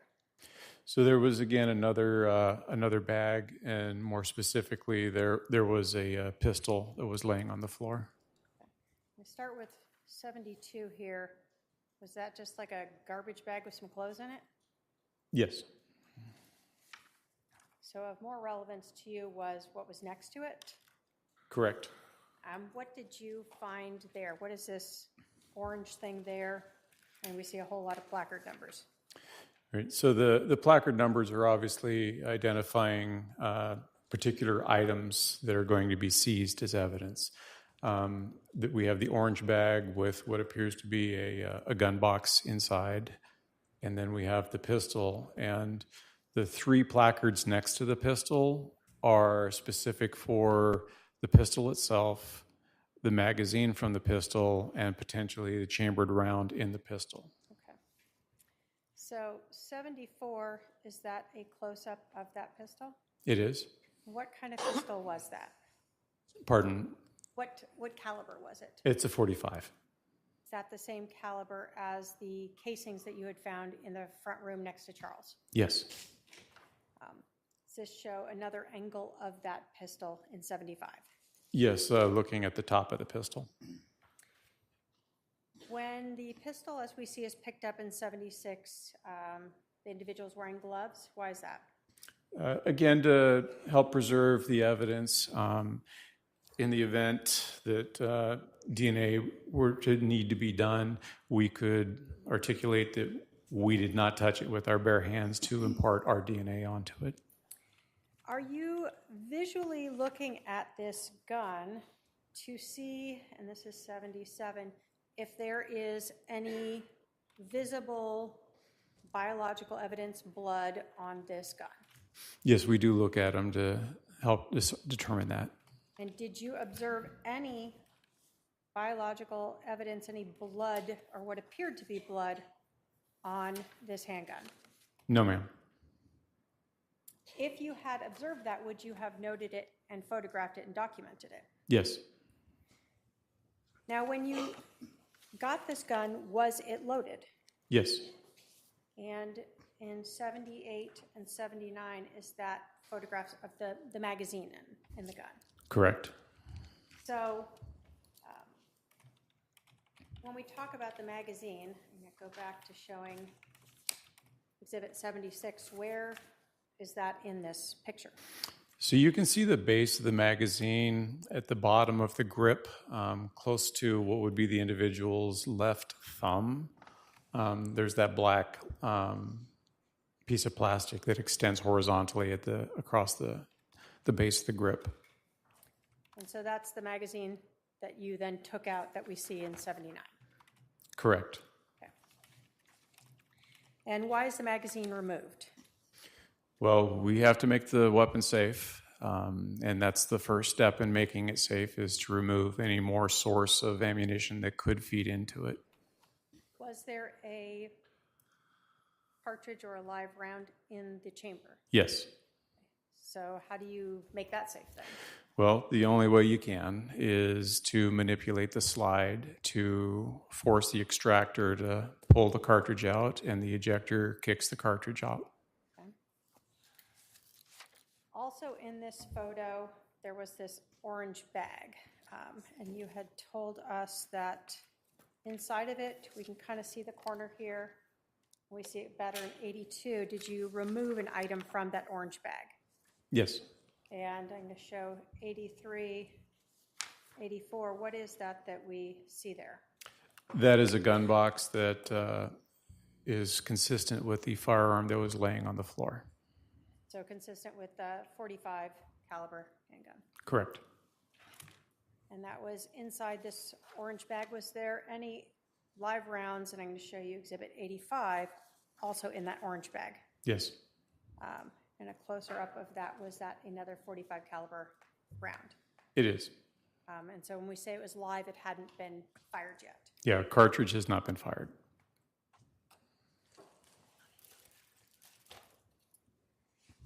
We start then by having my paralegal can take up exhibits 237 and 246.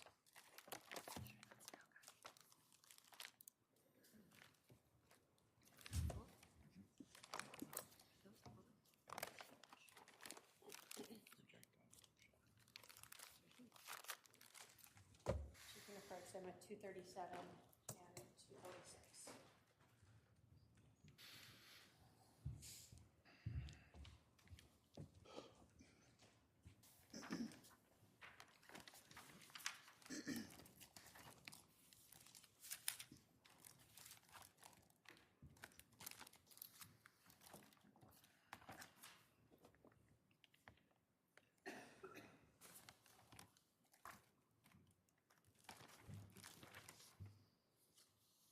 Do you recognize 237 and 246? Yes.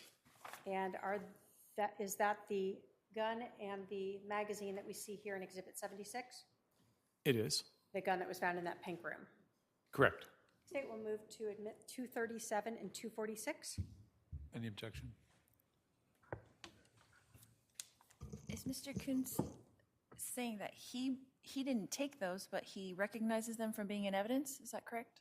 I think he testified he recognizes them to be the same items from the scene. No objection. 237 and 246. 237 and 246 are admitted.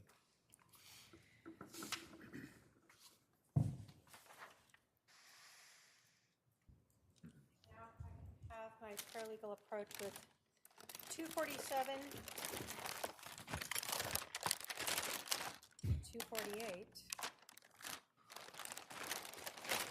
and 236. Sorry.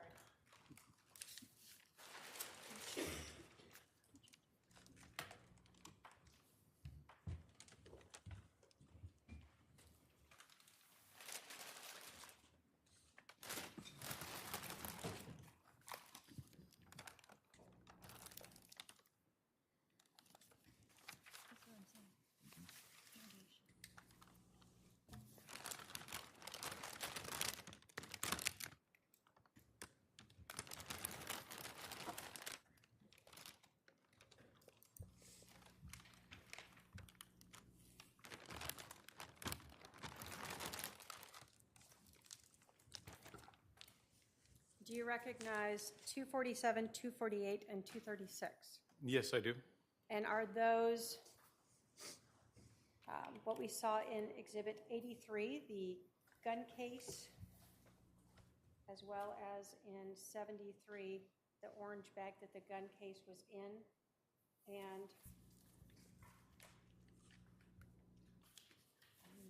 hold on.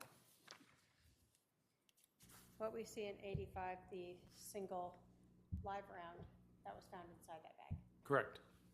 State will move to admit 247, 248, and 236. Any objection? Just a foundation, Your Honor. If he could give a serial number or something that could authenticate those. Well, he testified that those were the items that he recovered from the scene, so I guess you can question him about that on cross. Give me the numbers again. 247, 248, and 236. Those items are admitted.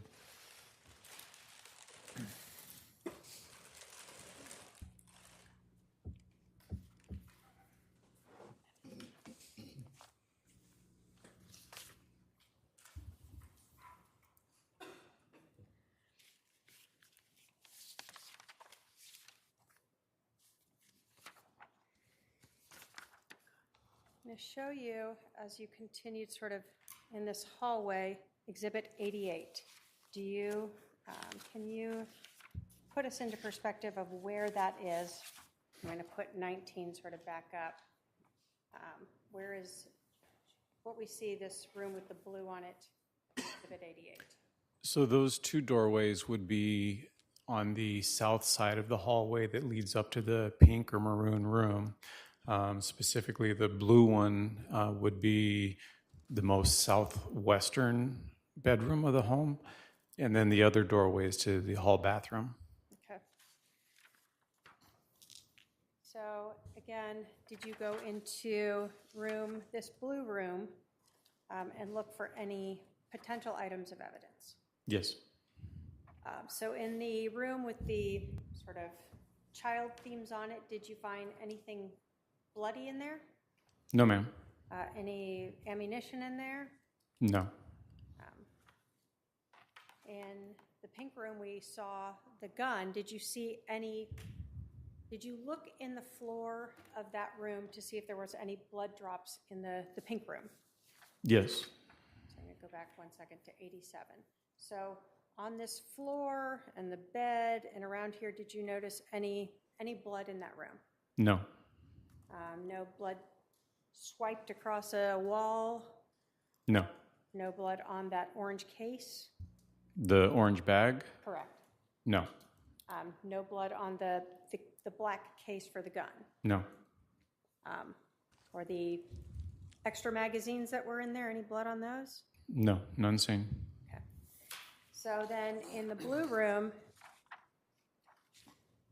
Did you do the same sort of thing? Look to see if there was any bloody clothing, any blood swipes, any blood drops, that sort of thing in there? Correct. No items of bloody anything was discovered in there. Okay. And nothing on the floor either? Correct. When we go to 92, you said that was the hall bathroom next to it? Yes. Do we see that in 93 and 94 here? Yes. Did you look in everything, like even the sinks, to see if you saw blood there? Yes. Along the countertop to see if you saw blood there? Correct. Did you note any bloody items, any that was anywhere in that bathroom? I did not.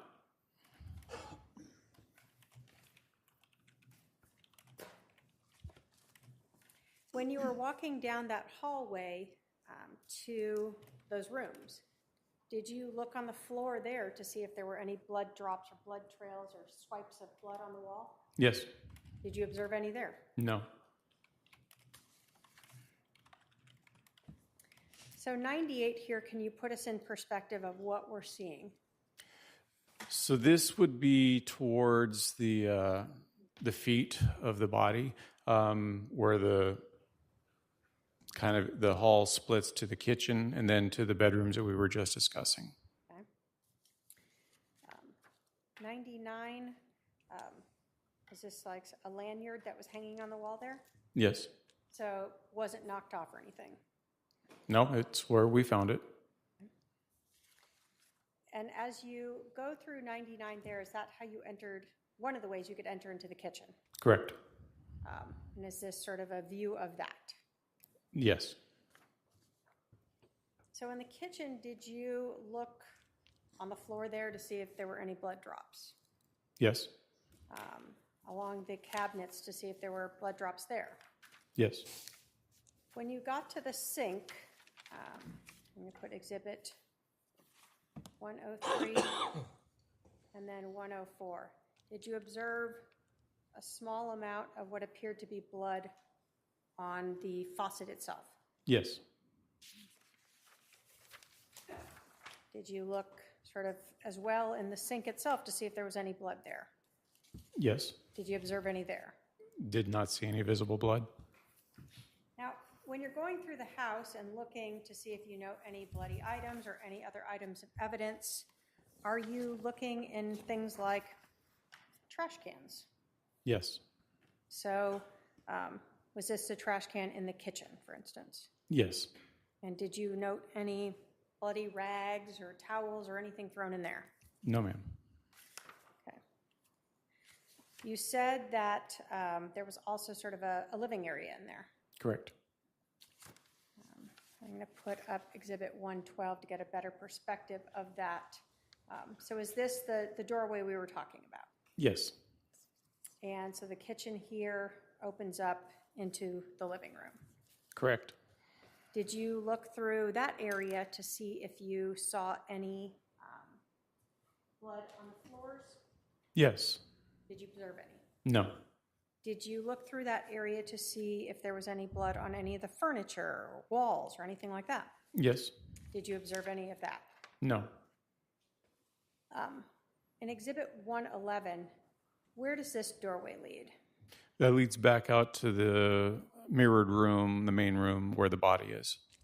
So when we were talking about the two doorways, one sort of directly into the kitchen and the other sort of more towards the end of the kitchen living area. Yes. This is what you were talking about. Correct. And in Exhibit 113, can we see sort of both of those doorways? Yes. Okay. And 114, overall perspective of that? Another perspective of it, yes. So throughout this whole area, again, you're looking for anything that might be relevant because you have one chance to document it, correct? Correct. When we talk about 115 and we talked about the original layout of the house, is this that front entrance area again? Yes, it is. And where are we looking in this perspective? So you were looking in a north direction. Where does that head towards? It heads towards the garage, the master bedroom, and I believe a room that could double as an office. Okay. So when we go along this wall here that we see in 115, 116, 117, is this the sort of what we would call office or playroom? Yes. Okay. Did you look through there, see anything bloody in there? We looked and found nothing. Was there a powder room in this area? Yes, And did you search that as well? it was. And again, you're looking in sinks and in trash cans? Correct. And did you observe in 121, 122, the trash can and toilet and sink, any bloody items there? No, Was there a laundry room in this area? there was. And I'm putting up 123 and 124. Did you look through the laundry area to see if you saw any bloody items in here? It was looked through, yes. So although there's some clothing and some folded towels, none of those had blood evidence on them. Nothing that stood out with blood evidence, no. And then again, even looking in the trash cans that we see in 126 and 127, Correct.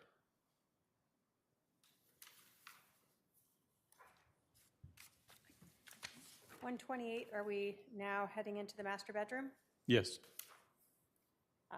129, was there sort of an office set up in there as well, 130? correct. And are you, again, looking through the floor, looking everywhere for any items of evidence? Correct. Anything to indicate that what happened in the other room transferred into this. Okay. Or any cleanup from after it? Correct. As you went through this, did you do the same sort of thing, looking through the floor and walls, 132, 133, for any blood evidence? Correct. Did you observe any in the bedroom? No. Do you go into the master bathroom and check there as well? Yes. So 134, 135. Did you observe any evidence, blood evidence in the master bathroom? It did not. And again, checking even the toilet itself as well as the trash can Yes. that we see in 137 and 138. So other than the one drop or whatever smear of blood on the kitchen faucet, did you see any other blood evidence at the scene? No. Let me put that in a different way. Other than what was around Charles's remains? Correct. No trails, no swipes, nothing that other than the sink faucet in the kitchen and the area where the body was. Okay. So you told us that you cleaned up the blood there and you saw that defect in the ground that was consistent, or in the flooring, that was consistent with a bullet strike, correct? Correct. When you were looking at this scene, actually I'm going to start with 15, did you note injuries to Charles Vallow himself? Yes. On the front of him, where did you note the gunshot wounds to him? Immediately before the medical examiner arrived, the only visible gunshot wound was in the lower left abdomen area. Did you learn one it was in the chest underneath some of the medical debris? Yes.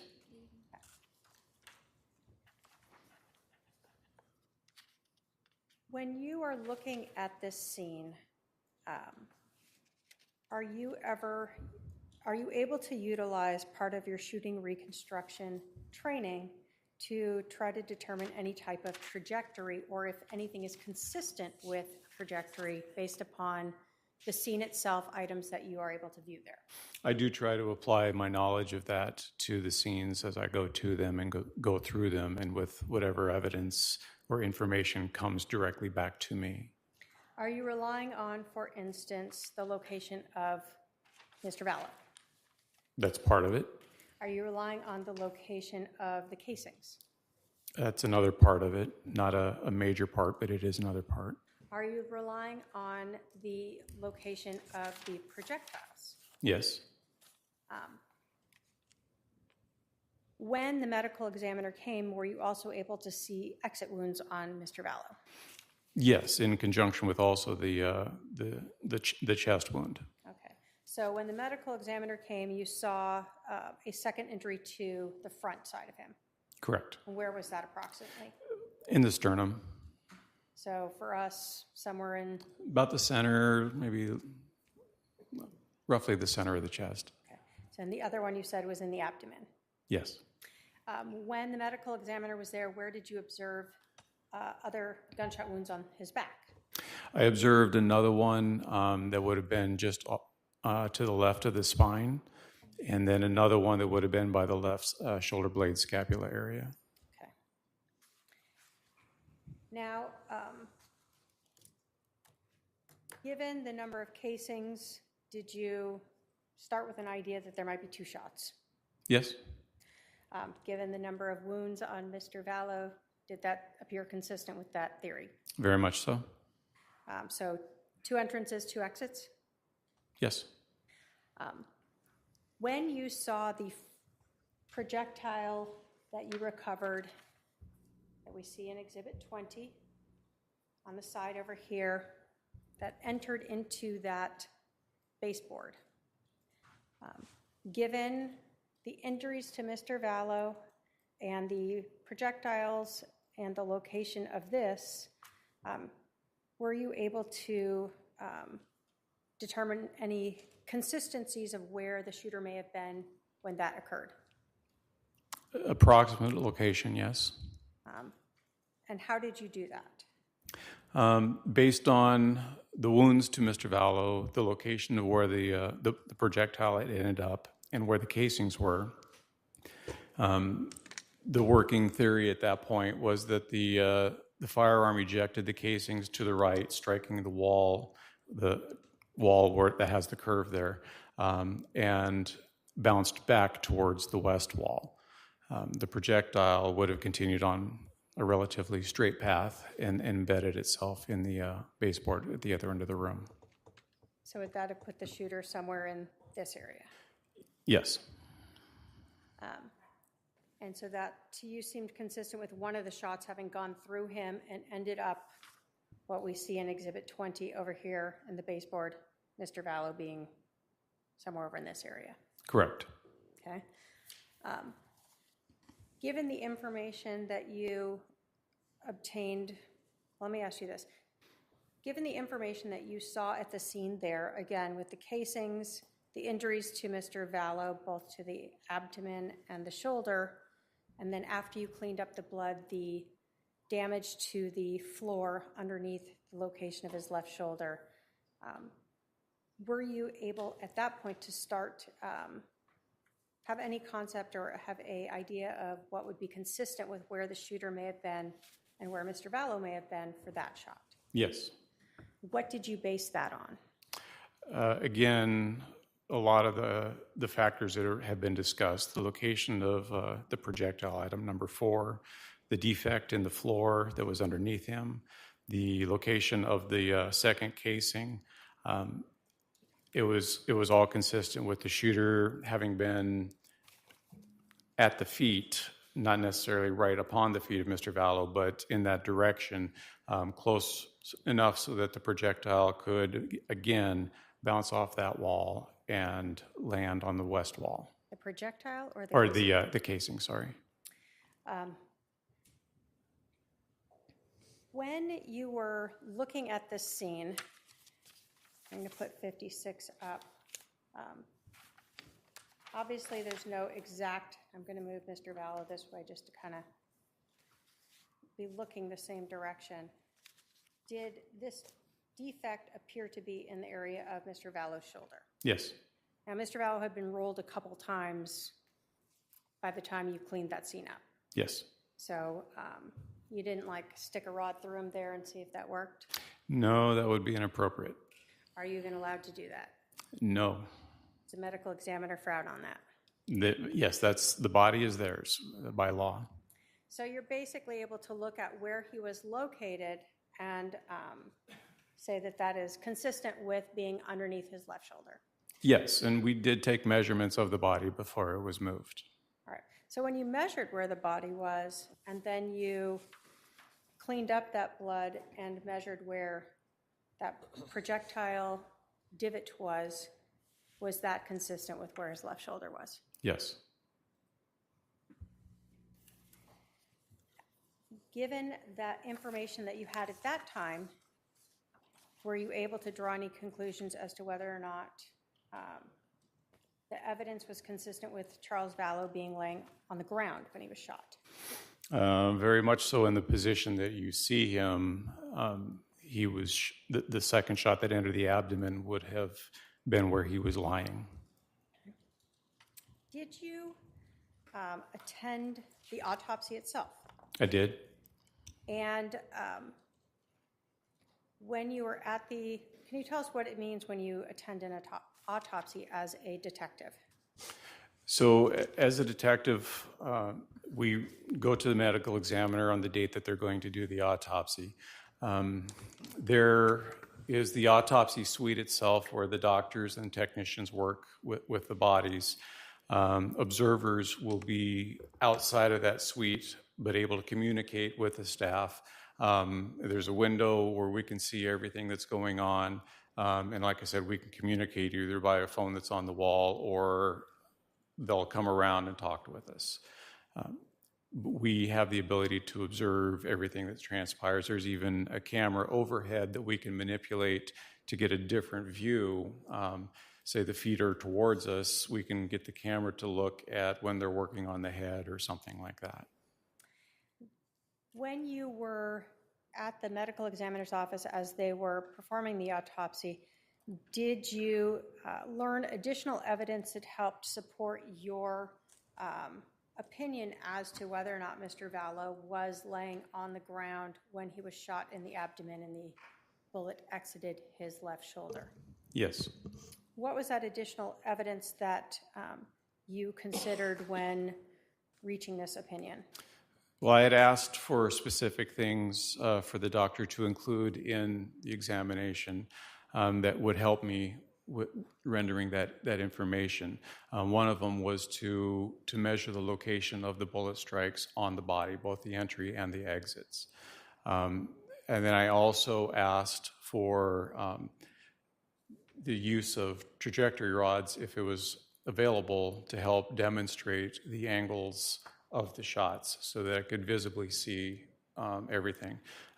They have the unique experience of being able to see the actual damage to the organs as it's passing through. It's not all super clear for me for that part, so the trajectory rods help out a lot. Having observed the location of the injuries, that measurement, the trajectory rods, did that further support or go against your opinion that Charles Vallow was laying on the ground when he was shot in the abdomen? It further supported it.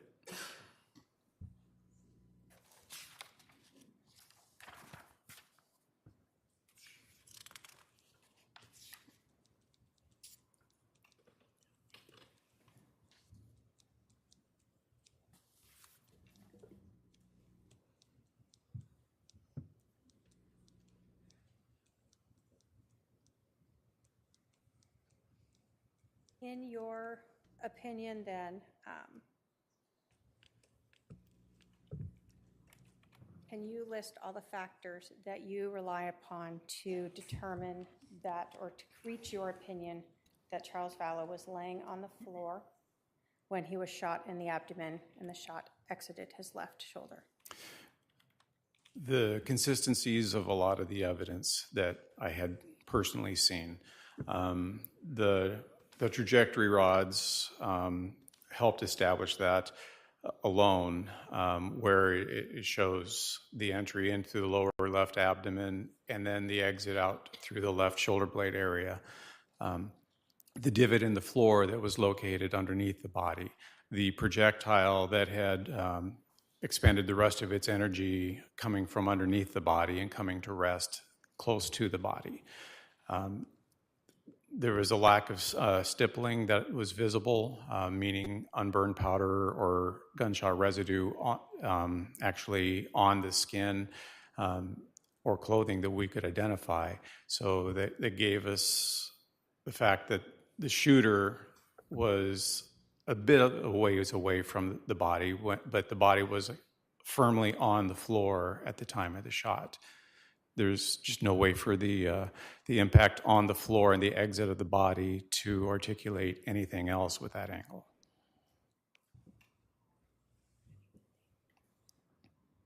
After you, let me ask you this.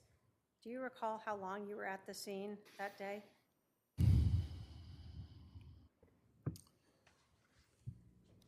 I got there about 9 or a little after, and I think we left sometime between 1600 and 1630. What's that in normal people time? 4 to 4:30 in the afternoon. Did that sort of end your involvement in processing this whole scene? The Four Peaks scene, yes. Your Honor, the state has no other questions for this witness. All right, cross-examination. Your Honor, can I have a few minutes to defer with my advisory council? Briefly. Yep, briefly.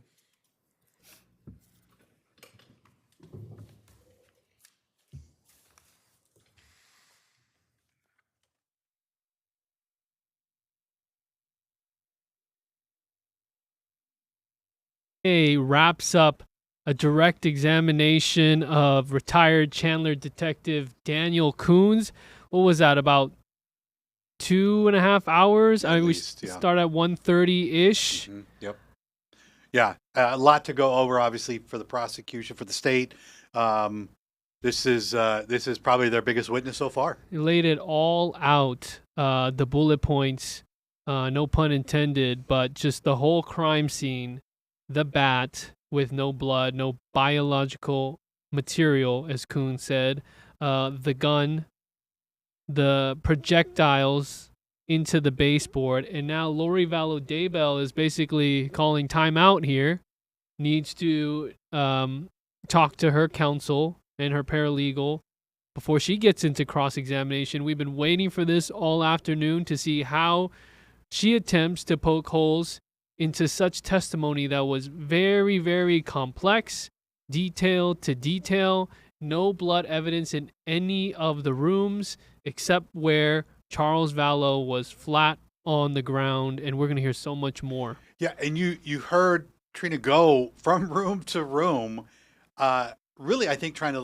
to paint this picture for the jury of not only did she already set up where the shooting happened, but that there was no sign of a struggle throughout this house, right? This idea that they were, fighting, or that, again, that Alex felt threatened in any way. The detectives didn't find any evidence of any sort of shooting, crime, whatever happening other than in the one room. Again, no blood, no trace of blood. Trina, I think, is doing a great job with having the detective describe where their focus was when they got to the home. Mm-hmm. Clearly, they went to make sure that they weren't missing anything, but clearly their focus was what happened in that front room. She has a lot of evidence to work with. She has these key witnesses. I don't know what Lori Vallow Daybell is going to do here, and I'm curious to see what questions the jurors have, because there's just so much information that's been brought up, and we will take you back into the courtroom as we see that Lori Vallow Daybell is ready to start her cross-examination. And like we saw earlier, we're seeing the pattern. She has a lot of questions. What is going to make sense? How is she going to execute her plan in showing that this was self-defense? Well, we're all playing armchair quarterback, including viewers, sure. And they're saying, why didn't Chandler act quicker? But we have to look at the timeline from July into the fall of 2019. Well, and you can understand why she needed a break, right? This is an important part of her case.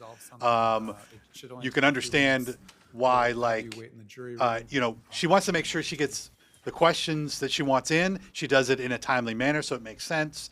And so, again, this is why she asked for a few moments to judge, granting her that ability to, take a quick second. Be patient. Yep. Once again, I mean, this is not common for him in the courtroom, usually dealing with the prosecution experience, and you're dealing with a criminal defense attorney with experience here.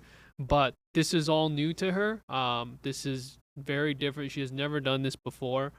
So, yeah, when we look at the timeline from July 11, 2019 into the fall, at what point did they come up with all the information evidence that we have now?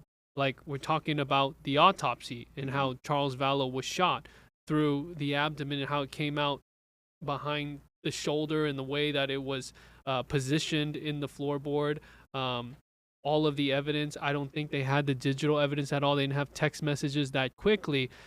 J.J. Vallow and Tylee Ryan were killed in early to mid-September of 2019 in Idaho. So, and we've seen cases take forever to even get charges recommended here, and I'm sure in other states' jurisdictions as well.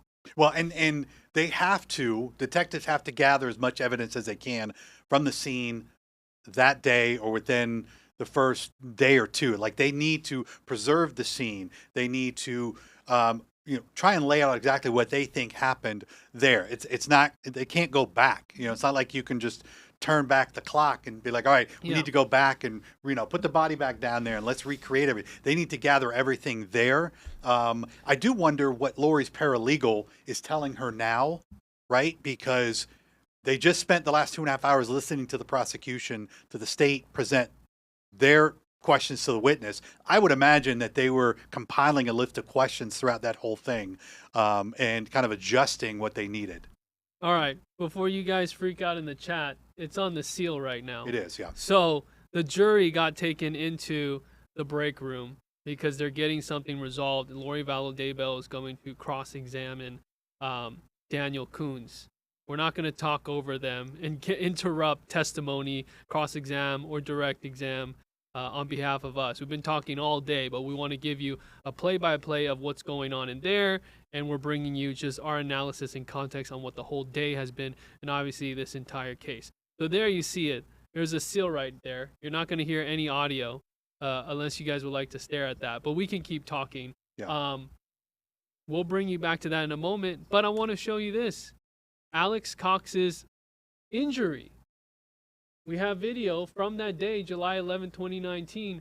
That is the blood on the back of his head after the alleged fight with Charles Vallow, the former baseball player, and that bat you saw earlier today. I mean, you guys obviously have your thoughts. A little bit of blood there. Yeah. We just don't know what actually happened, but no blood on the bat. No. That's on the record. Right. No, there as it they is. put, the term's escaping me, but no blood there. Trina just brought it up too. The only blood obviously was in the kitchen area.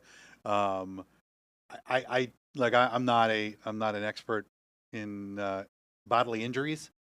Does look like maybe he didn't need medical attention because he refused medical attention for the hit that he took. And they showed that yesterday. Some of the body camera, police first arrived. He's sitting on the curb. You guys who were watching yesterday may have seen that. He was wiping his head, he was calm, but you could see that he looked like, or at least appeared to be injured when they first arrived. Deborah says, did he need stitches? No, he did not. He didn't get any attention. He was fine. Yet, in the police report, we know that he told Zulema, I think the next day, that Charles had the power of like a super zombie, like just amazing strength of like 100 zombies. Sounds ridiculous coming out of my mouth, but that is what is in the police report. He took that hit by the super zombie, and he's just got a little bit of blood. Yeah. All right. So, just so you know, we're still waiting on Lori Vallow Daybell to get her stuff together. I'm sure she has a lot of questions. This is a big cross-examination for her because this witness, retired Detective Coons, is saying that there was no self-defense at all. This is a threat to her whole narrative that she gave in opening statements yesterday. Yeah, and she's got to be delicate how she interviews him. All right, we are, the jury looks like they're back in, and she's ready to go. Cross-examination. You were the scene agent that day on scene, is that correct? Primarily, yes. Did you work for someone else before Chandler Police Department? United States Army, Arizona Department of Corrections, a couple other little jobs after I got out of the Army. Did you work for Gilbert Police Department at all? No.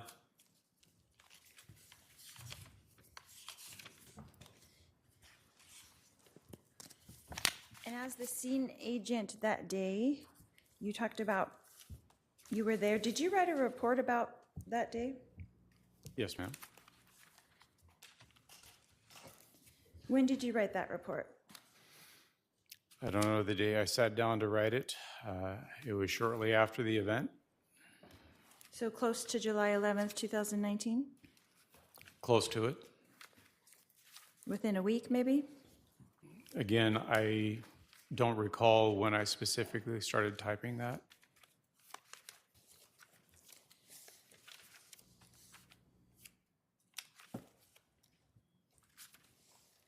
And when you arrived that day, who was there already? Patrol officers. Just them? The fire department might have been there. Alex Cox was there. Other detectives arrived. I couldn't tell you the order of which everybody arrived. And where did you park? I parked north of the scene.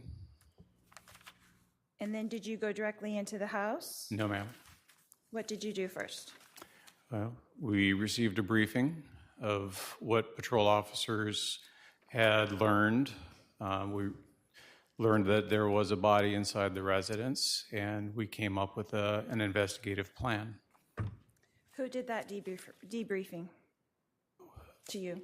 I don't think anybody specifically ran the debriefing. We, as detectives, gathered around the patrol officers, and they informed us basically of what they had seen and what they had been told. And who were those detectives with you? Well, Detective Duncan would have been there with me. Detective Moffett would have been there. I didn't take a roll call of all the detectives there. Possibly Detective Inclin. I don't know. Okay. And then where did you proceed after that debriefing? Well, after the debriefing, I provided the information of what I had learned to Detective Kaminsky, who is still back at the police department, and gave him the information necessary to request a search warrant for the residence. And then what? We waited. To get the search warrant? Yes, ma'am. To have it issued? To see if the judge would issue it, yes. And how long did that take? Don't believe we got word back from the courts until it would have been probably between 11:30, 11:45, and then we made entry shortly thereafter. So is it your protocol that you can't enter until the search warrant is issued? That is what we do once the scene has been made secure, yes. Okay. And then when you entered, who entered with you? Myself, the crime scene tech, we were the initial ones. I think Detective Duncan might have come in with us as well, but that would have been the extent of the initial entry. Do you know the name of the crime scene tech that was with you? Jordan, Is that the last name or first name? the last name. And then what did you do after that? Well, after that, we continued to go with our normal process of having photographs taken. I did the lizard Q spheres. I completed getting information necessary for the diagram that was presented, and continued to just do our job. So is that protocol to do photographs first? That would be our protocol, yes. And then what do you do after that? I know that you were searching for the blood in all the rooms. When did that occur? That occurs after the initial photographs are done, and then we can walk through and look in the particular areas that's been photographed already. Okay, so the photographs are finished, and then you guys kind of walk through.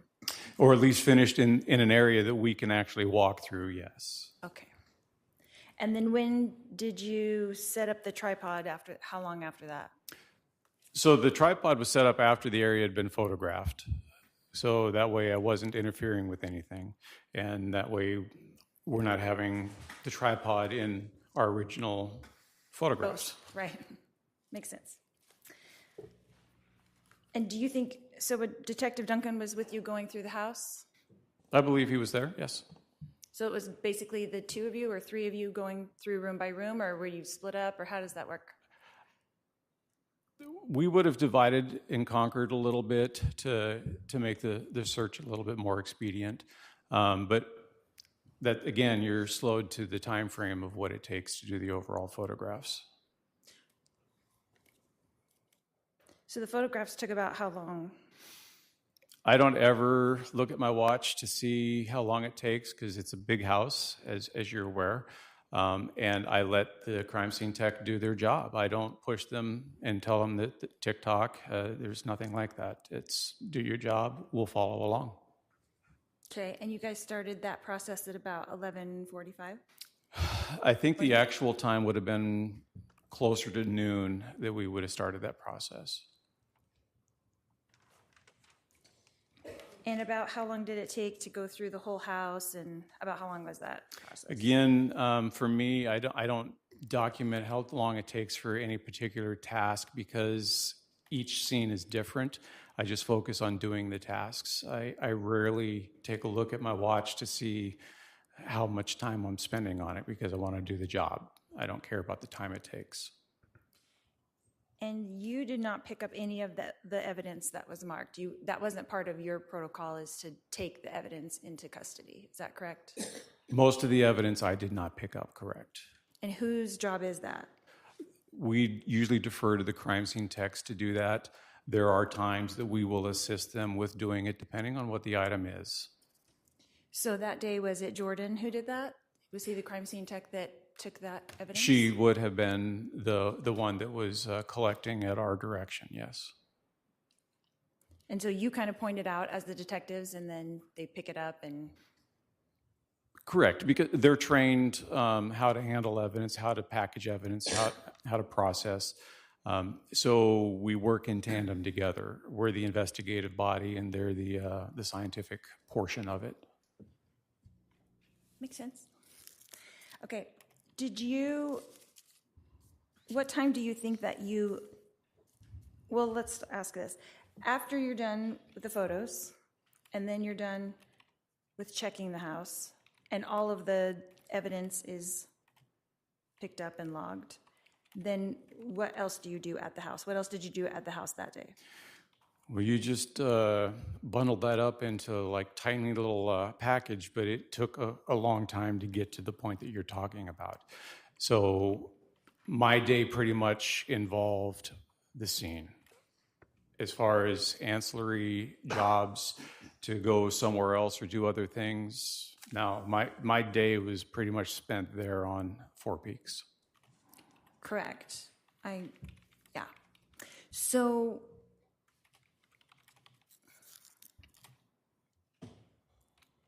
when did you leave the residence then? We secured from the house sometime between 4 and 4:30 p.m.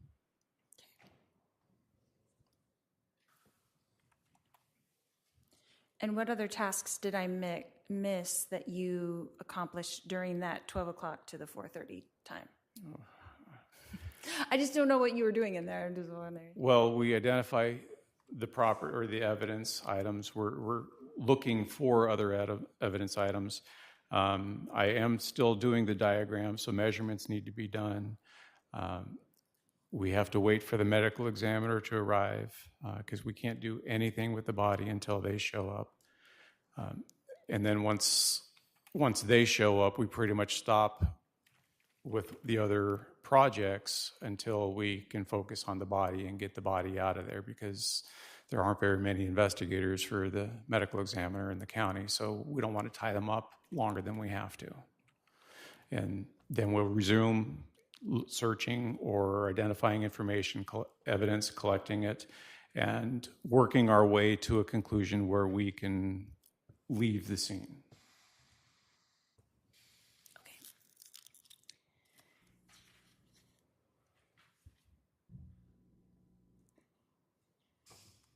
So after searching the whole entire house, did you guys search the backyard at all? It was searched. Did you do that or did someone else do I that? did not. Who would have been in the backyard searching? It would have either been another detective or we would have asked an officer to do it. And what would they be looking for? Any blood evidence, anything to indicate, based upon the information we had of the event that took place inside that house.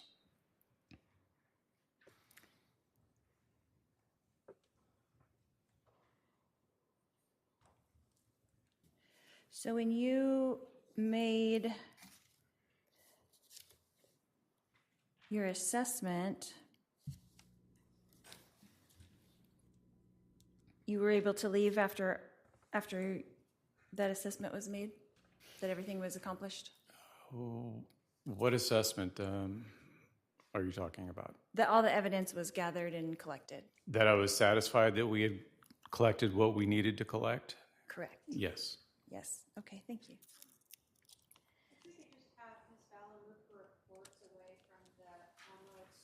Oh, is it showing? Oh. I'm sorry. Yeah, that's, actually, let's just turn that off until we need it. Thank you.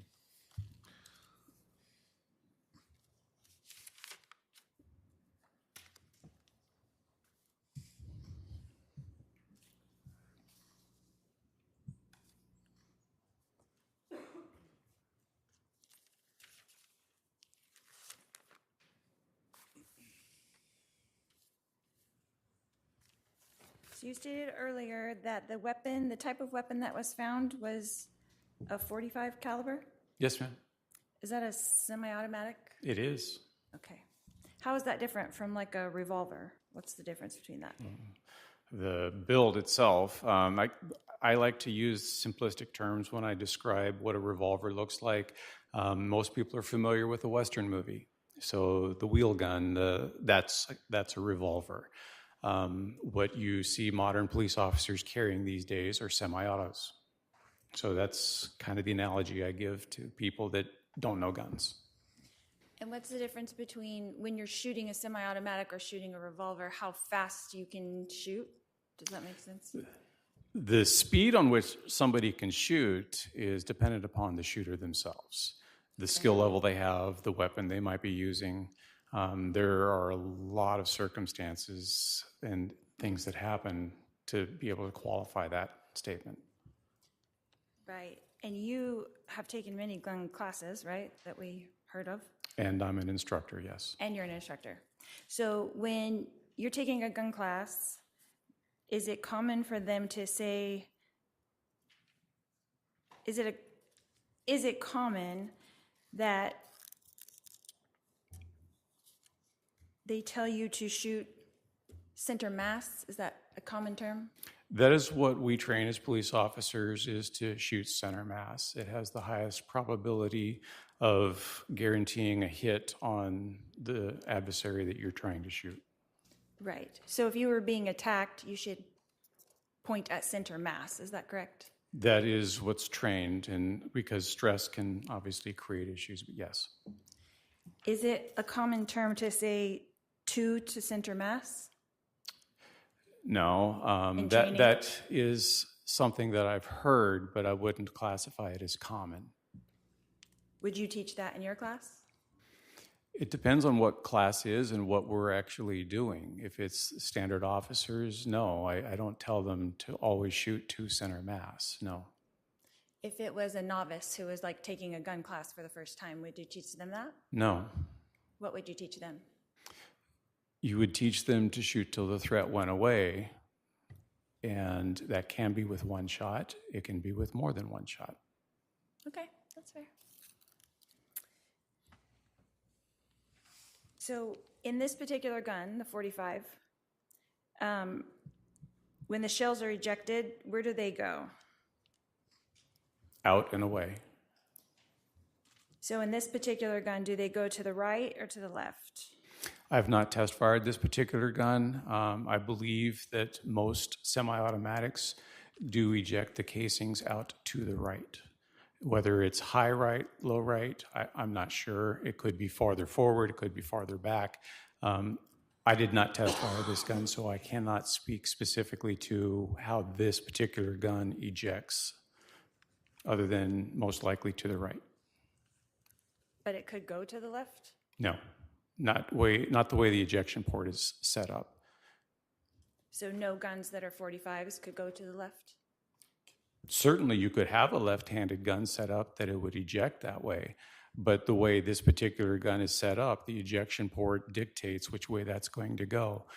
When the slide cycles back and that extractor pulls the casing back, the ejector is usually located on the opposite side of the extractor, and that will kick it out of the actual ejection port of the slide. So for someone like me who doesn't really understand guns too well, you would say that a right-handed gun they would eject out of the right, but a left-handed gun they could eject out of the left. And they're very rare to see. And do people have left-handed guns? I guess I never really thought about that. Some people do. If you're left-handed, you'd want that, I guess. Okay. So in this particular case, when you said in your report that the shells bounced off the wall, they had gone to the right, like they were supposed to. Is that correct? That is what I was operating off of, yes. And then they would have bounced to the left. Yes, because that makes sense. And they would have landed to the left of my husband. Is that where they were found? Along the west wall. Okay. But how close to the wall were they found? The pictures show where they were found. They're relatively close to the wall, inches away. I was going to say inches. Yes. Not feet, but inches. Correct. And so would that be a normal trajectory from hitting the wall to where they landed?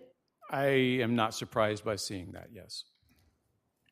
According to how fast they would be going. How fast does a casing come out of a gun? I don't really know. I've never chronographed a casing coming out of a gun. I've only chronographed bullets. So I have no idea how fast a casing comes out. It doesn't come out with enough force to really hurt anybody. So there weren't any divots in the wall or anything like that? Because There could be microscopic divots, but it'd be very difficult to find. And you didn't find any that were visible to the eye? Nothing that caught my eye, no.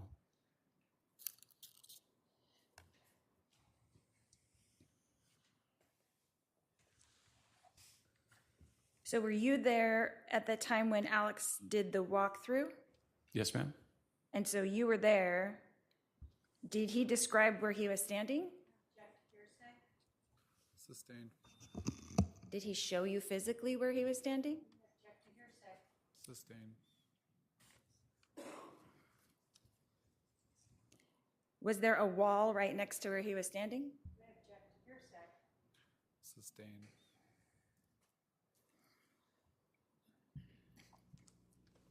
Your Honor, I'm not asking for the truth of the matter asserted. I'm saying he observed this person standing in that place. Well, you can ask him if he observed Mr. Cox standing in that place. Okay. Did you observe Mr. Cox standing in the room where he told you that the gun was? I observed him standing in the vicinity that he indicated. And was that in the hallway or in the main room? Right. If the question is in relation to Mr. Cox showing or recreating or demonstrating, then the objection is sustained. Where did you observe Mr. Cox standing when he went through the walkthrough to? Well, that's the testimony that I'm saying is a form of hearsay. So please ask a different question. I'm trying to understand, Your Honor. So what the witness observed is not relevant? I didn't say that. Let's do a sidebar. Okay, I would love that.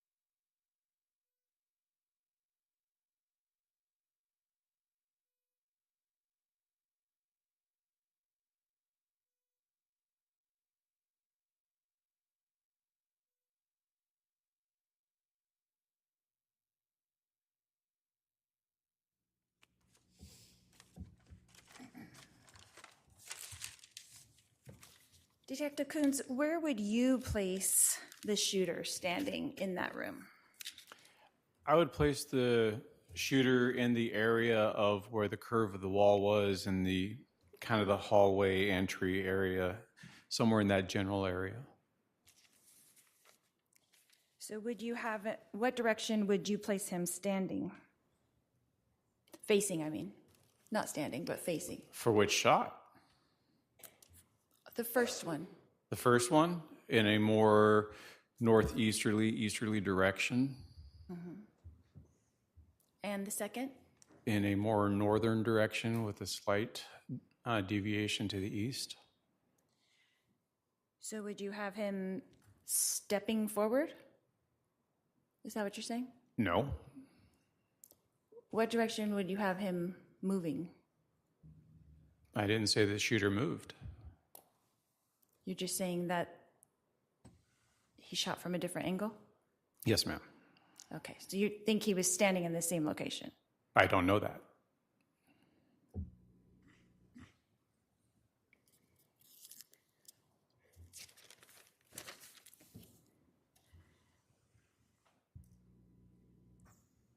So according to where you put him standing with the first shot, the casing bounced off of the wall to the right and landed to the left. Correct. And then where you have him standing in the second shot, the same thing happened. Approximately, yes. And how far apart were those casings found?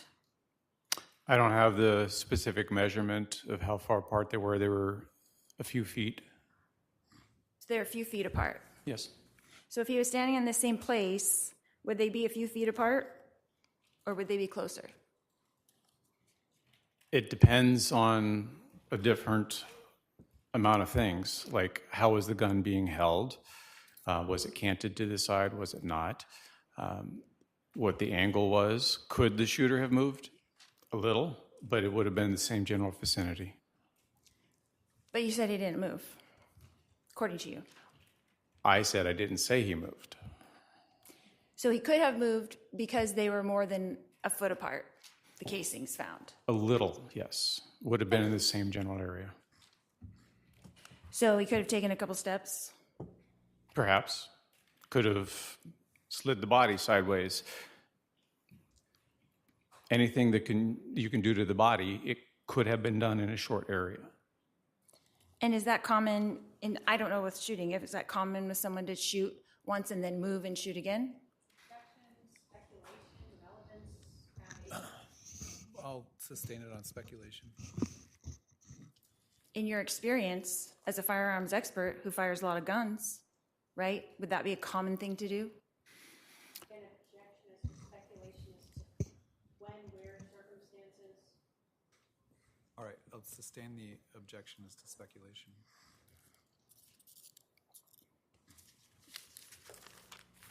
Let's talk about stippling. The first shot, according to you, had stippling. Is that correct? No, It did not have any stippling. none was observed. And the second shot, None was observed. no stippling was observed. Correct. Is that what's in the ME's report? I believe so. That there was no stippling?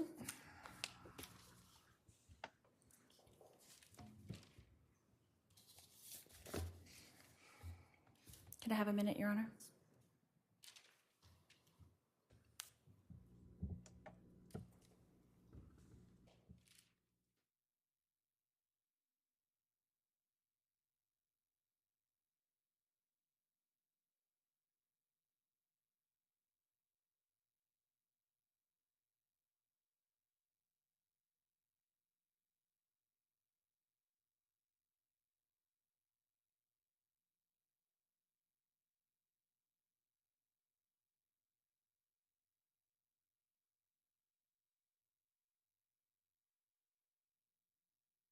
When you were observing the autopsy, the ME didn't say anything about stippling? I don't recall any mention about stippling.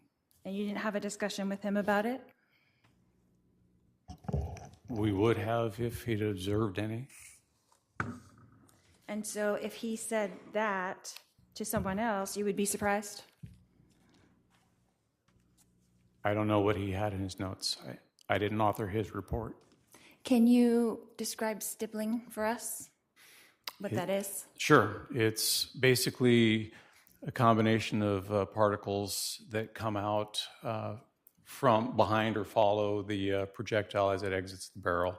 A lot of times it's partial burned or unburned powder, and it's a short distance phenomena, so the person has to be extremely close for the pattern to actually present itself and the particles embed in the clothing or the skin. So if stippling was found, how far away would the gun have to be from the victim That depends on the gun. on this 45 semi-automatic? I am not an expert on the stippling patterns. That is something that we would have to send to the lab for. And what they would do is they would test it with witness panels at different distances to give that information. Is there an estimate? That's where it would come in. Usually the medical examiner, if they observe stippling, will give an estimate of close or contact. So would you be surprised if he said 2 to 4 feet? If that's what he says. That if there's stippling, then the gun would have to be 2 to 4 feet. It's possible, but I wouldn't hold my hat on that, no. I would have to have the gun tested for that. Okay. Is this a good spot to break for the evening? Sure, Your Honor. I mean, I'm not cutting you off. If you want to ask a few more questions, that's fine. Nope, that's fine. All right, we'll take our evening recess. Members of the jury, please remember the admonition. I'll remind you to specifically avoid any outside information, any information about this case outside this courtroom. And we'll see you tomorrow at 10:30 a.m. Thank you. All rise for the jury.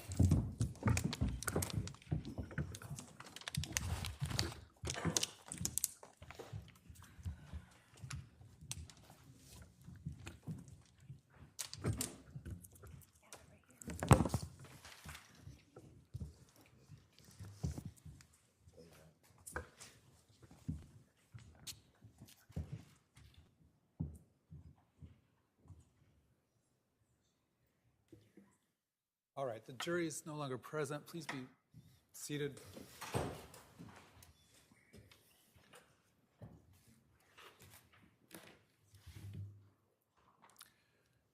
Will you inform us in the morning of exhibits you anticipate that you might need during the rest of your cross-examination prior to us starting? Because there are a lot of photographs to try to sift through to get the ones that you may need.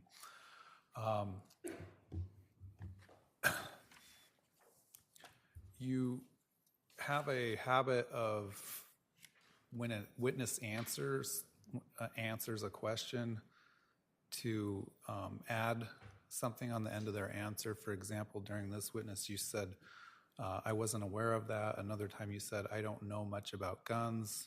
On previous witnesses, you've said, that's what I recall, or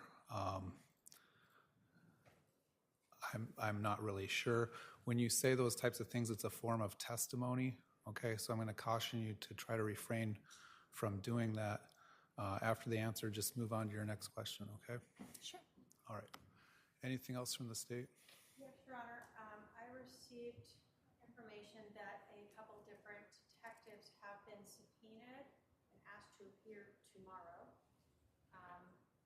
There was no phone number for them to call in to say they received their subpoena, and they were asked, and I advised them that they need to come here, but I am happy to pass that along, or I wasn't sure if they need to come here tomorrow or not, but I've been asked to. All right, so I'm clear. The defense subpoenaed a few detectives. The information in the subpoena says they need to appear tomorrow? Correct, along with one civilian who also reached out to us, Joe Pongratz. Okay, but was there... Detective Moffett and Joe Pongratz are who I'm aware of, who were given a subpoena with no number to call and confirm. It just says to come here tomorrow. It was my understanding that the subpoenas were to say to call to check in beginning on the date tomorrow because we didn't know where we would be at this point in trial. Who do you want them to call to see when they actually need to be here? Because obviously the state's not going to finish their case this week, I don't think. Correct. Give the defense their numbers. I don't know how, obviously if she wants them to come here, and I will tell them that. I just was passing that along as that is obviously. So it sounds like the subpoena may have been missing some information of who they should check in with to make sure they report on the correct date and time. So who do you want them to call? Those witnesses? Your investigator? Yes. And okay, so we don't need to put it on the record, but the state will pass the investigator's name and number along to those witnesses, and they'll call your investigator, but you're saying they don't need to report tomorrow, correct? Correct. I didn't get to see those subpoenas. They went straight from my paralegal to OPDS, so I'm not quite sure what they said. Okay, so I'll direct the state to provide that information, contact information, and that those witnesses just need to stay in contact with the investigator. Perfect. All right, anything else for before tomorrow? No, Your Honor, that's it. From the defense? Nope. All right, we'll be at recess. Thank you. You can step down.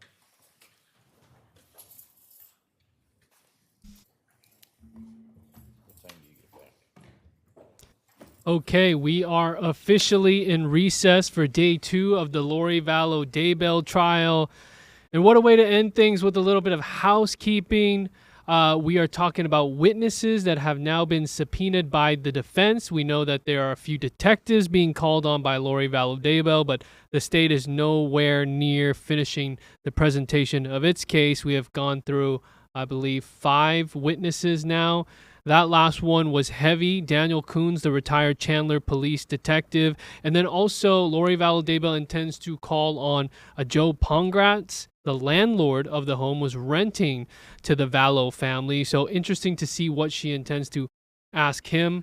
Busy day, though. Yeah, and We'll start off slow. Yeah, it started off slow, picked up obviously after lunch, but as you alluded to at the end, we really, now that's our first sign of who Lori is planning to call to the witness stand. We kind of thought, well, would she be her only Would she have witness? anybody? Yeah. I mean, now we're starting, small little snippet there at the end. But I thought Coons, he'll be back tomorrow morning from across from Lori. But we got a lot from him based on the crime scene. What about that cross exam? I would say it was hard to watch because we as viewers and people who are not, even if you're a legal expert, what is she getting at? We're talking about stippling, and she says it in this friendly way. Let's talk about stippling. There's no stippling that we know of, yet she asks these questions about stippling. Yeah, well, yeah, and I felt like at one point, I think a lot of us in the chat kind of noticed that she was just kind of going in circles, and she would run into a wall, maybe lose her train of thought. You could see the inexperience in her and the line of questioning. Obviously, like you said, the housekeeping at the end, the judge kind of clean up some of her cross-examination. But I don't know where she's going to go with Coons. I don't know if she maybe tonight she'll kind of think she about. She has more. Yeah, she's got more, which a lot of people are like, wow, this is a lot of questions. She does not lack cross-examination questions, whether you think they are relevant or not. But another thing that was addressed, and we knew for weeks, months, coming into this knowing that Lori Vallow Daybell would represent herself in a murder conspiracy case with no law experience, we know how difficult that would be. And now we're seeing the judge remind her at the end of court today, saying that you have a bad habit of interrupting the witnesses. As you ask questions and they start answering, you start making a statement, and you keep on doing that. And that may be, again, I think part of that is her demeanor. That's who her personality is. I mentioned it earlier. She does tend to maybe think out loud. Mm-hmm. But it's a habit that she'll have to break if she wants to be a public she wants to defend herself in this trial. That is something she's, like the judge said, you're going to have to clean up. We are seeing the struggles. Plain and simple, we are seeing the struggles of Vallow Daybell, and we are seeing the state continue to object to hearsay because somehow she keeps on bringing her brother, Alex Cox, into this, and we already know the judges ruled that anything from Alex Cox, who's dead, is hearsay. And she's trying to get the witness to answer on behalf of Alex Cox. And then even talking about, are people trained to shoot for the center mass? We have now established through this witness that Charles Vallow was laying flat on his back when the second shot was fired. Right. So as for a self-defense claim, I don't think that she has proven anything stronger compared to what Trina K, the prosecution, has shown in a long direct examination of this detective. Well, again, the self-defense has been determined already. Lori doesn't want to deviate from that, right? I think Trina's going to have to lay it out like, look, this is what they said before.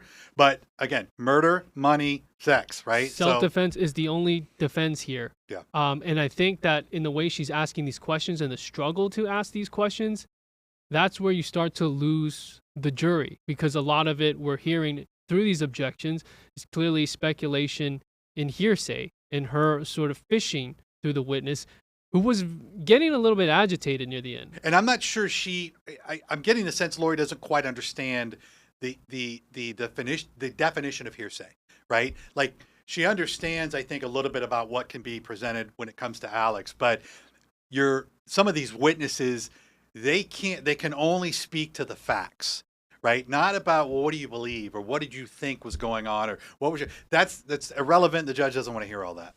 And nor does a jury. It'll just confuse them even more. Yeah, she was asking some questions that were confusing for the witness here in Coons, and asking about where exactly Alex Cox was standing when he fired his gun at her husband, who she references a lot as her husband, not her previous husband or ex-husband. Charles Vallow, in this case, according to Lori Vallow Daybell, is her husband, sort of like someone she still cares about. Because remember, the jury doesn't know their relationship like the public who's followed the case knows how the relationship went south. Well, and we've picked up on the fact that Trina is the state, the state is referring to her as Lori Vallow anyway. Yeah, right. Even though she's Lori Daybell on court paperwork now. Right. Yeah, again, she'll have a night to sleep on it. Coons is going to be back at first thing in the morning. We'll see what questions she comes up with. If she is more direct, has a more direct line of questioning, how much longer she plans to keep Coons there. We know that the state will probably redirect, right? Why wouldn't they? Especially in the morning, depending on what direction Lori goes. I'm sure Trina K would love to redirect and get kind of, Coons back on the straight and narrow, and what the state wants the jury to hear. Do you think that Lori is questioning herself and regretting that she chose to do this? Because you may think you know your case better than anyone, but you do not know the law better than the people you had available to you. I would think that there are moments, the last 2 days where she's probably thought, you know what, that I wish I wouldn't have, it's like you're biting off more than you can chew. But I think some of that, her mindset will change when she starts calling her own witnesses. I think she is kind of chomping at the bit to present her case, right? And what she wants the jury to hear. I think you will see maybe a change in demeanor from her. She may even be looking forward to cross-examining Kay Woodcock later. Of course. I think ego. Yeah. But we have a ways to get to that point. I think we have another week at least. I mean, today went long in the afternoon session with law enforcement, specifically being Coons. So how much more law enforcement do we see before we get to a Kay Woodcock or an Adam Cox, her brother? Right. And then here's my educated prediction is that Nathan Duncan, the lead detective in this, who was instrumental in recovering the digital evidence through Charles Vallow's iCloud and Lori Vallow's iCloud, the text messages about him being a dark spirit and doing energy work on him. The motive. The motive. When Duncan is on the stand and being questioned by Trina K, he's going to lay all this out, and basically this storyline, this weird, bizarre fantasy that has to do with Chad Daybell and Lori Vallow Daybell. And then at some point, Lori will get to cross-examine him. And then we get an inside look in how she addresses the whole light and dark spirit system. It's going to be fascinating how she explains it in a question form. And you cannot be surprised when she inserts her own statements on the belief system. But is that something that she, her co-counsel would then ask her when she takes the stand, explain to us this methodology of dark spirit, light spirit? I know you tried to touch on it and how convoluted it got, just explaining it to the people at home. Yeah, we're talking about gradings, not just if you're light or dark, but rating from 1 to 6 or whatnot, and how many lives you've lived and past marriages. I don't know how deep they get into it, but we got that insight from the Idaho trial. We know that Detective Duncan was able to basically read through Charles's messages, his discovery of the affair, and his concerns, and how he was trying to get Lori Vallow help, in his attempt to keep JJ Vallow safe. There's a lot. There's just so much, and we just scratched the surface so far. So. We'll see what happens tomorrow as she continues cross-examination. Coons has got to be, he needs a break right now. I mean, this was a long day for him, but very important, even though it seemed just so repetitive. And we're talking about a bat that had no blood on it. We're talking about a gun in the same similar circumstance, and no evidence around the house for this fight that was described. And again, we're talking about a crime that happened, 5 years ago, mind you, right? We're talking about several people who took the stand today who were retired from this, who have been removed from the case for several years. Getting them to kind of recount a lot of this, I get it. They're only going to remember so much, especially when it comes to the facts of the case. But we are in day 2. We've gotten through quite a bit. Today started out a little slow. We had some jury issues. We've talked about that today. Yeah, we have 14 left. Yeah, 14 left. 12 are going to decide this case. So you have only 2 alternates left at this point. Yeah, so we cannot afford to excuse anymore. Right.